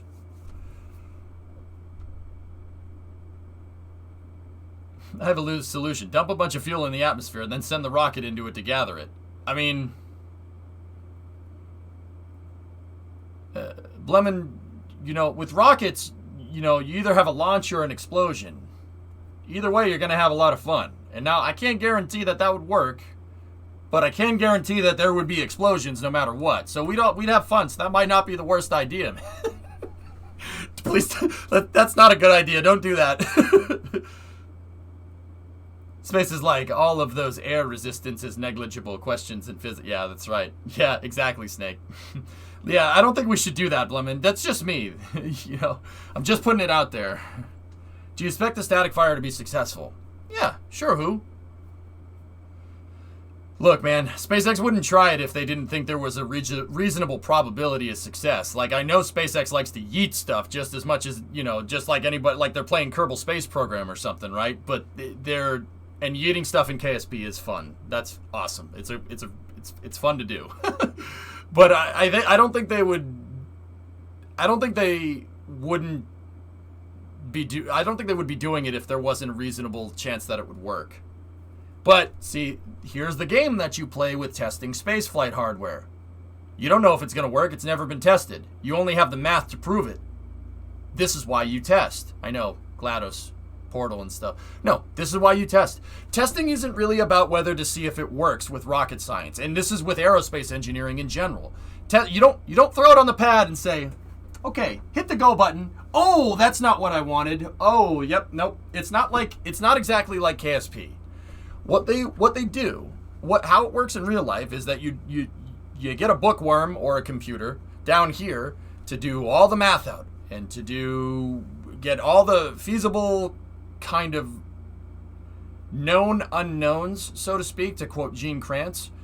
Think about kind of everything that can go wrong. Like, I guess it basically what you want it to do. Like, I'd say what you want it to do is the right way to say that. You basically do all the math out. And you have the math and all the equations and all the differential equations and derivatives and all that fun stuff to basically come up with a result, right?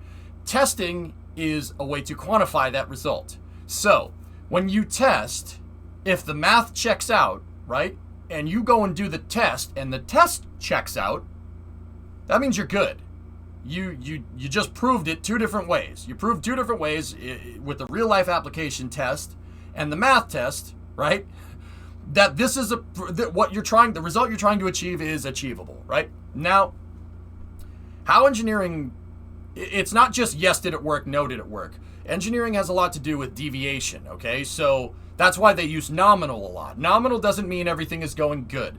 Nominal means you're within a nominal array of data requirements, a nominal array of data points that would constitute a successful mission.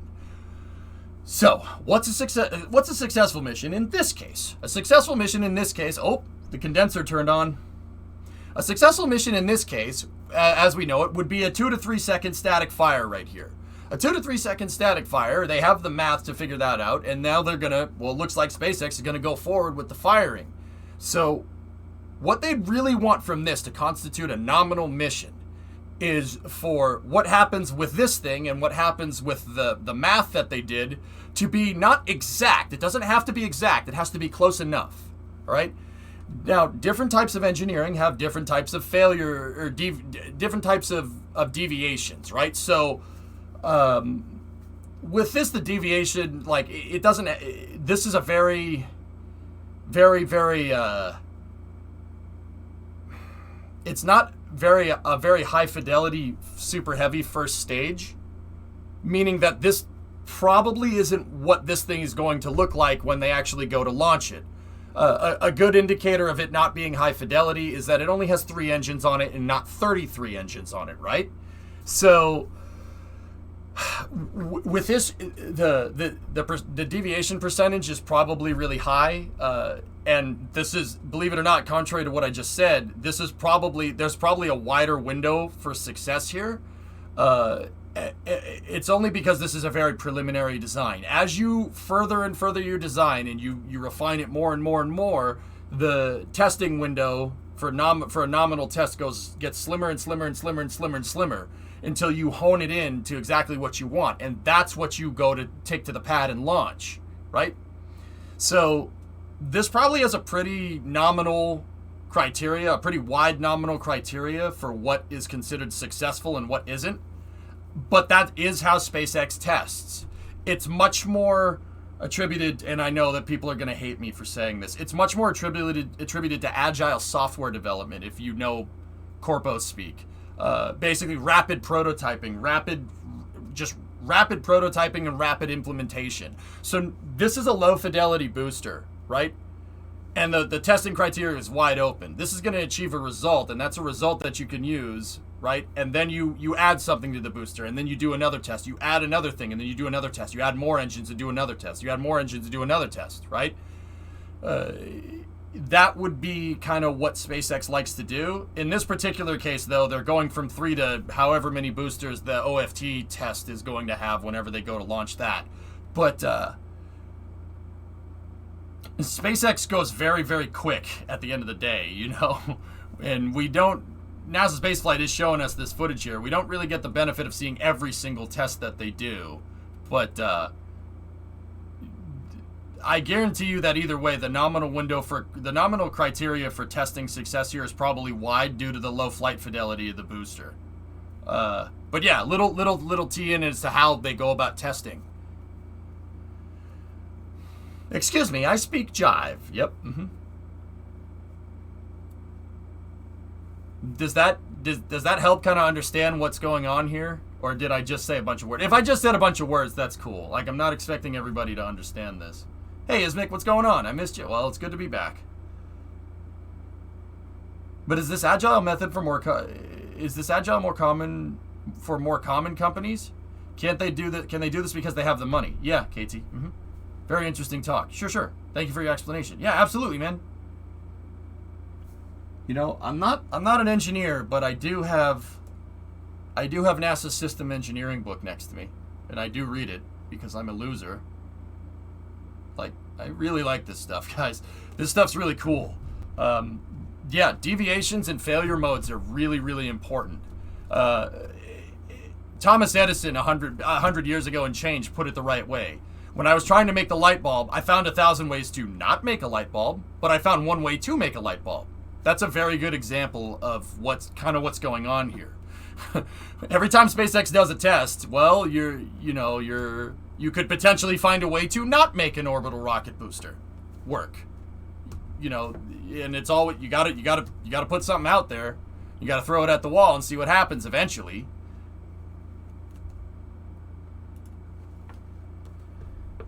You tried a lot of different things, Sebi.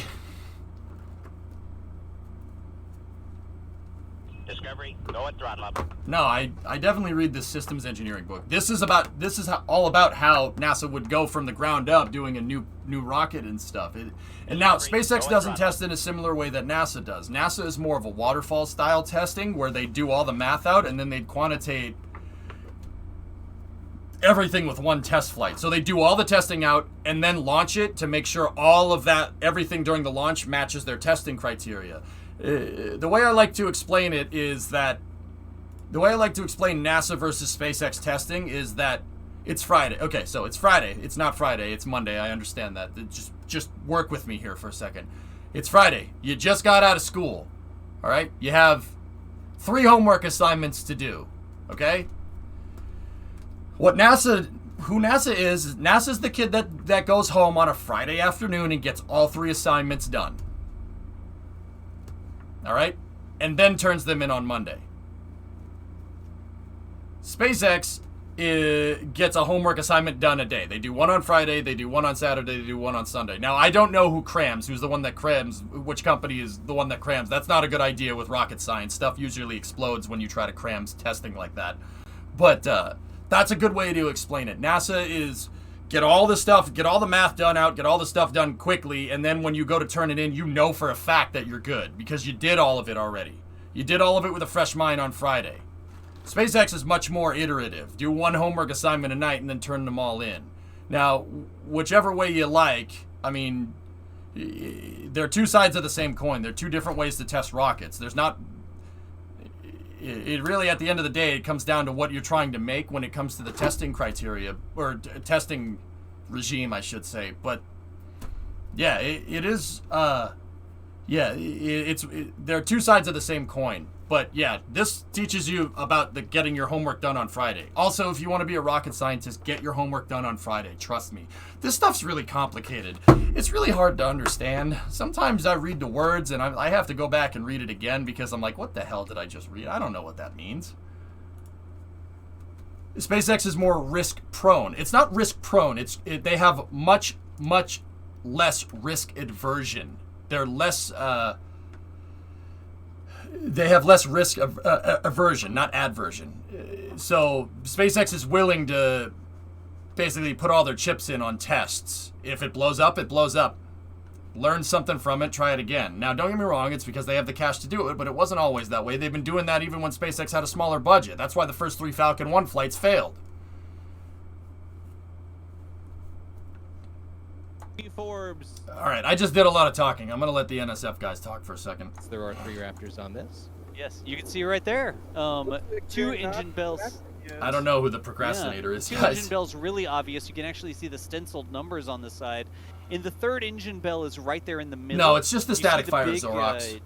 V-shaped adapter. I agree, And then Spoiler. just to the Hey, bottom Zanku. right of that, you can see the side of another engine bell sort of blocking that. I think it's 62, isn't it? I should probably, can we type that out so I get it right the next time? I think it's 57 and 57, 62. 59, and 62, and I think 59 is partially obscured. Yeah, that's the one we can't see. So this is a really interesting shot as well, apart from the 3 Raptors underneath. The pad that the booster is on is actually the Starship suborbital test pad. It's test pad A for Starship, but they had to install an adapter so that you could put a Super Heavy on the top of it. And I think it has to do with the number of hard points, like the structurally sound points that carry the load of the rocket. I think there's 12 points on the bottom of the booster, and the Starship pad only has 6 points around where the landing gear are. So y'all correct me, like fact check me on that. But I think what they've done with that Hey, adapter, Sebastian, the sort I'm of doing rusty bit in the middle, right, is they took 1 Starship hard point and they turned it into 2 spots for the booster Ian, to I sit don't on know. and transfer that load of that massive booster down. And look at the venting now, by the way, on Mars. I do wonder if part of that adapter's use is... Okay, what's going on here is they've turned on the recondenser there. So what's the methane recondenser doing? What does that mean? Other than some cool words that I like saying over and over again. It's like saying shake and bake, man. It'll never get old. Shake and bake! Sorry. Shake and bake! Shake and bake. What is that, a catchphrase or epilepsy? Shake and bake. No, the methane recondenser is something that they use to scavenge gaseous methane and convert it back into liquid methane. So, okay, now with a rocket, in these tanks over here, the darker tanks and then the lighter tanks here, the SpaceX has liquid methane and liquid oxygen, okay? Now, they need to get that liquid methane and liquid oxygen into the booster. How do you do that? Well, what you have to do first is prime the fuel lines. You got to prime the fuel lines. Now, why? Why do you need to prime the fuel lines? What are you talking about? Just pump the fuel in, right? Well, liquid methane and liquid oxygen is very, very, very, very cold. Very cold. Like Terminator 2, hasta la vista, baby. It's actually colder than that because that's liquid nitrogen, not liquid methane. Just thought I'd let you know. No, it's freaking cold. So if you have a pipe that's at ambient temperature, right, and you take liquid methane and you put it into that pipe, thermodynamics is going to do its thing, and some of that will be used to cool some of the coldness, I guess, in the propellants. It's not coldness, that's not the right way to say it, will be used to cool that pipe down. And that will increase the temperature of the liquid methane to the point where it'll turn to gas. It'll evaporate. And the recondenser, what the recondenser is designed to do is take that gas that happens when they go to chill down the plumbing that goes to the booster, right? They have a vent line at the end of the line, so they'll pump the liquid methane through, right? And some of it will turn to gas, right? And it'll chill down the pipe. And then when the liquid methane gets to the end, the gaseous methane goes through a gas tube, a pneumatic tube that goes back to the pad, and the pad actually basically does the opposite of that, right? It condenses it instead of evaporating it, like an air conditioner almost. It goes through an evaporator or a condenser, which means that because they need to cool it down again, basically that gas tube goes into a much bigger empty space, right? And it depressurizes, and when it depressurizes, it condenses. And then that turns it back into liquid fuel, and they put it back in the tanks. The recondenser is designed to scavenge methane from the system. The reason why is because methane is a greenhouse gas. Captain Planet doesn't like it if you vent liquid methane into the atmosphere. It's pretty bad. So SpaceX came up with the idea of using a solar-powered methane recondenser to be able to scavenge that methane that would have just been vented or burned off. Liquid methane and liquid hydrogen rockets usually have a purge flame like what you'd see in an oil refinery to burn off the gaseous the gaseous kind of byproducts, I guess, of the rocket. Now, SpaceX originally did have a methane flare stack, right? They got rid of the flare stack in favor of the recondenser so they could scavenge the methane, and they're basically doing it for free because it's solar powered. This is a picture of an astronaut. Yeah, that's Leland Melvin, Phone Sister.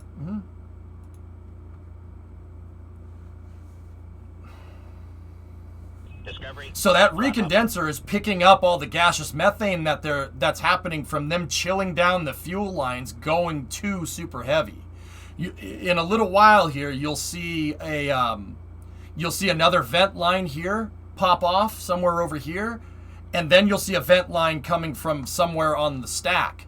Now the vent lines on the stack and the vent line on the stack will be from liquid oxygen. And don't get me wrong, the methane tank up here at the top does have a vent line, and they will vent some methane gas. You're only allowed to vent so much before Captain Planet will come and kick you in the junk. Yeah, that's how that works, sure. So they will vent some, but you'll see that they'll chill the pipes down here, and then you'll see another vent similar to this over here from the liquid oxygen. And the gaseous methane will go back into the recondenser. Now, I'm pretty sure nobody bats an eye if you vent gaseous oxygen into the atmosphere. I'm pretty sure that's not that big of a deal. So they're allowed to vent that. But you'll see the vent tubes chill down over here, and then they'll chill down the plumbing to get into that's going into the fuel tanks. And then when they do that, you'll see ice start to accumulate up here amongst other things. And you'll see the recondenser kind of go into overdrive. What they're doing right now, though, is priming the lines and thermally conditioning the lines to fill this thing up. I think her name is Planetina. That's right. So then what is being vented right now in the tank farm?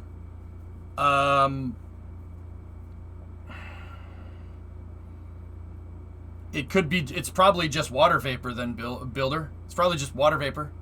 Keep in mind, the condensate, they could be using other ways aside from just dropping the pressure to bring that, they could be using other ways to bring that stuff down. They could have a coolant loop, like what an air conditioner would have. An air conditioner has a closed coolant loop to cool air, right? That's what that rattling noise is you hear in the background.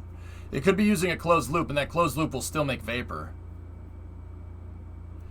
They use liquid nitrogen to chill it. Well, there you go. You're seeing gaseous nitrogen from them re-chilling down the methane. So you have an open loop of gaseous nitrogen that's cooling the gaseous methane coming back from the scavenging system. Thank you, Thomas.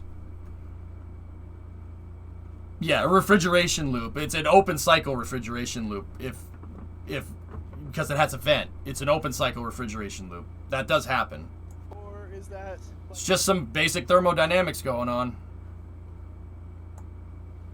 Yeah, I think and it's a little bit of some ideal gas law in there. Some PV equals nRT right there. How many engines does this one have? Arc, this one only has 3, but this is a test. Okay, it's a test. This is a test of the emergency Starship system. Had this been an actual flight, instructions would have followed on how to get into space. Even parse that number in my head. In this channel, we obey the laws of thermodynamics. Yeah. In what? So this is the first test. This is the first real big test that SpaceX has done with this thing. It does have 3 engines installed, and they do want to fire those Raptor engines today. That's why I didn't want to miss this. Wait, venting nitrogen can be dangerous. I'm not exactly sure how, Neuro. It's cold. That's about it. I mean, our atmosphere is mostly nitrogen. You're breathing about 3/4 of the air you're breathing now is a little bit more than 3/4 of the air you're breathing now is nitrogen. It's mostly nitrogen. What is the aim for this test? They want a static fire at Spodrum. My guess is to make sure that the plumbing on Super Heavy is working correctly. Well, there is a flamey end though. Flamey end. There's a flamey end yeah. down. So, thanks to Tim for that very critical mnemonic there. Thanks to ULA too.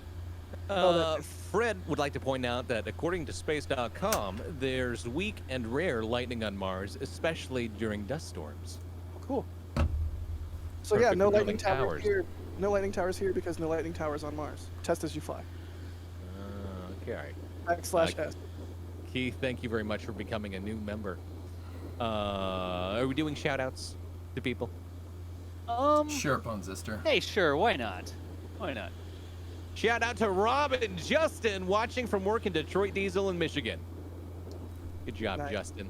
Hey, Rob and Justin. How you Got doing? the That was Detroit a very Diesel, shout-out bro. voice as well, Matt. Nice. I feel excited for that shout out. Like a sincere shout out on occasion, I'm okay with. We don't want to make it like Ben, I'm shout-outs sure or it's us fine. or anything like that. So I if could just now, read every super chat in the shout out voice. I'll shout out Yeah, those dang exactly. Detroit Diesels. David asks, how much fuel will it hold? Oh my gosh. Jack, do we know? Like, I don't know off the top of my head like a volume number or anything like that. Do you know that one? I don't know that. Do we know what thrust plate is he using? Pipe. Oh, there's the vent lines. Hold on a second, floating. Look. See? Started chill down right there. See that? Look at the pipes. See the pipes? The pipes are... These pipes aren't painted white. They got frost accumulating on them. The reason why is they've done a thermal chill down of the plumbing right now, which means they're going to start filling this thing up with fuel very soon. See the chill down pipes right there? Right there and right there? There you go. That line is pumping right now. Right now. You can see the frost accumulating on it. Look at this. Look at the pipe compared to the one next to it. Yep, definitely active there. You can Laughing pipe. They say you can hear singing pipes. Some people call them rockets. I call them airplanes. Watch how Uncle Barbin works. Sorry. Stalker references. Hey, it's Twitch. I have to reference video games in some way, shape, or form, right? There you go. See? Here's your vents. Everything's looking good here. So, the rocket right now, once again, they've started loading propellant. Now the rocket is going through, or the test article is going through something called transients. This is the most dangerous part. I mean, other than the engines firing, right? That part gets pretty dangerous, especially for anything down here. Like right, not here or here so much, but right in this area. Yeah, that gets right there. It gets pretty dangerous. No, when the rockets go, that's one of the most dangerous things in terms of like something going wrong. And this is why a lot of rockets sometimes scrub during the fueling procedures. I mean, not so much with Falcon 9 because they got that stuff figured out, but because they launch it a lot. The more you do it, the better you're going to get at it, right? What was that? Something popped up there. I think it was just ice cracking. I saw something crack up there. Some of the frost cracked off up there. I was like, that's not good. No, see what I mean with transients? So what they're doing here is because they're filling this thing up with cold propellants, the rocket is going from ambient temperature and, you know, pretty warm with nitrogen inside to really, really, really, really freaking cold with cryogenic propellants inside that can explode. A rocket is pretty dang safe when it's fully fueled. It's not as safe as when there's nothing in it, when it's inerted, but it's still pretty dang safe when you're fueled up. It's the transients window that when you're filling it, that's when it gets dangerous. Because you're changing things, you're changing variables around. And rocket science is already difficult. Now you're changing stuff. Now you're changing temperature. And because you're changing temperature, you're changing pressure. You're replacing gases with liquids. There's gaseous nitrogen inside the booster now, and they're going to fill it up with liquid methane and liquid oxygen. You change things around. This is, once again, it's called transients. This is the dangerous part. So if something's going to pop, it should happen soon. I hope not. I don't want that to happen. I want SpaceX to succeed because as an OG shuttle fan, I want reusable spaceflight technology to be vindicated because I love my space shuttle. Imagine tossing rockets into the ocean and not recovering them. This post made by Shuttle Gang. Can you not scare the bejeezers out of me? Sorry. Arctic, what's up, man? 35-month resub. Is that main vent there the O2 that you mentioned? Yes. I think that one's O2, but I don't know for sure, Cletus. I don't work for SpaceX. I know the basics of how this stuff works, but the intricacies to the systems on this, I have no freaking clue, dude.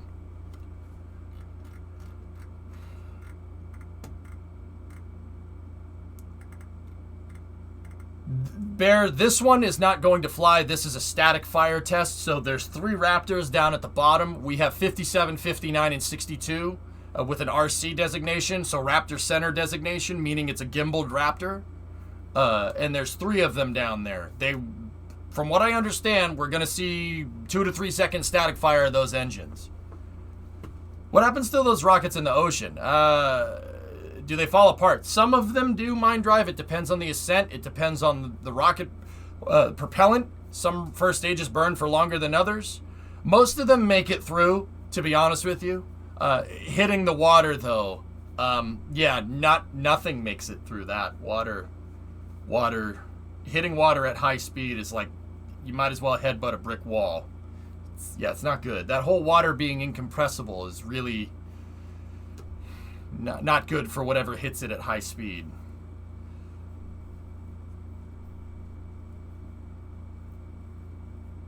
Nice, phone sister.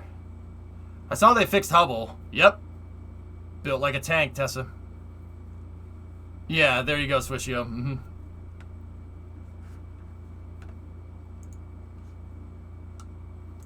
I like that, Lenprod. That's cool. Could Super Heavy have a fueling incident, or is everything made differently? It's possible, goalie, but you won't know until you try. Thing that makes, you know, like natural gas or whatever. So look at how frosty this stuff's getting now. Let me compare that to a second ago. Look at the pipes in the top right. Ready? See? Look at the pipes, and then let me go live. Watch the pipe in the top right corner, that macaroni elbow. Boop. See how the frost that accumulates? That's the kind of stuff. Vent. It was a vent. So, once again, like I said, Hello, yes, this is Dog. You're gonna see the vent lines start to open up here, the pneumatic vent tubes, because they're starting to fill up the tanks with propellants. There has to be a vent because all the nitrogen that's inside has to go somewhere. The booster was in an inerted state. So basically, it's a big hunk of metal. In order to make it rocket, part of what you need to do to make it rocket is to fill it up with fuel. So that noise that you heard is them opening up the vent lines. Because what you got to do, it's very important to the rocket, and it's very important to stay consistent when you're fueling, is to keep the pressures inside of these tanks the same. They have to be the same as when it's in the inert state to when it's in the fueled state. So how do you do that? You're filling up gas, propellants into the tank, right?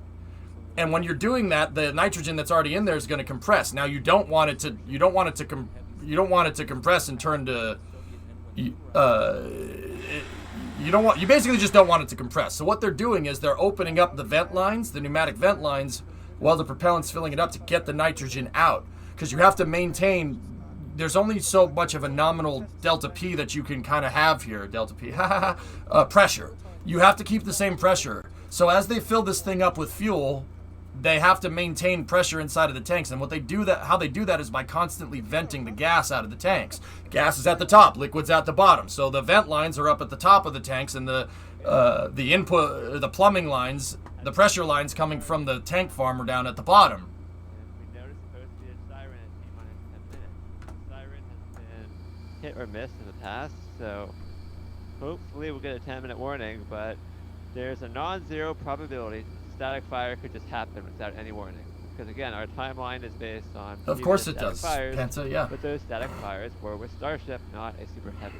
So far, it's gone about how we expected it to go with Starship. Yeah, if you any gas, if you heat it enough, Penta, it'll go through a phase change, and it'll turn to plasma, or it'll ionize. Sometimes it can create plasma. If you compress gas too much, it's going to get too hot per the ideal gas law, and then physics kind of does a little divide by zero, and then it rips the atoms apart. Oh yeah, that's what reentry heating is. When the space shuttle would come back, and Starship someday as well, when it's coming back for reentry, right?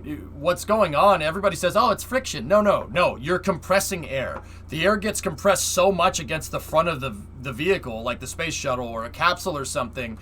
It gets compressed so much that it literally rips itself apart. Yeah, it ionizes. Yeah, and that the atoms ripping apart releases a crazy amount of energy, and it turns to plasma. Yeah, and that plasma heats things. at, what is that? It's -2. Yeah, it's funny when air gets fully Got it? compressed. It just it's like I don't know what to do. 707. 707 is our current estimate based on previous Starship static fires and Adrian's tracking spreadsheet. So far, Jack. everything. Yep. That's 20 minutes from now. This is still 60s tech. It's sad that we didn't find a better way to do this. Oh, yeah, that's right, Anton, because, you know, we had full flow stage combustion cycle methane engines in the 60s. Yeah, you're absolutely right. Nah, dude, I disagree wholeheartedly, man. This is some real next level stuff when it comes to rocket propulsion. Raptor engines are insane. Raptor engines are like a permanent afterburning rocket engine. They're ridiculous for what they do. It's really cutting edge stuff. The Apollo program wishes they had stuff like this. You know, they could just plow right through and hit Also, 707 right on don't the hit button, me with a so, cattle prod, please. who Anton knows? Sugar. Kind of name's Sugar. Nah, his name's Anton Sugar. Great movie, dude. Is there a countdown? Well, a test mission doesn't really have any set criteria for testing, Zabasky, so I We're under 10 minutes. There was a siren already? Yep, it happened around 6:45. So 7 minutes to the static fire. Interesting, Zabasky. It's usually about 10 minutes for the siren. It's a 10-minute siren, so if it happened at quarter till, like what Michael was saying, that's Mike Baylor over at NASA Spaceflight that was talking there. He said it happened at quarter till. We've got about 7 minutes until we see something happen. All right, well, we'll just have to wait and see, and definitely keep our eyes on it so we don't talk over the. You're venting the nitrogen there. Fire. Wow. Either way, we're getting close. We're getting real close here, and it's history. It's a historic moment, and it's a stepping stone on the road to the future. That's why I like to yell history and future alternately. What? Sorry, Vasya. Oh, God, Thomas, that would suck. Totally not Andrew. Roblox asking, do you think B3 will, in future boosters will have a different tri-vent? I think we're seeing that now. I think there is no tri-vent on the booster. I think, sort of like what Michael was saying, the engine chill vents are on the engines themselves. If we are indeed less than 10 minutes away, then we would already have seen the tri-vent. But yeah, that's a good question there. Now, keep in mind, they don't need to fill the... Getting real close here. This is awesome. I should check what my heart rate is on my watch. They don't... I'm going to say out loud real quick, Michael, do you want that wider shot on beach? They don't need to fill the rocket all the way up with fuel to do a 3-second static fire. To do a 3-second static fire, I would probably fill it up with 10 seconds worth of fuel. Another thing you do not want to do is ingest gas into a liquid fuel rocket engine. Bad idea. Yeah, we saw what happens. We saw what happens when that happens during SN8. If you go back and watch SN8, when it comes into land, one of the engine exhausts turns green. That's a very good indicator of what happens when you put gas into a rocket engine and not liquid. Both the liquid fuel and the oxidizer need to be liquids going into the engine, or else the engine don't engine very good. English. Sorry, you know, I'm good at rocket science. I'm not good at English. You want someone good at English, find a languager. That was a joke. All right, I'll stop. Booster on the pad, ready to go. Potentially just moments away from its first ever static fire. I mean, imagine being at Stennis when they first ever fired a F1 engine or something like, or an RS-25. I mean, oh my gosh, how cool is that? Engines aren't good propellers. My heart rate is at 120 BPM, Yep. and I'm sitting still. I might. It turns out that engines are not good at dealing with fuel. So you physically take the propellant from the fuel tanks and deliver it to the engines. I have a question. Why can't the fuel tanks just deliver it directly to the engines, huh? Well, sometimes I, walk down and deliver it, or it's faxed. Chat, what would you say you do here? You do your thing, Michael. Pull the steampunk levers and make the things work while we flap our gums effortlessly. Do the real work. Look at that amount of condensation. We're people. We are good at dealing with people. What the hell is wrong with you people? Like a crane on the very right side of the screen, like hiding, like please don't hurt me. Oh, and there you can see it even better there.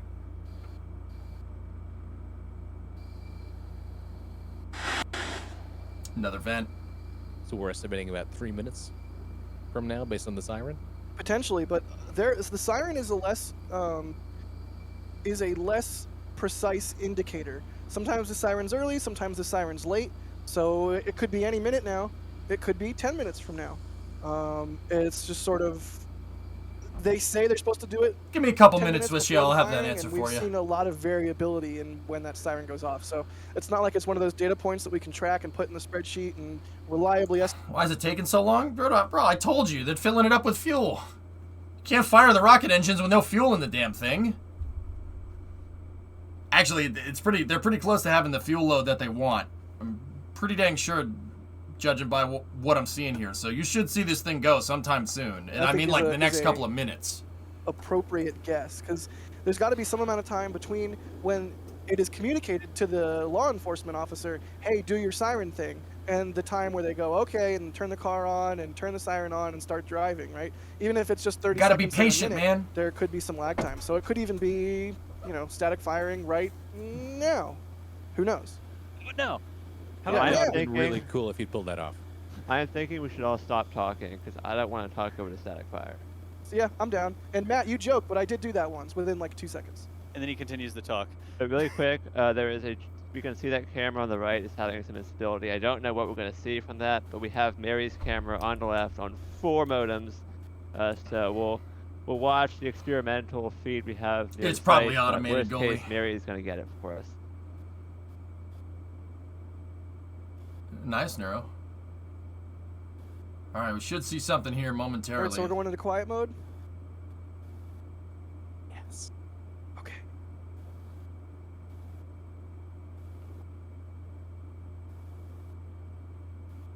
What if nothing happens for like 5 minutes though? Some people would probably be happy with that. That's what the 24/7 stream is for.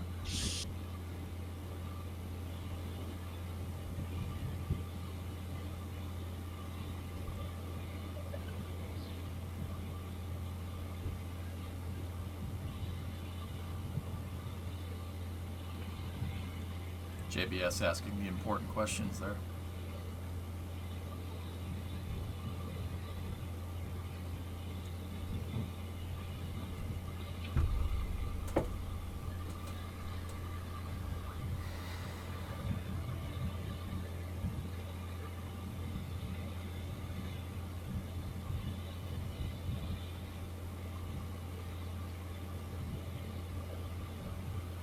Should be inside of a minute here, guys. Sometime inside of a minute.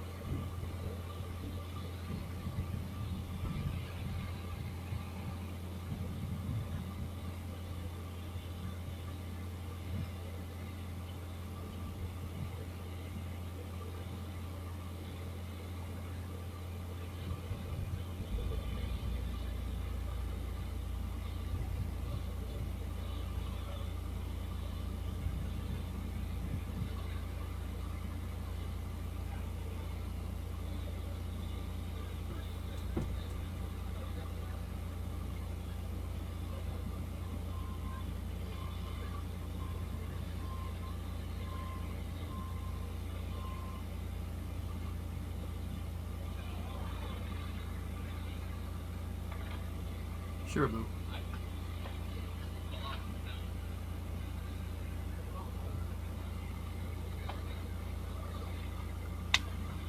Siren was 10 minutes ago, guys. Should be, I mean, if they're gonna go, it's gonna go sometime soon.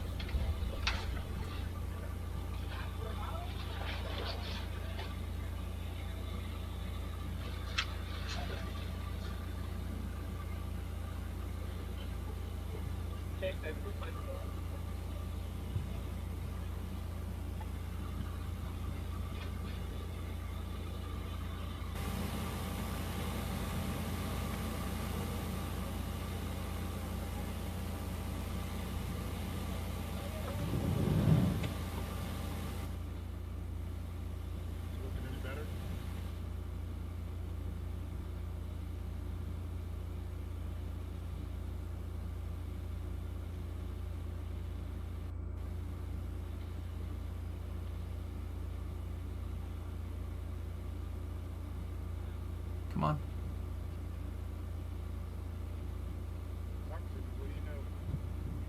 I know, Ark, huh? We're 12 minutes past the siren, guys. So they could be holding for something, or it's going to go right now. Nope.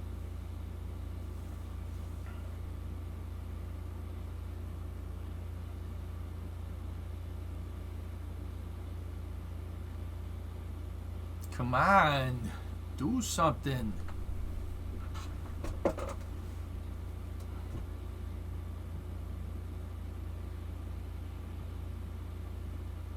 Nice, Jackal.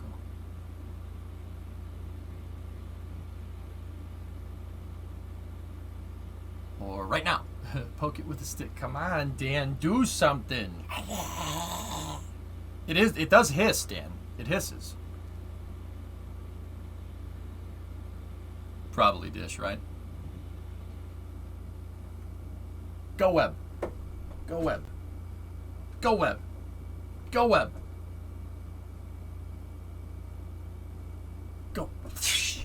No? Alright. We're trying to go see if we get a static fire here, y'all. We're being quiet because there's no countdown. We will see the flare of the engines and the plume of smoke before we would hear any noise. But it could happen at any moment. That's what we're standing by for here. Oh, sure, you get to talk. I gotta explain. It's a library, shush. It's a rocket library. It's like a rocket church. Poke it with a bigger stick?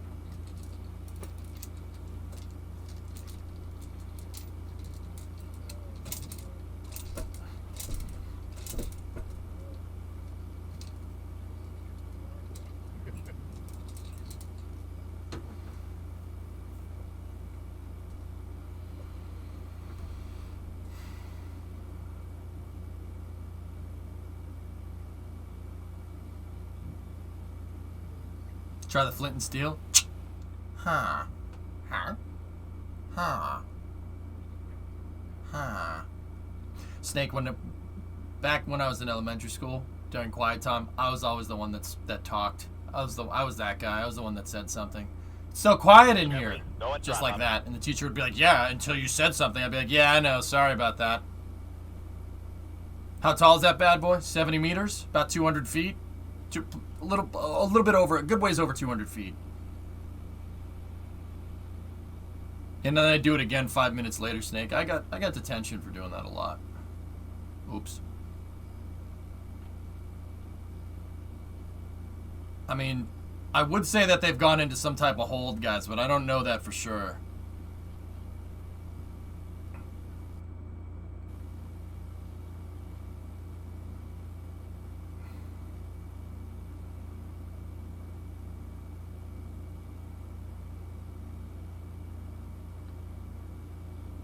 Be patient, Chet. Chet, be patient. I think now we're past that 10 minutes from the siren. Yeah, we're about 15 minutes out. Well past, yep. Yeah, so we don't know specifically what's going on, but if their T-0 was 10 minutes after the siren sounded, they've now passed that mark, which might be an indication that something's up. Completely expected. We would absolutely positively expect, this being the first time they've done this, them to have a hold or potentially a recycle. That would make perfect sense to us. Don't get any official word from SpaceX, but if this is if they did do that siren 10 minutes in advance, we're now past that 10 minutes. I should say right now we're on Mary's microphone, so we can talk. We will have warnings. Pay attention when you are talking. Right. Yeah, watch the screen, and if it flashes, then everybody be quiet. It takes how many? It takes like 5 or 6 seconds to travel the distance. Yep. I just heard cheering and clapping. Yeah, interesting. Yeah, a lot of times there'll be SpaceX employees out there watching these tests, so that could have been them maybe applauding something.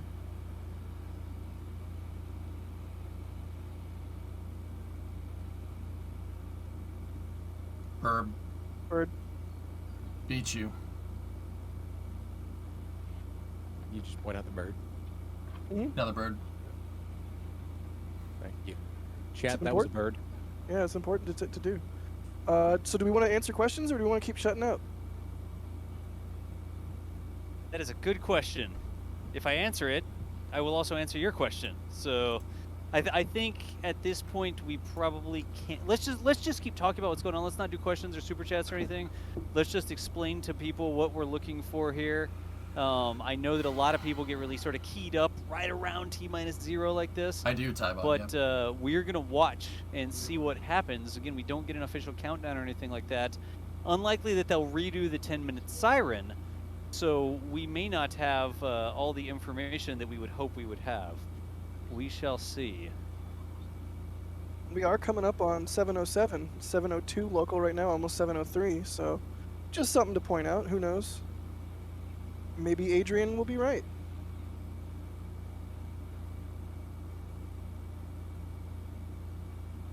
But yeah, looks like, I mean, to your question earlier, Matt, you asked if the venting would sort of calm down a little bit before static fire, and it does look like the tank farm has chilled out. Oh God, I hate myself for the pun. It has calmed down, right? So it would seem to me that whatever loading of propellant they did, they have done, and the vehicle. It looks like they moved to an venting system, probably that's directly on the engines.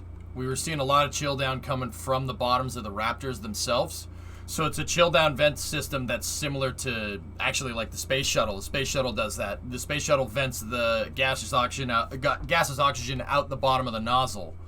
Yeah, I know, Sebi. Yeah. It wouldn't be full duration. All systems, no. 2 to 3 second, depending, because the fueling procedure, man, is a dead giveaway. Oh, they started the recondenser back up. Actually, it's hard to tell from this angle. Those water tanks are in the way. How do I know those are water tanks? One time a Starship exploded and a piece of it went through the tank and it leaked water out everywhere. That's how I know those 3 tanks are water tanks. I'm not kidding.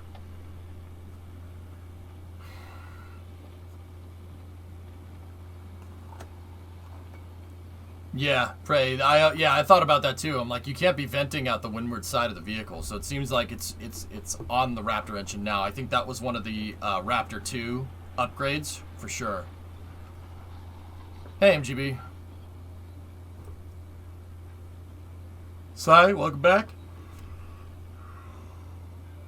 There's also a huge nozzle thing there. Oh yeah, there's 3 of them, man. Do you know how it exploded? I forget which test that was, Allied. I think they had a. If it was SN4, they had a carrier umbilical disconnect failure and it started leaking fuel all over the pad. So the connection that literally connects Starship to 7:05 local coming up, hopefully, on the first ever static fire of Booster 3 or any super heavy booster. Down here. The physical fuel line that connects the ground to Starship came loose and it started leaking liquid fuel and liquid methane everywhere. And it found a source of ignition. Oh, there we go. Hey.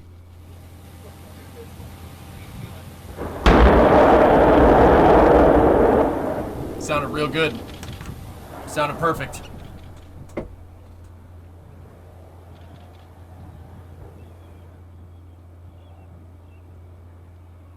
That's what we were waiting for, dudes. All of a sudden there. That was definitely a static fire. So that was 20 minutes almost exact past the siren, guys. I'm going to 20 minutes past the siren. Come on, technology. But that was awesome. That was cool, huh? Look at that dust it kicked up. That's the plume of dust that we're looking for. That means that the some number of Raptors, I'm not going to say 3 yet, but some number of Raptors actually produced thrust. That force hit the ground underneath them, and we got that big plume of dust. Send out the drone. And a drone, it sounds like. It sounds like a drone going over Mary right there. But that is what a static fire is supposed to look like for the booster. That's the first time they've lit up engines on that are actually attached to a booster out there. Vent down right there. So if that was 3 engines. 29, imagine 29. Yeah. There's some clapping. I wonder if the clapping that we heard wasn't somebody hearing on the radio that they're proceeding again or something like that. Yeah, that's what like they went into, they had a hold or something like that, and then you heard clapping because somebody heard on one of the SpaceX radios that that some good news came over the radio, right? That wouldn't shock me at all. That seems it's like one booster turbo with 29 engines attached to it. T-shirt cannon was a good guess, though. Yeah, You know, man, could always be a T-shirt cannon. You never know. How tall is that thing? About Very 200, cool. Well, 200 first ever 220 static fire feet. super heavy booster. It's been done. 3 engines. I mean, that's what it looked like anyways. A huge amount of dust Hot. getting kicked up. I don't think that was just one. What's that, We guys? will have to check the feeds there. So Elon Musk is tweeting that a full duration firing of 3 Raptors on Super Heavy. Yep, it was 3 engines. Yeah, It's not like she wouldn't be, right? She's all eyes on all things. This and one Boca only has at all 3 on it, times, so hypersonic. Thanks to her for that. Chat, throw a thing. So Elon Musk's up. See, there's the vent down right there. Those are the pneumatic vent lines on Starship. And once again, like I said, they're allowed to vent a little bit of methane. Up here at the top is the methane tank. That's where the bulkhead that separates tanks are. This is the top of the liquid oxygen tank. They're chilling down the tanks and they're reverting the booster to an inerted state.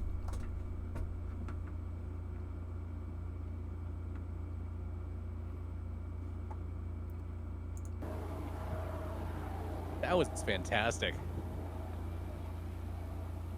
Look at the venting there. Yep. Yeah, I mean, we were talking about Didn't scale seem earlier. like 3 This could thing be is that huge, because of the and those skirt. vents There's are no not skirt small. I think there's on this something thing, like Goalie. The engines are 10 hanging or off the 15 bottom. meters. We did an estimate on a previous, on like a cryopress stream. Why is there no condensation? It's not full of fuel, Altio. Simple as that. It's not full of fuel. There's no condensation. There's not enough. It's not enough to have frost accumulation on the outsides of the booster. They're huge. I mean, hooray! I don't know about you guys, but That I'm was super good. excited by that. I think it's a step. It's a step in the right direction. They need to keep going forward with the test. I know it's So there's still fueler in there. They could do it. They could do it again. Yeah, sure, Anton. But they vented. They vented. So what you'd have to do is recycle from there. Yep. See, they're venting. They're venting down right there. That's the LOX vent or gaseous oxygen vent. They could fill it up. It really depends on how much fuel they have in these tanks over here, dude. The recondenser definitely took some methane back, but it might not be enough to get it up to the pressures that they need. But I'm pretty sure they could, but I don't think they're going to. So that is a whole other step in the fact that the SpaceX team sort of almost first try when they're going for it here was able to get the static fire happening. There's no domes on this That thing, is a Builder. huge It's the first testament to the stage. amount of There's work no that header they've put tank. in. So Yeah. that is That's rather impressive, Very well honestly. done. I'm just thinking back at all the Starship tests that they did and the number of times where they had to send something Kevis. back to the pad to tweak an igniter or this or that or the other thing. I mean, first attempt of a super heavy static fire went off without a hitch. Can we get a replay? As evidenced Sure. by Elon's tweet that it It was looks full like they're duration. chilling down, guys. Really, really, really excellent stuff and bodes well for the future of testing and for I'll get you another one here. 705 local coming up hopefully on the first ever static fire of Booster 3 or any super heavy booster down here in Boca Chica, Texas at SpaceX's South Texas facility. Again, this is a feed from Mary, Boca Chica gal. Oh, there we go. hey.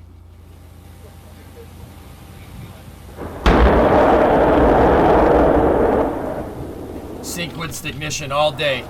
Yep, okay. So you kind of heard pow, pow, pow, right? You heard 3 kind of thumps. What you're hearing right there, those 3 initial is the overpressure event that happens when a rocket engine turns on. A rocket, basically when it turns on, is expelling a crazy amount of gas really, really quickly. The overpressure event happens momentarily when the rocket engine turns on. It goes from not expelling anything to expelling a lot all in a second, and the air underneath the rocket, or at least underneath the rocket engine when it starts, gets compressed, and it makes a little bit of a boom noise. It's called an overpressure event. That does happen.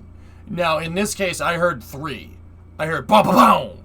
Like there was distinctly 1 and then 2nd and 3rd. Now, that's called a sequenced ignition with rockets. Why would you do that? Long story short, there's a lot of different reasons. One of them is to not push up on the bottom of the rocket all at once. You fire one engine, and then you fire another, and then you fire another.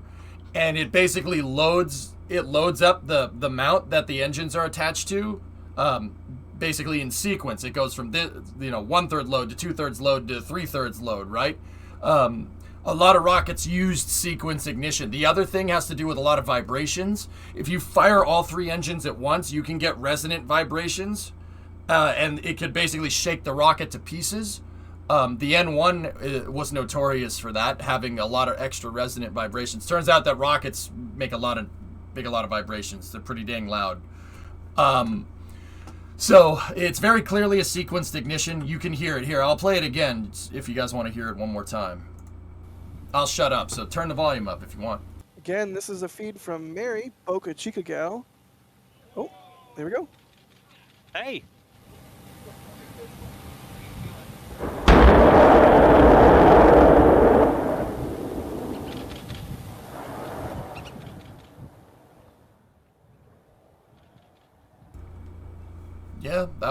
Yeah, that sounded like 3 to me.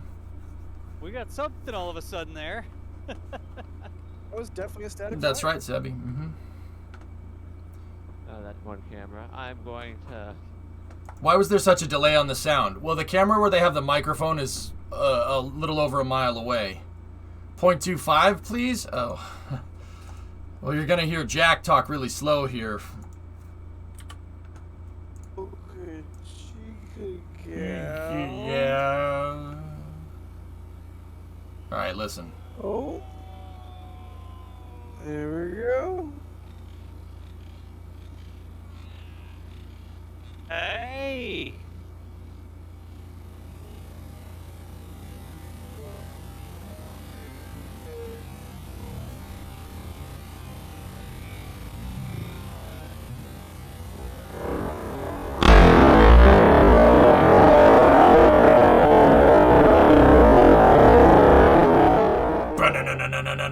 No. It sounds like the start of a synthwave album.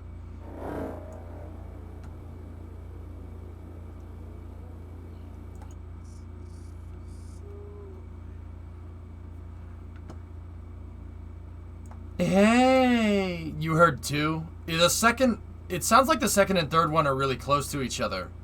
I heard 1. It's distant, but you hear 1, and then you hear 2.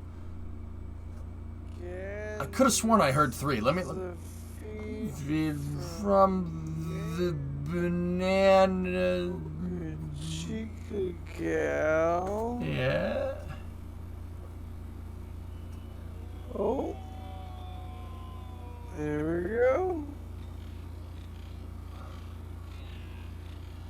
Hey. Hey, 3 darts is too much.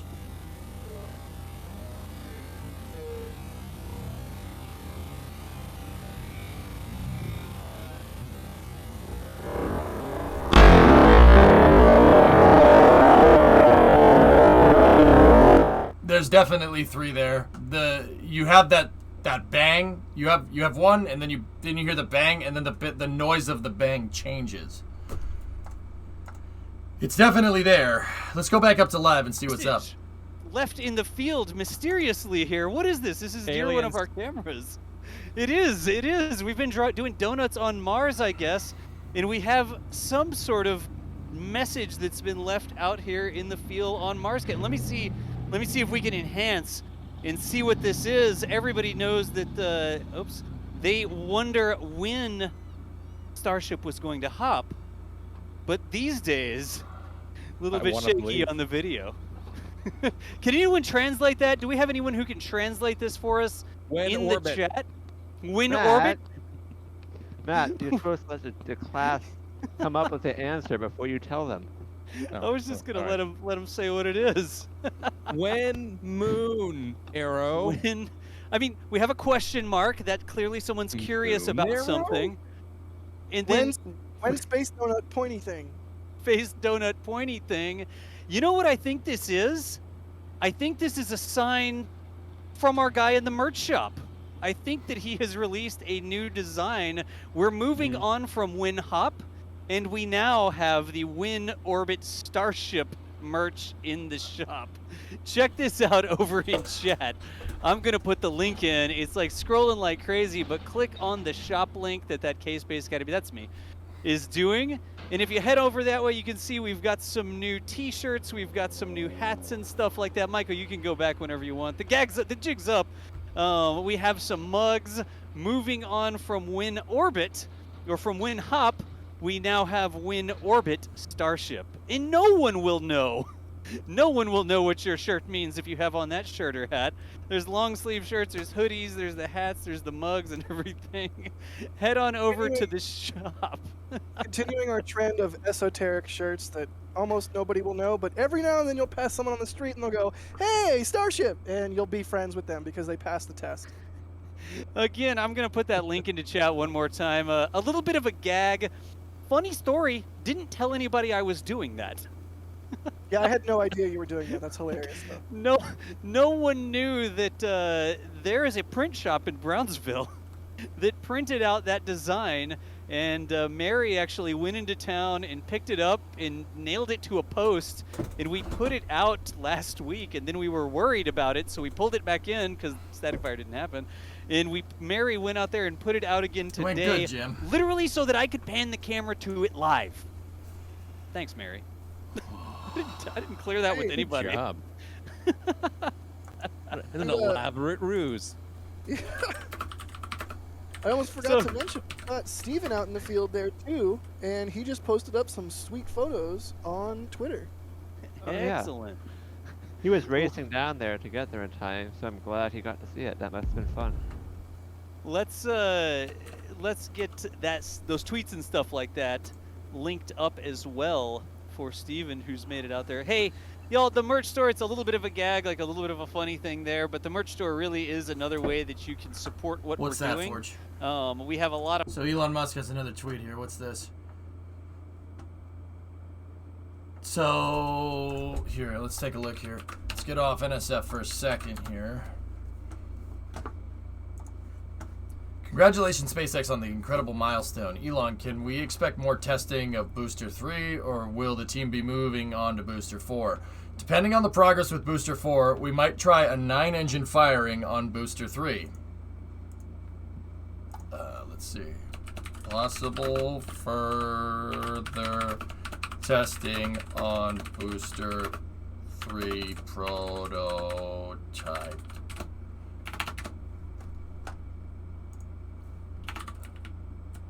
Why did I capitalize everything? It's such a rookie move. Alright, there we go. Tweeted! Alright, cool.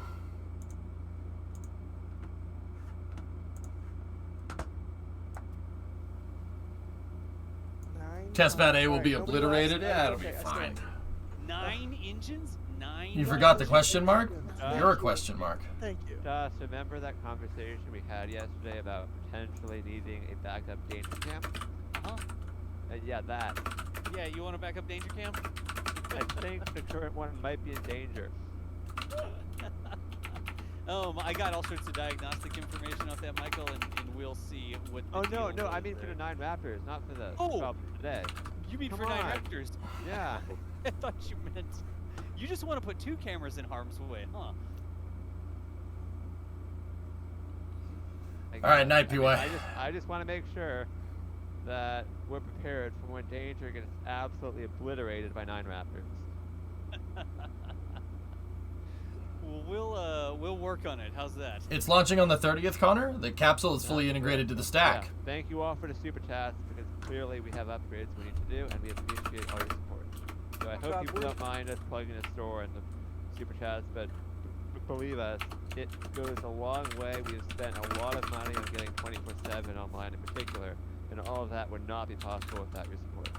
Literally nothing we do would be possible without your support, so thank you. And I'm looking at the super chat queue, and we are 54 minutes behind. Do you want me to run through some of these, or Matt, do you want to run through some of these? Matt? Sure, I would be happy to. Do we have time for questions, or do you want me to just go through and thank people? We made it, unless it's a really quick question, we may just need to sort of run through. Let's just do some thanking. How's that sound? Okay, Octavian, thank you very much. We appreciate that very, very, very much. What is happening here? I'll show you. Check this out. We gotta go back to the good stuff.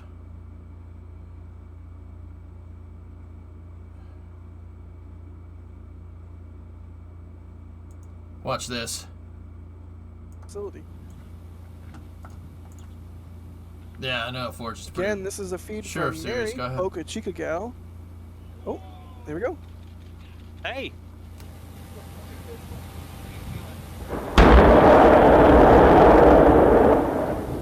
Sick.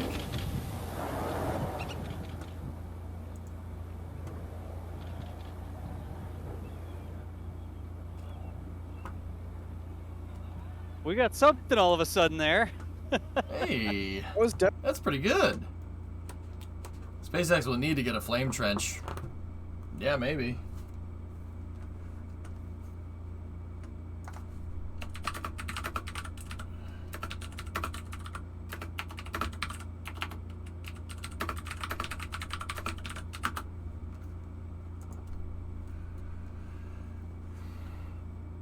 Underneath them, and we got that big plume of dust.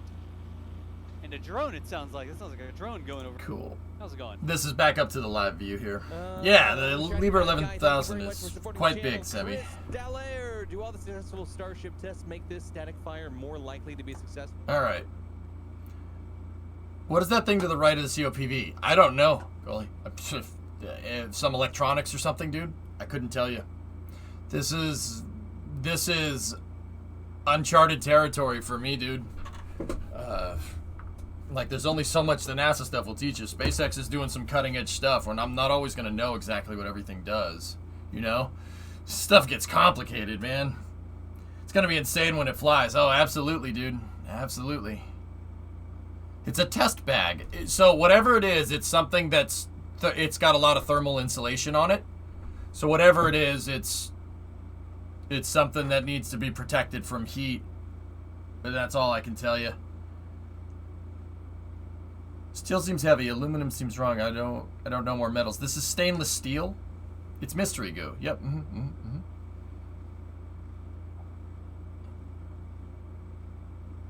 I mean, SpaceX might put a diverter in. They might not. They might not care. Screw up the concrete? All right. I mean, keep in mind, even with a flame bucket, you're still going to mess the concrete up. There's a control panel with a thermal blanket on it. Sounds right.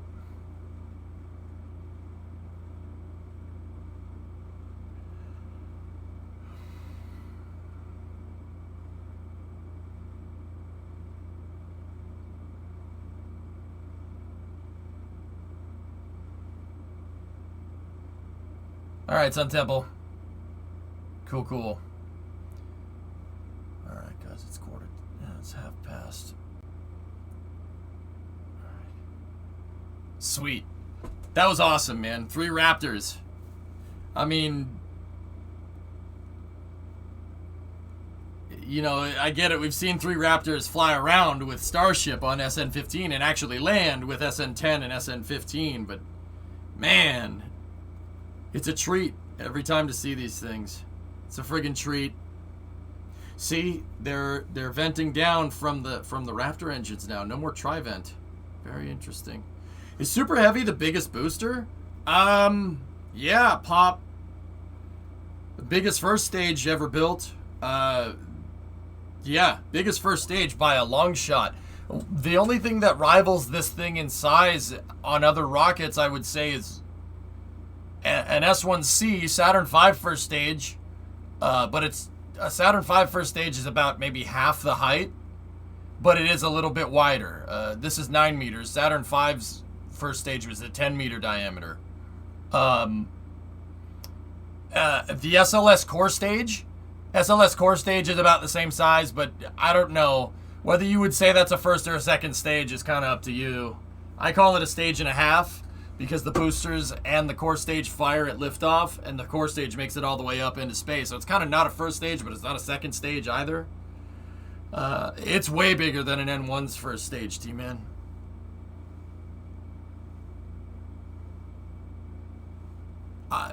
Yeah, I said it's about the same size, Sebi. But yeah, this is... Discovery. Dude, it doesn't get much bigger than this. Like I said, it's cutting-edge stuff. Barrick, 27-month resub. Thanks, man.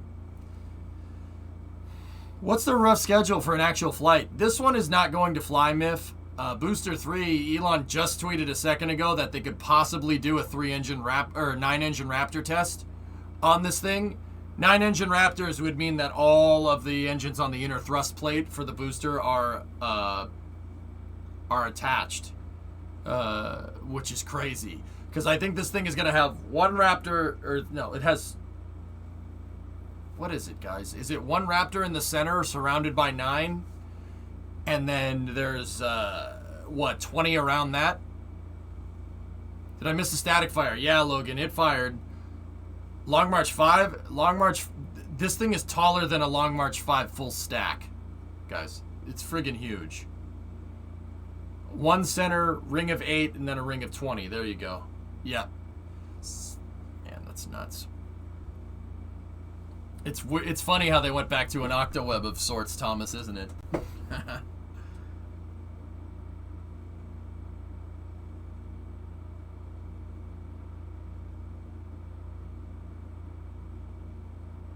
It does have a water suppressor on it, Swishio. That's what this pipe is, man. There's water pipes on it already. They're right there. Logan, I can get you a clip. Give me 1 second. It should be right around here. I just got to find the thumbnail with the exhaust. There it is. Here, check it out. Again, this is a feed from Mary, Boca Chica gal. Oh, there we go. Hey.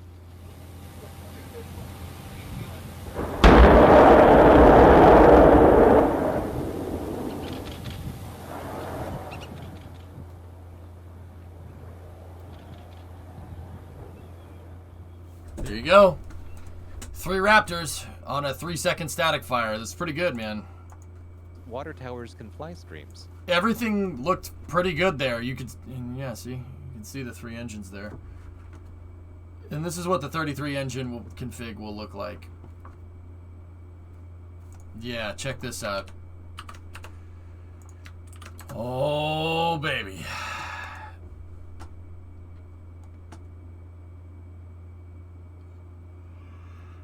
Dude. That is ridiculous. All I'm looking at here is thermal. How are you going to keep the engines from not melting themselves? It's going to be insane. It was supposed to be 3 seconds. This is a static fire, Nomad. Basically, just turn the engines on, and rocket engines take a second to spool. Think about like when you step on the gas on the car, it takes a second for the motor to get going. It takes a second for the rocket engines to get going, so it basically turns them on, fires them for like maybe a second, second and a half, and then shuts them down. Well, 3 seconds, basically. Yeah, it's just, what this is verifying is that the plumbing works on Super Heavy. This is making sure that all the propellant feed lines are working correctly. Because if you fire it, it doesn't matter if you fire for 20 seconds or you fire it for 3. If something is wrong, you'll know within the first 3 seconds. That's why they only pop them for a second, dude.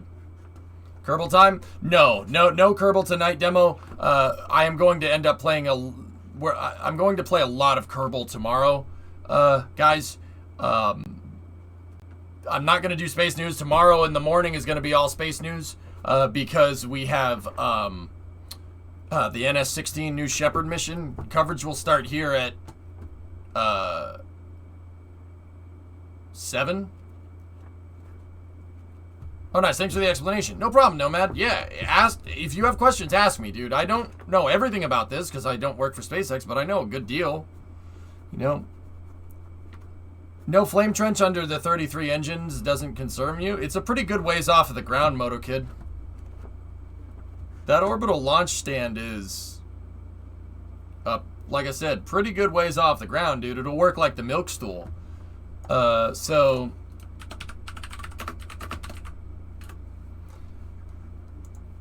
if you're a certain height off the ground, you don't need a dang flame trench. It's just not needed.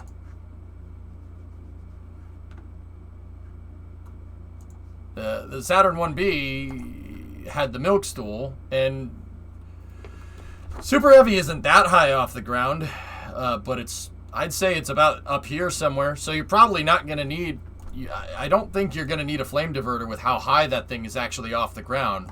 And once again, it's not anything that we haven't done in the past. What time is the launch? The launch is sometime tomorrow earlier in the morning. Title says KSP. I changed my mind halfway through because I forgot about the static fire, dude. I'll pop it off. But once again, yeah, I forgot to change the title. We will. I'm gonna play a lot of Kerbal tomorrow.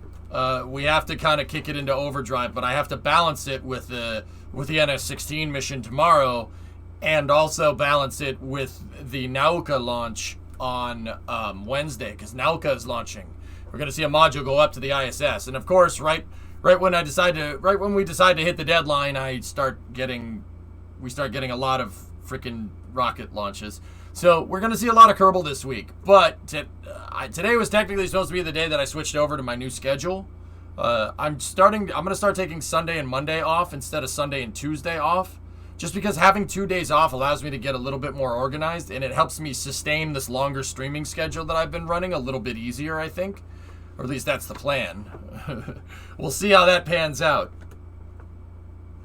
Oh, they're big vent down on the booster right there. In the top as well, but look at that. Each of those plumes is like 15 meters long. Yeah. That is amazing. There we go. All right, I got it framed correctly. Sorry, it took me a second there. Look at that. It's kind of unfortunate it's because SpaceX is a private company. They can't be compelled to share all their research with the public. With NASA, most of their research is available publicly. You can extrapolate most of what SpaceX is doing from it, Connor. A lot of SpaceX's technical expertise comes from NASA's technical resources, like supersonic retropropulsion, grid fins, stuff like that, pintle-injected landing deep throttable engines. Heck, Raptor's powerhead design is based off of the integrated powerhead test, which was a NASA DoD project about using hydrostatic bearings in a turbopump to allow higher RPMs to support full flow stage combustion. So a lot of the stuff that SpaceX uses, you can look up. It's not anything new, believe it or not.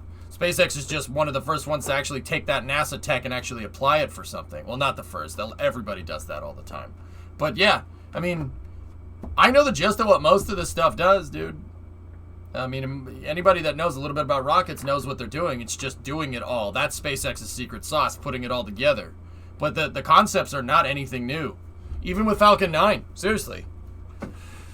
Supersonic retropropulsion, so like Falcon 9's entry burn, was a study that was done by NASA to help do aerobraking and heat shield testing for landing payloads on Mars. Yeah. Oh, I guess I don't know that much. Who's Jack? No. Yeah, dude, I mean, I know what you mean. I get the gist of what you're saying. I understand. But yeah, I mean, SpaceX doesn't want anybody copying their stuff, man. If there's gonna be a commercial market for space, dude, there's gonna be competition, and that means we're gonna play intellectual property games, right? Which is not a problem. I don't have a problem with that. Now, Connor, what I've always said is that it's important to have public and private space programs. NASA should keep doing their thing, and they should also pay SpaceX to do their thing as well. I want SLS and Starship, and that's what you said is a very good reason as to why.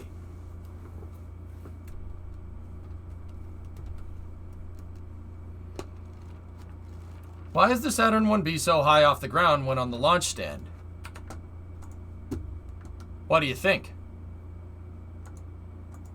Funky, why would they do that? I want you to answer that question. Why would you do that? No, don't say it. Don't say it. Funky, so Saturn 1B is way off the ground. Why have the milk stool? Why not just put it down on the launcher? Less Delta V to get to space. Good answer. It has something to do with the red tower on the side. Turn the noodle. Why would you mount it up there? Why would you bother using the milk stool in the first place? What the heck is that about?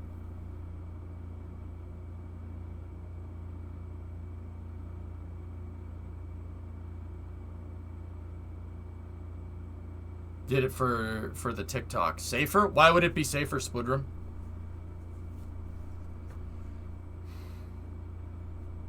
Can you give me a good reason? A lot of rocket science is complicated. More rocket science than you think is rooted in common sense. A lot more than you think. Cable pickup? What do you mean cable pickup? To clear the tower? It's not going to the left or right like the space shuttle, man. Cheaper than modifying the tower? That has something to do with it, Invader. Sure. So the tower could be used for Saturn V too? Well, it's a Saturn V tower to begin with, Builder. They modified it for the Saturn 1B. No. So a lot of people are honing in on it. You guys are honing in, and I'm waiting. So the Saturn 1B, I'll go. The Saturn 1B and the Saturn V from this black line right here up are exactly the same. Seriously.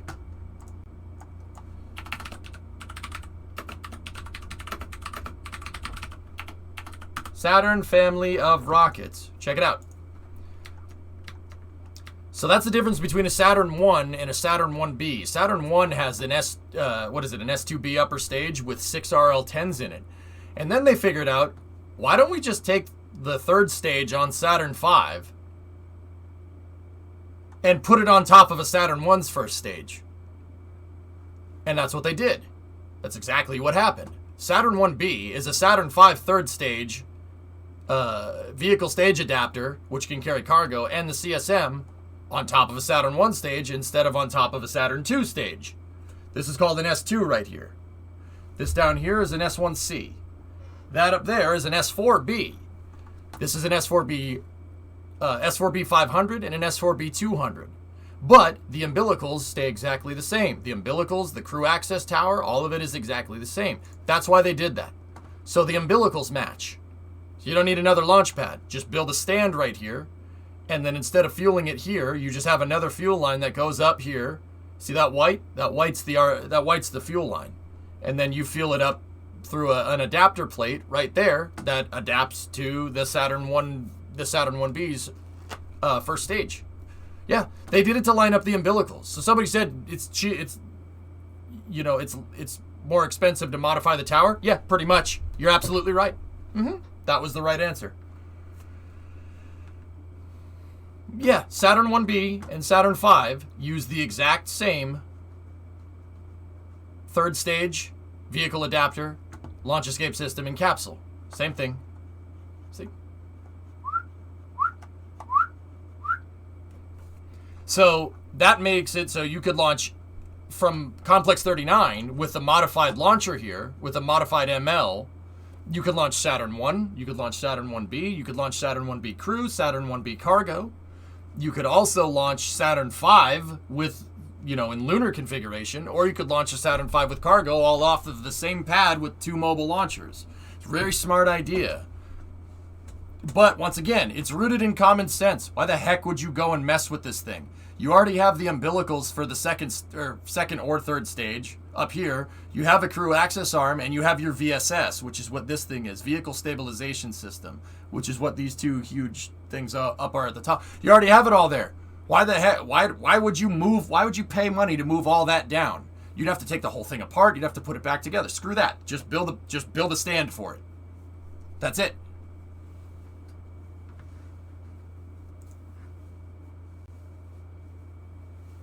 Yeah, Tessa, nice. That's it. That's all you got to do. Once again, rocket science. You have to use a lot of common sense when you're conducting rocket science, for as hard as it might be, right? You have to use a lot of common sense, because if you try to take common sense stuff and make it more complicated with rocket science, that's how stuff goes wrong. You have to. Rocket science isn't any too particular abstract concept. It's a lot of very, very simple stuff being strung together to make a more complicated system. So the simpler that you can do each individual thing, the overall complexity will go down. You see the same thing with SpaceX. Look, SpaceX wanted to test their super heavy rocket. They only have Starship test stands. So what did they do? Made a friggin' adapter out of steel. Oh, you want to fill this thing up with fuel? Sure, no problem. Literally just extend the pipes. And that's exactly what happened. That's exactly what they did. They just extended the stupid pipes that come up. That's all. And then they put a little bit of a flex joint in there because stuff moves when it changes temperature sometimes. That's a bit of flex tubing right there. See? You gotta keep it simple, man. if you start to take the simple stuff and you make that complicated, you're going to end up with a net overall more complicated system. Even stuff like the space shuttle, simple. They kept the first stage of the space shuttle as simple as possible in the SRBs.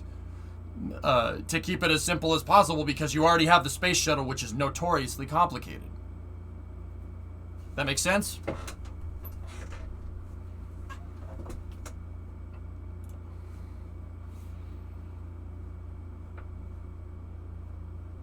Well, the orbital launch table, sir, looks complicated. How so? What's complicated about it, Space Nerd? Honest question. It has 20 hold down points. Each one of those hold down points is on a lever. And when the thing launches, the hold down points close. What's complicated about it?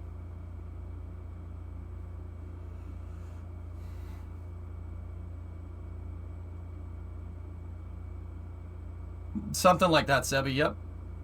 They've been adding stuff to it since February.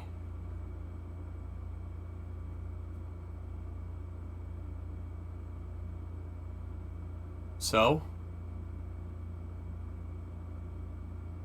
I fail to understand what you're trying to get at. You have the most complicated first stage ever devised by man here. I mean...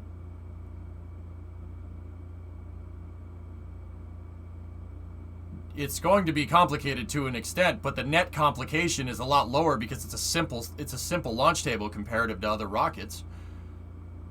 Heck, Falcon 9's launch table is more complicated than Super Heavy's. I can go out and say that. I think that's the right thing to say. Yeah.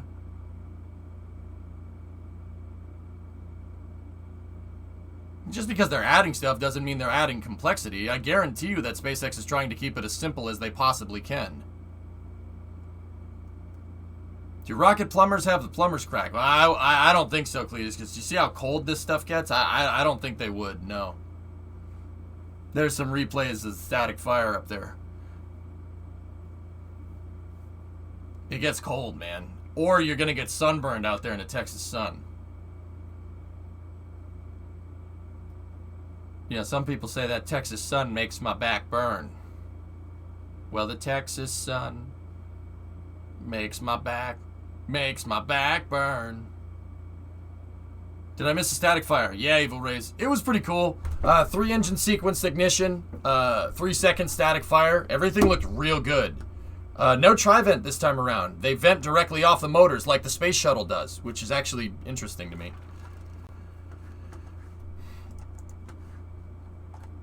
Anyway. Oh. Listen.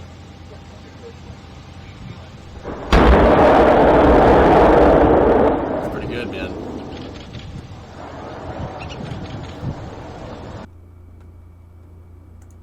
Pretty good. Pretty freaking good, man. All right.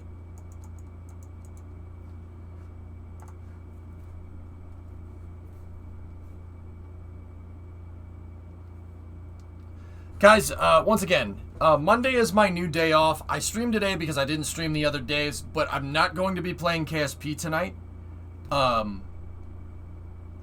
I gotta get sleep to wake up in the morning because we have Jeffrey Bezos launching at 9 a.m. tomorrow. Coverage is going to begin at around 7 tomorrow, if I'm remembering that right.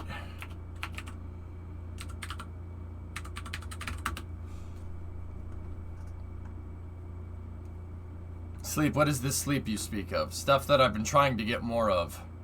So, coverage for Blue Origin's NS-16 launch should begin at 7:30 Eastern. That's 11:30 UTC. I'm going to try to be here around 7, guys.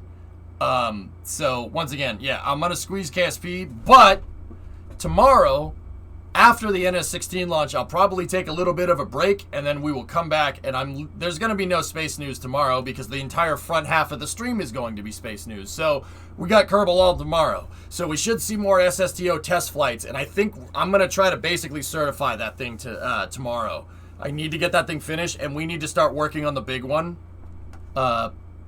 because it's due on Saturday, which...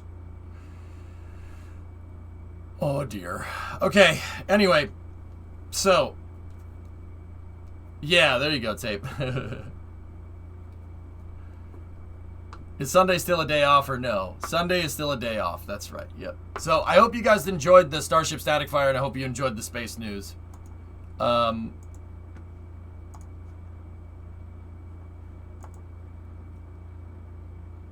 Let's see who is still streaming.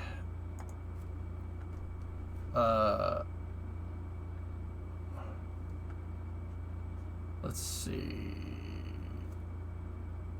Actually, you know what? I'll just keep the super heavy coverage going, and we'll go over and raid Das. I'm gonna watch this for the rest of the night.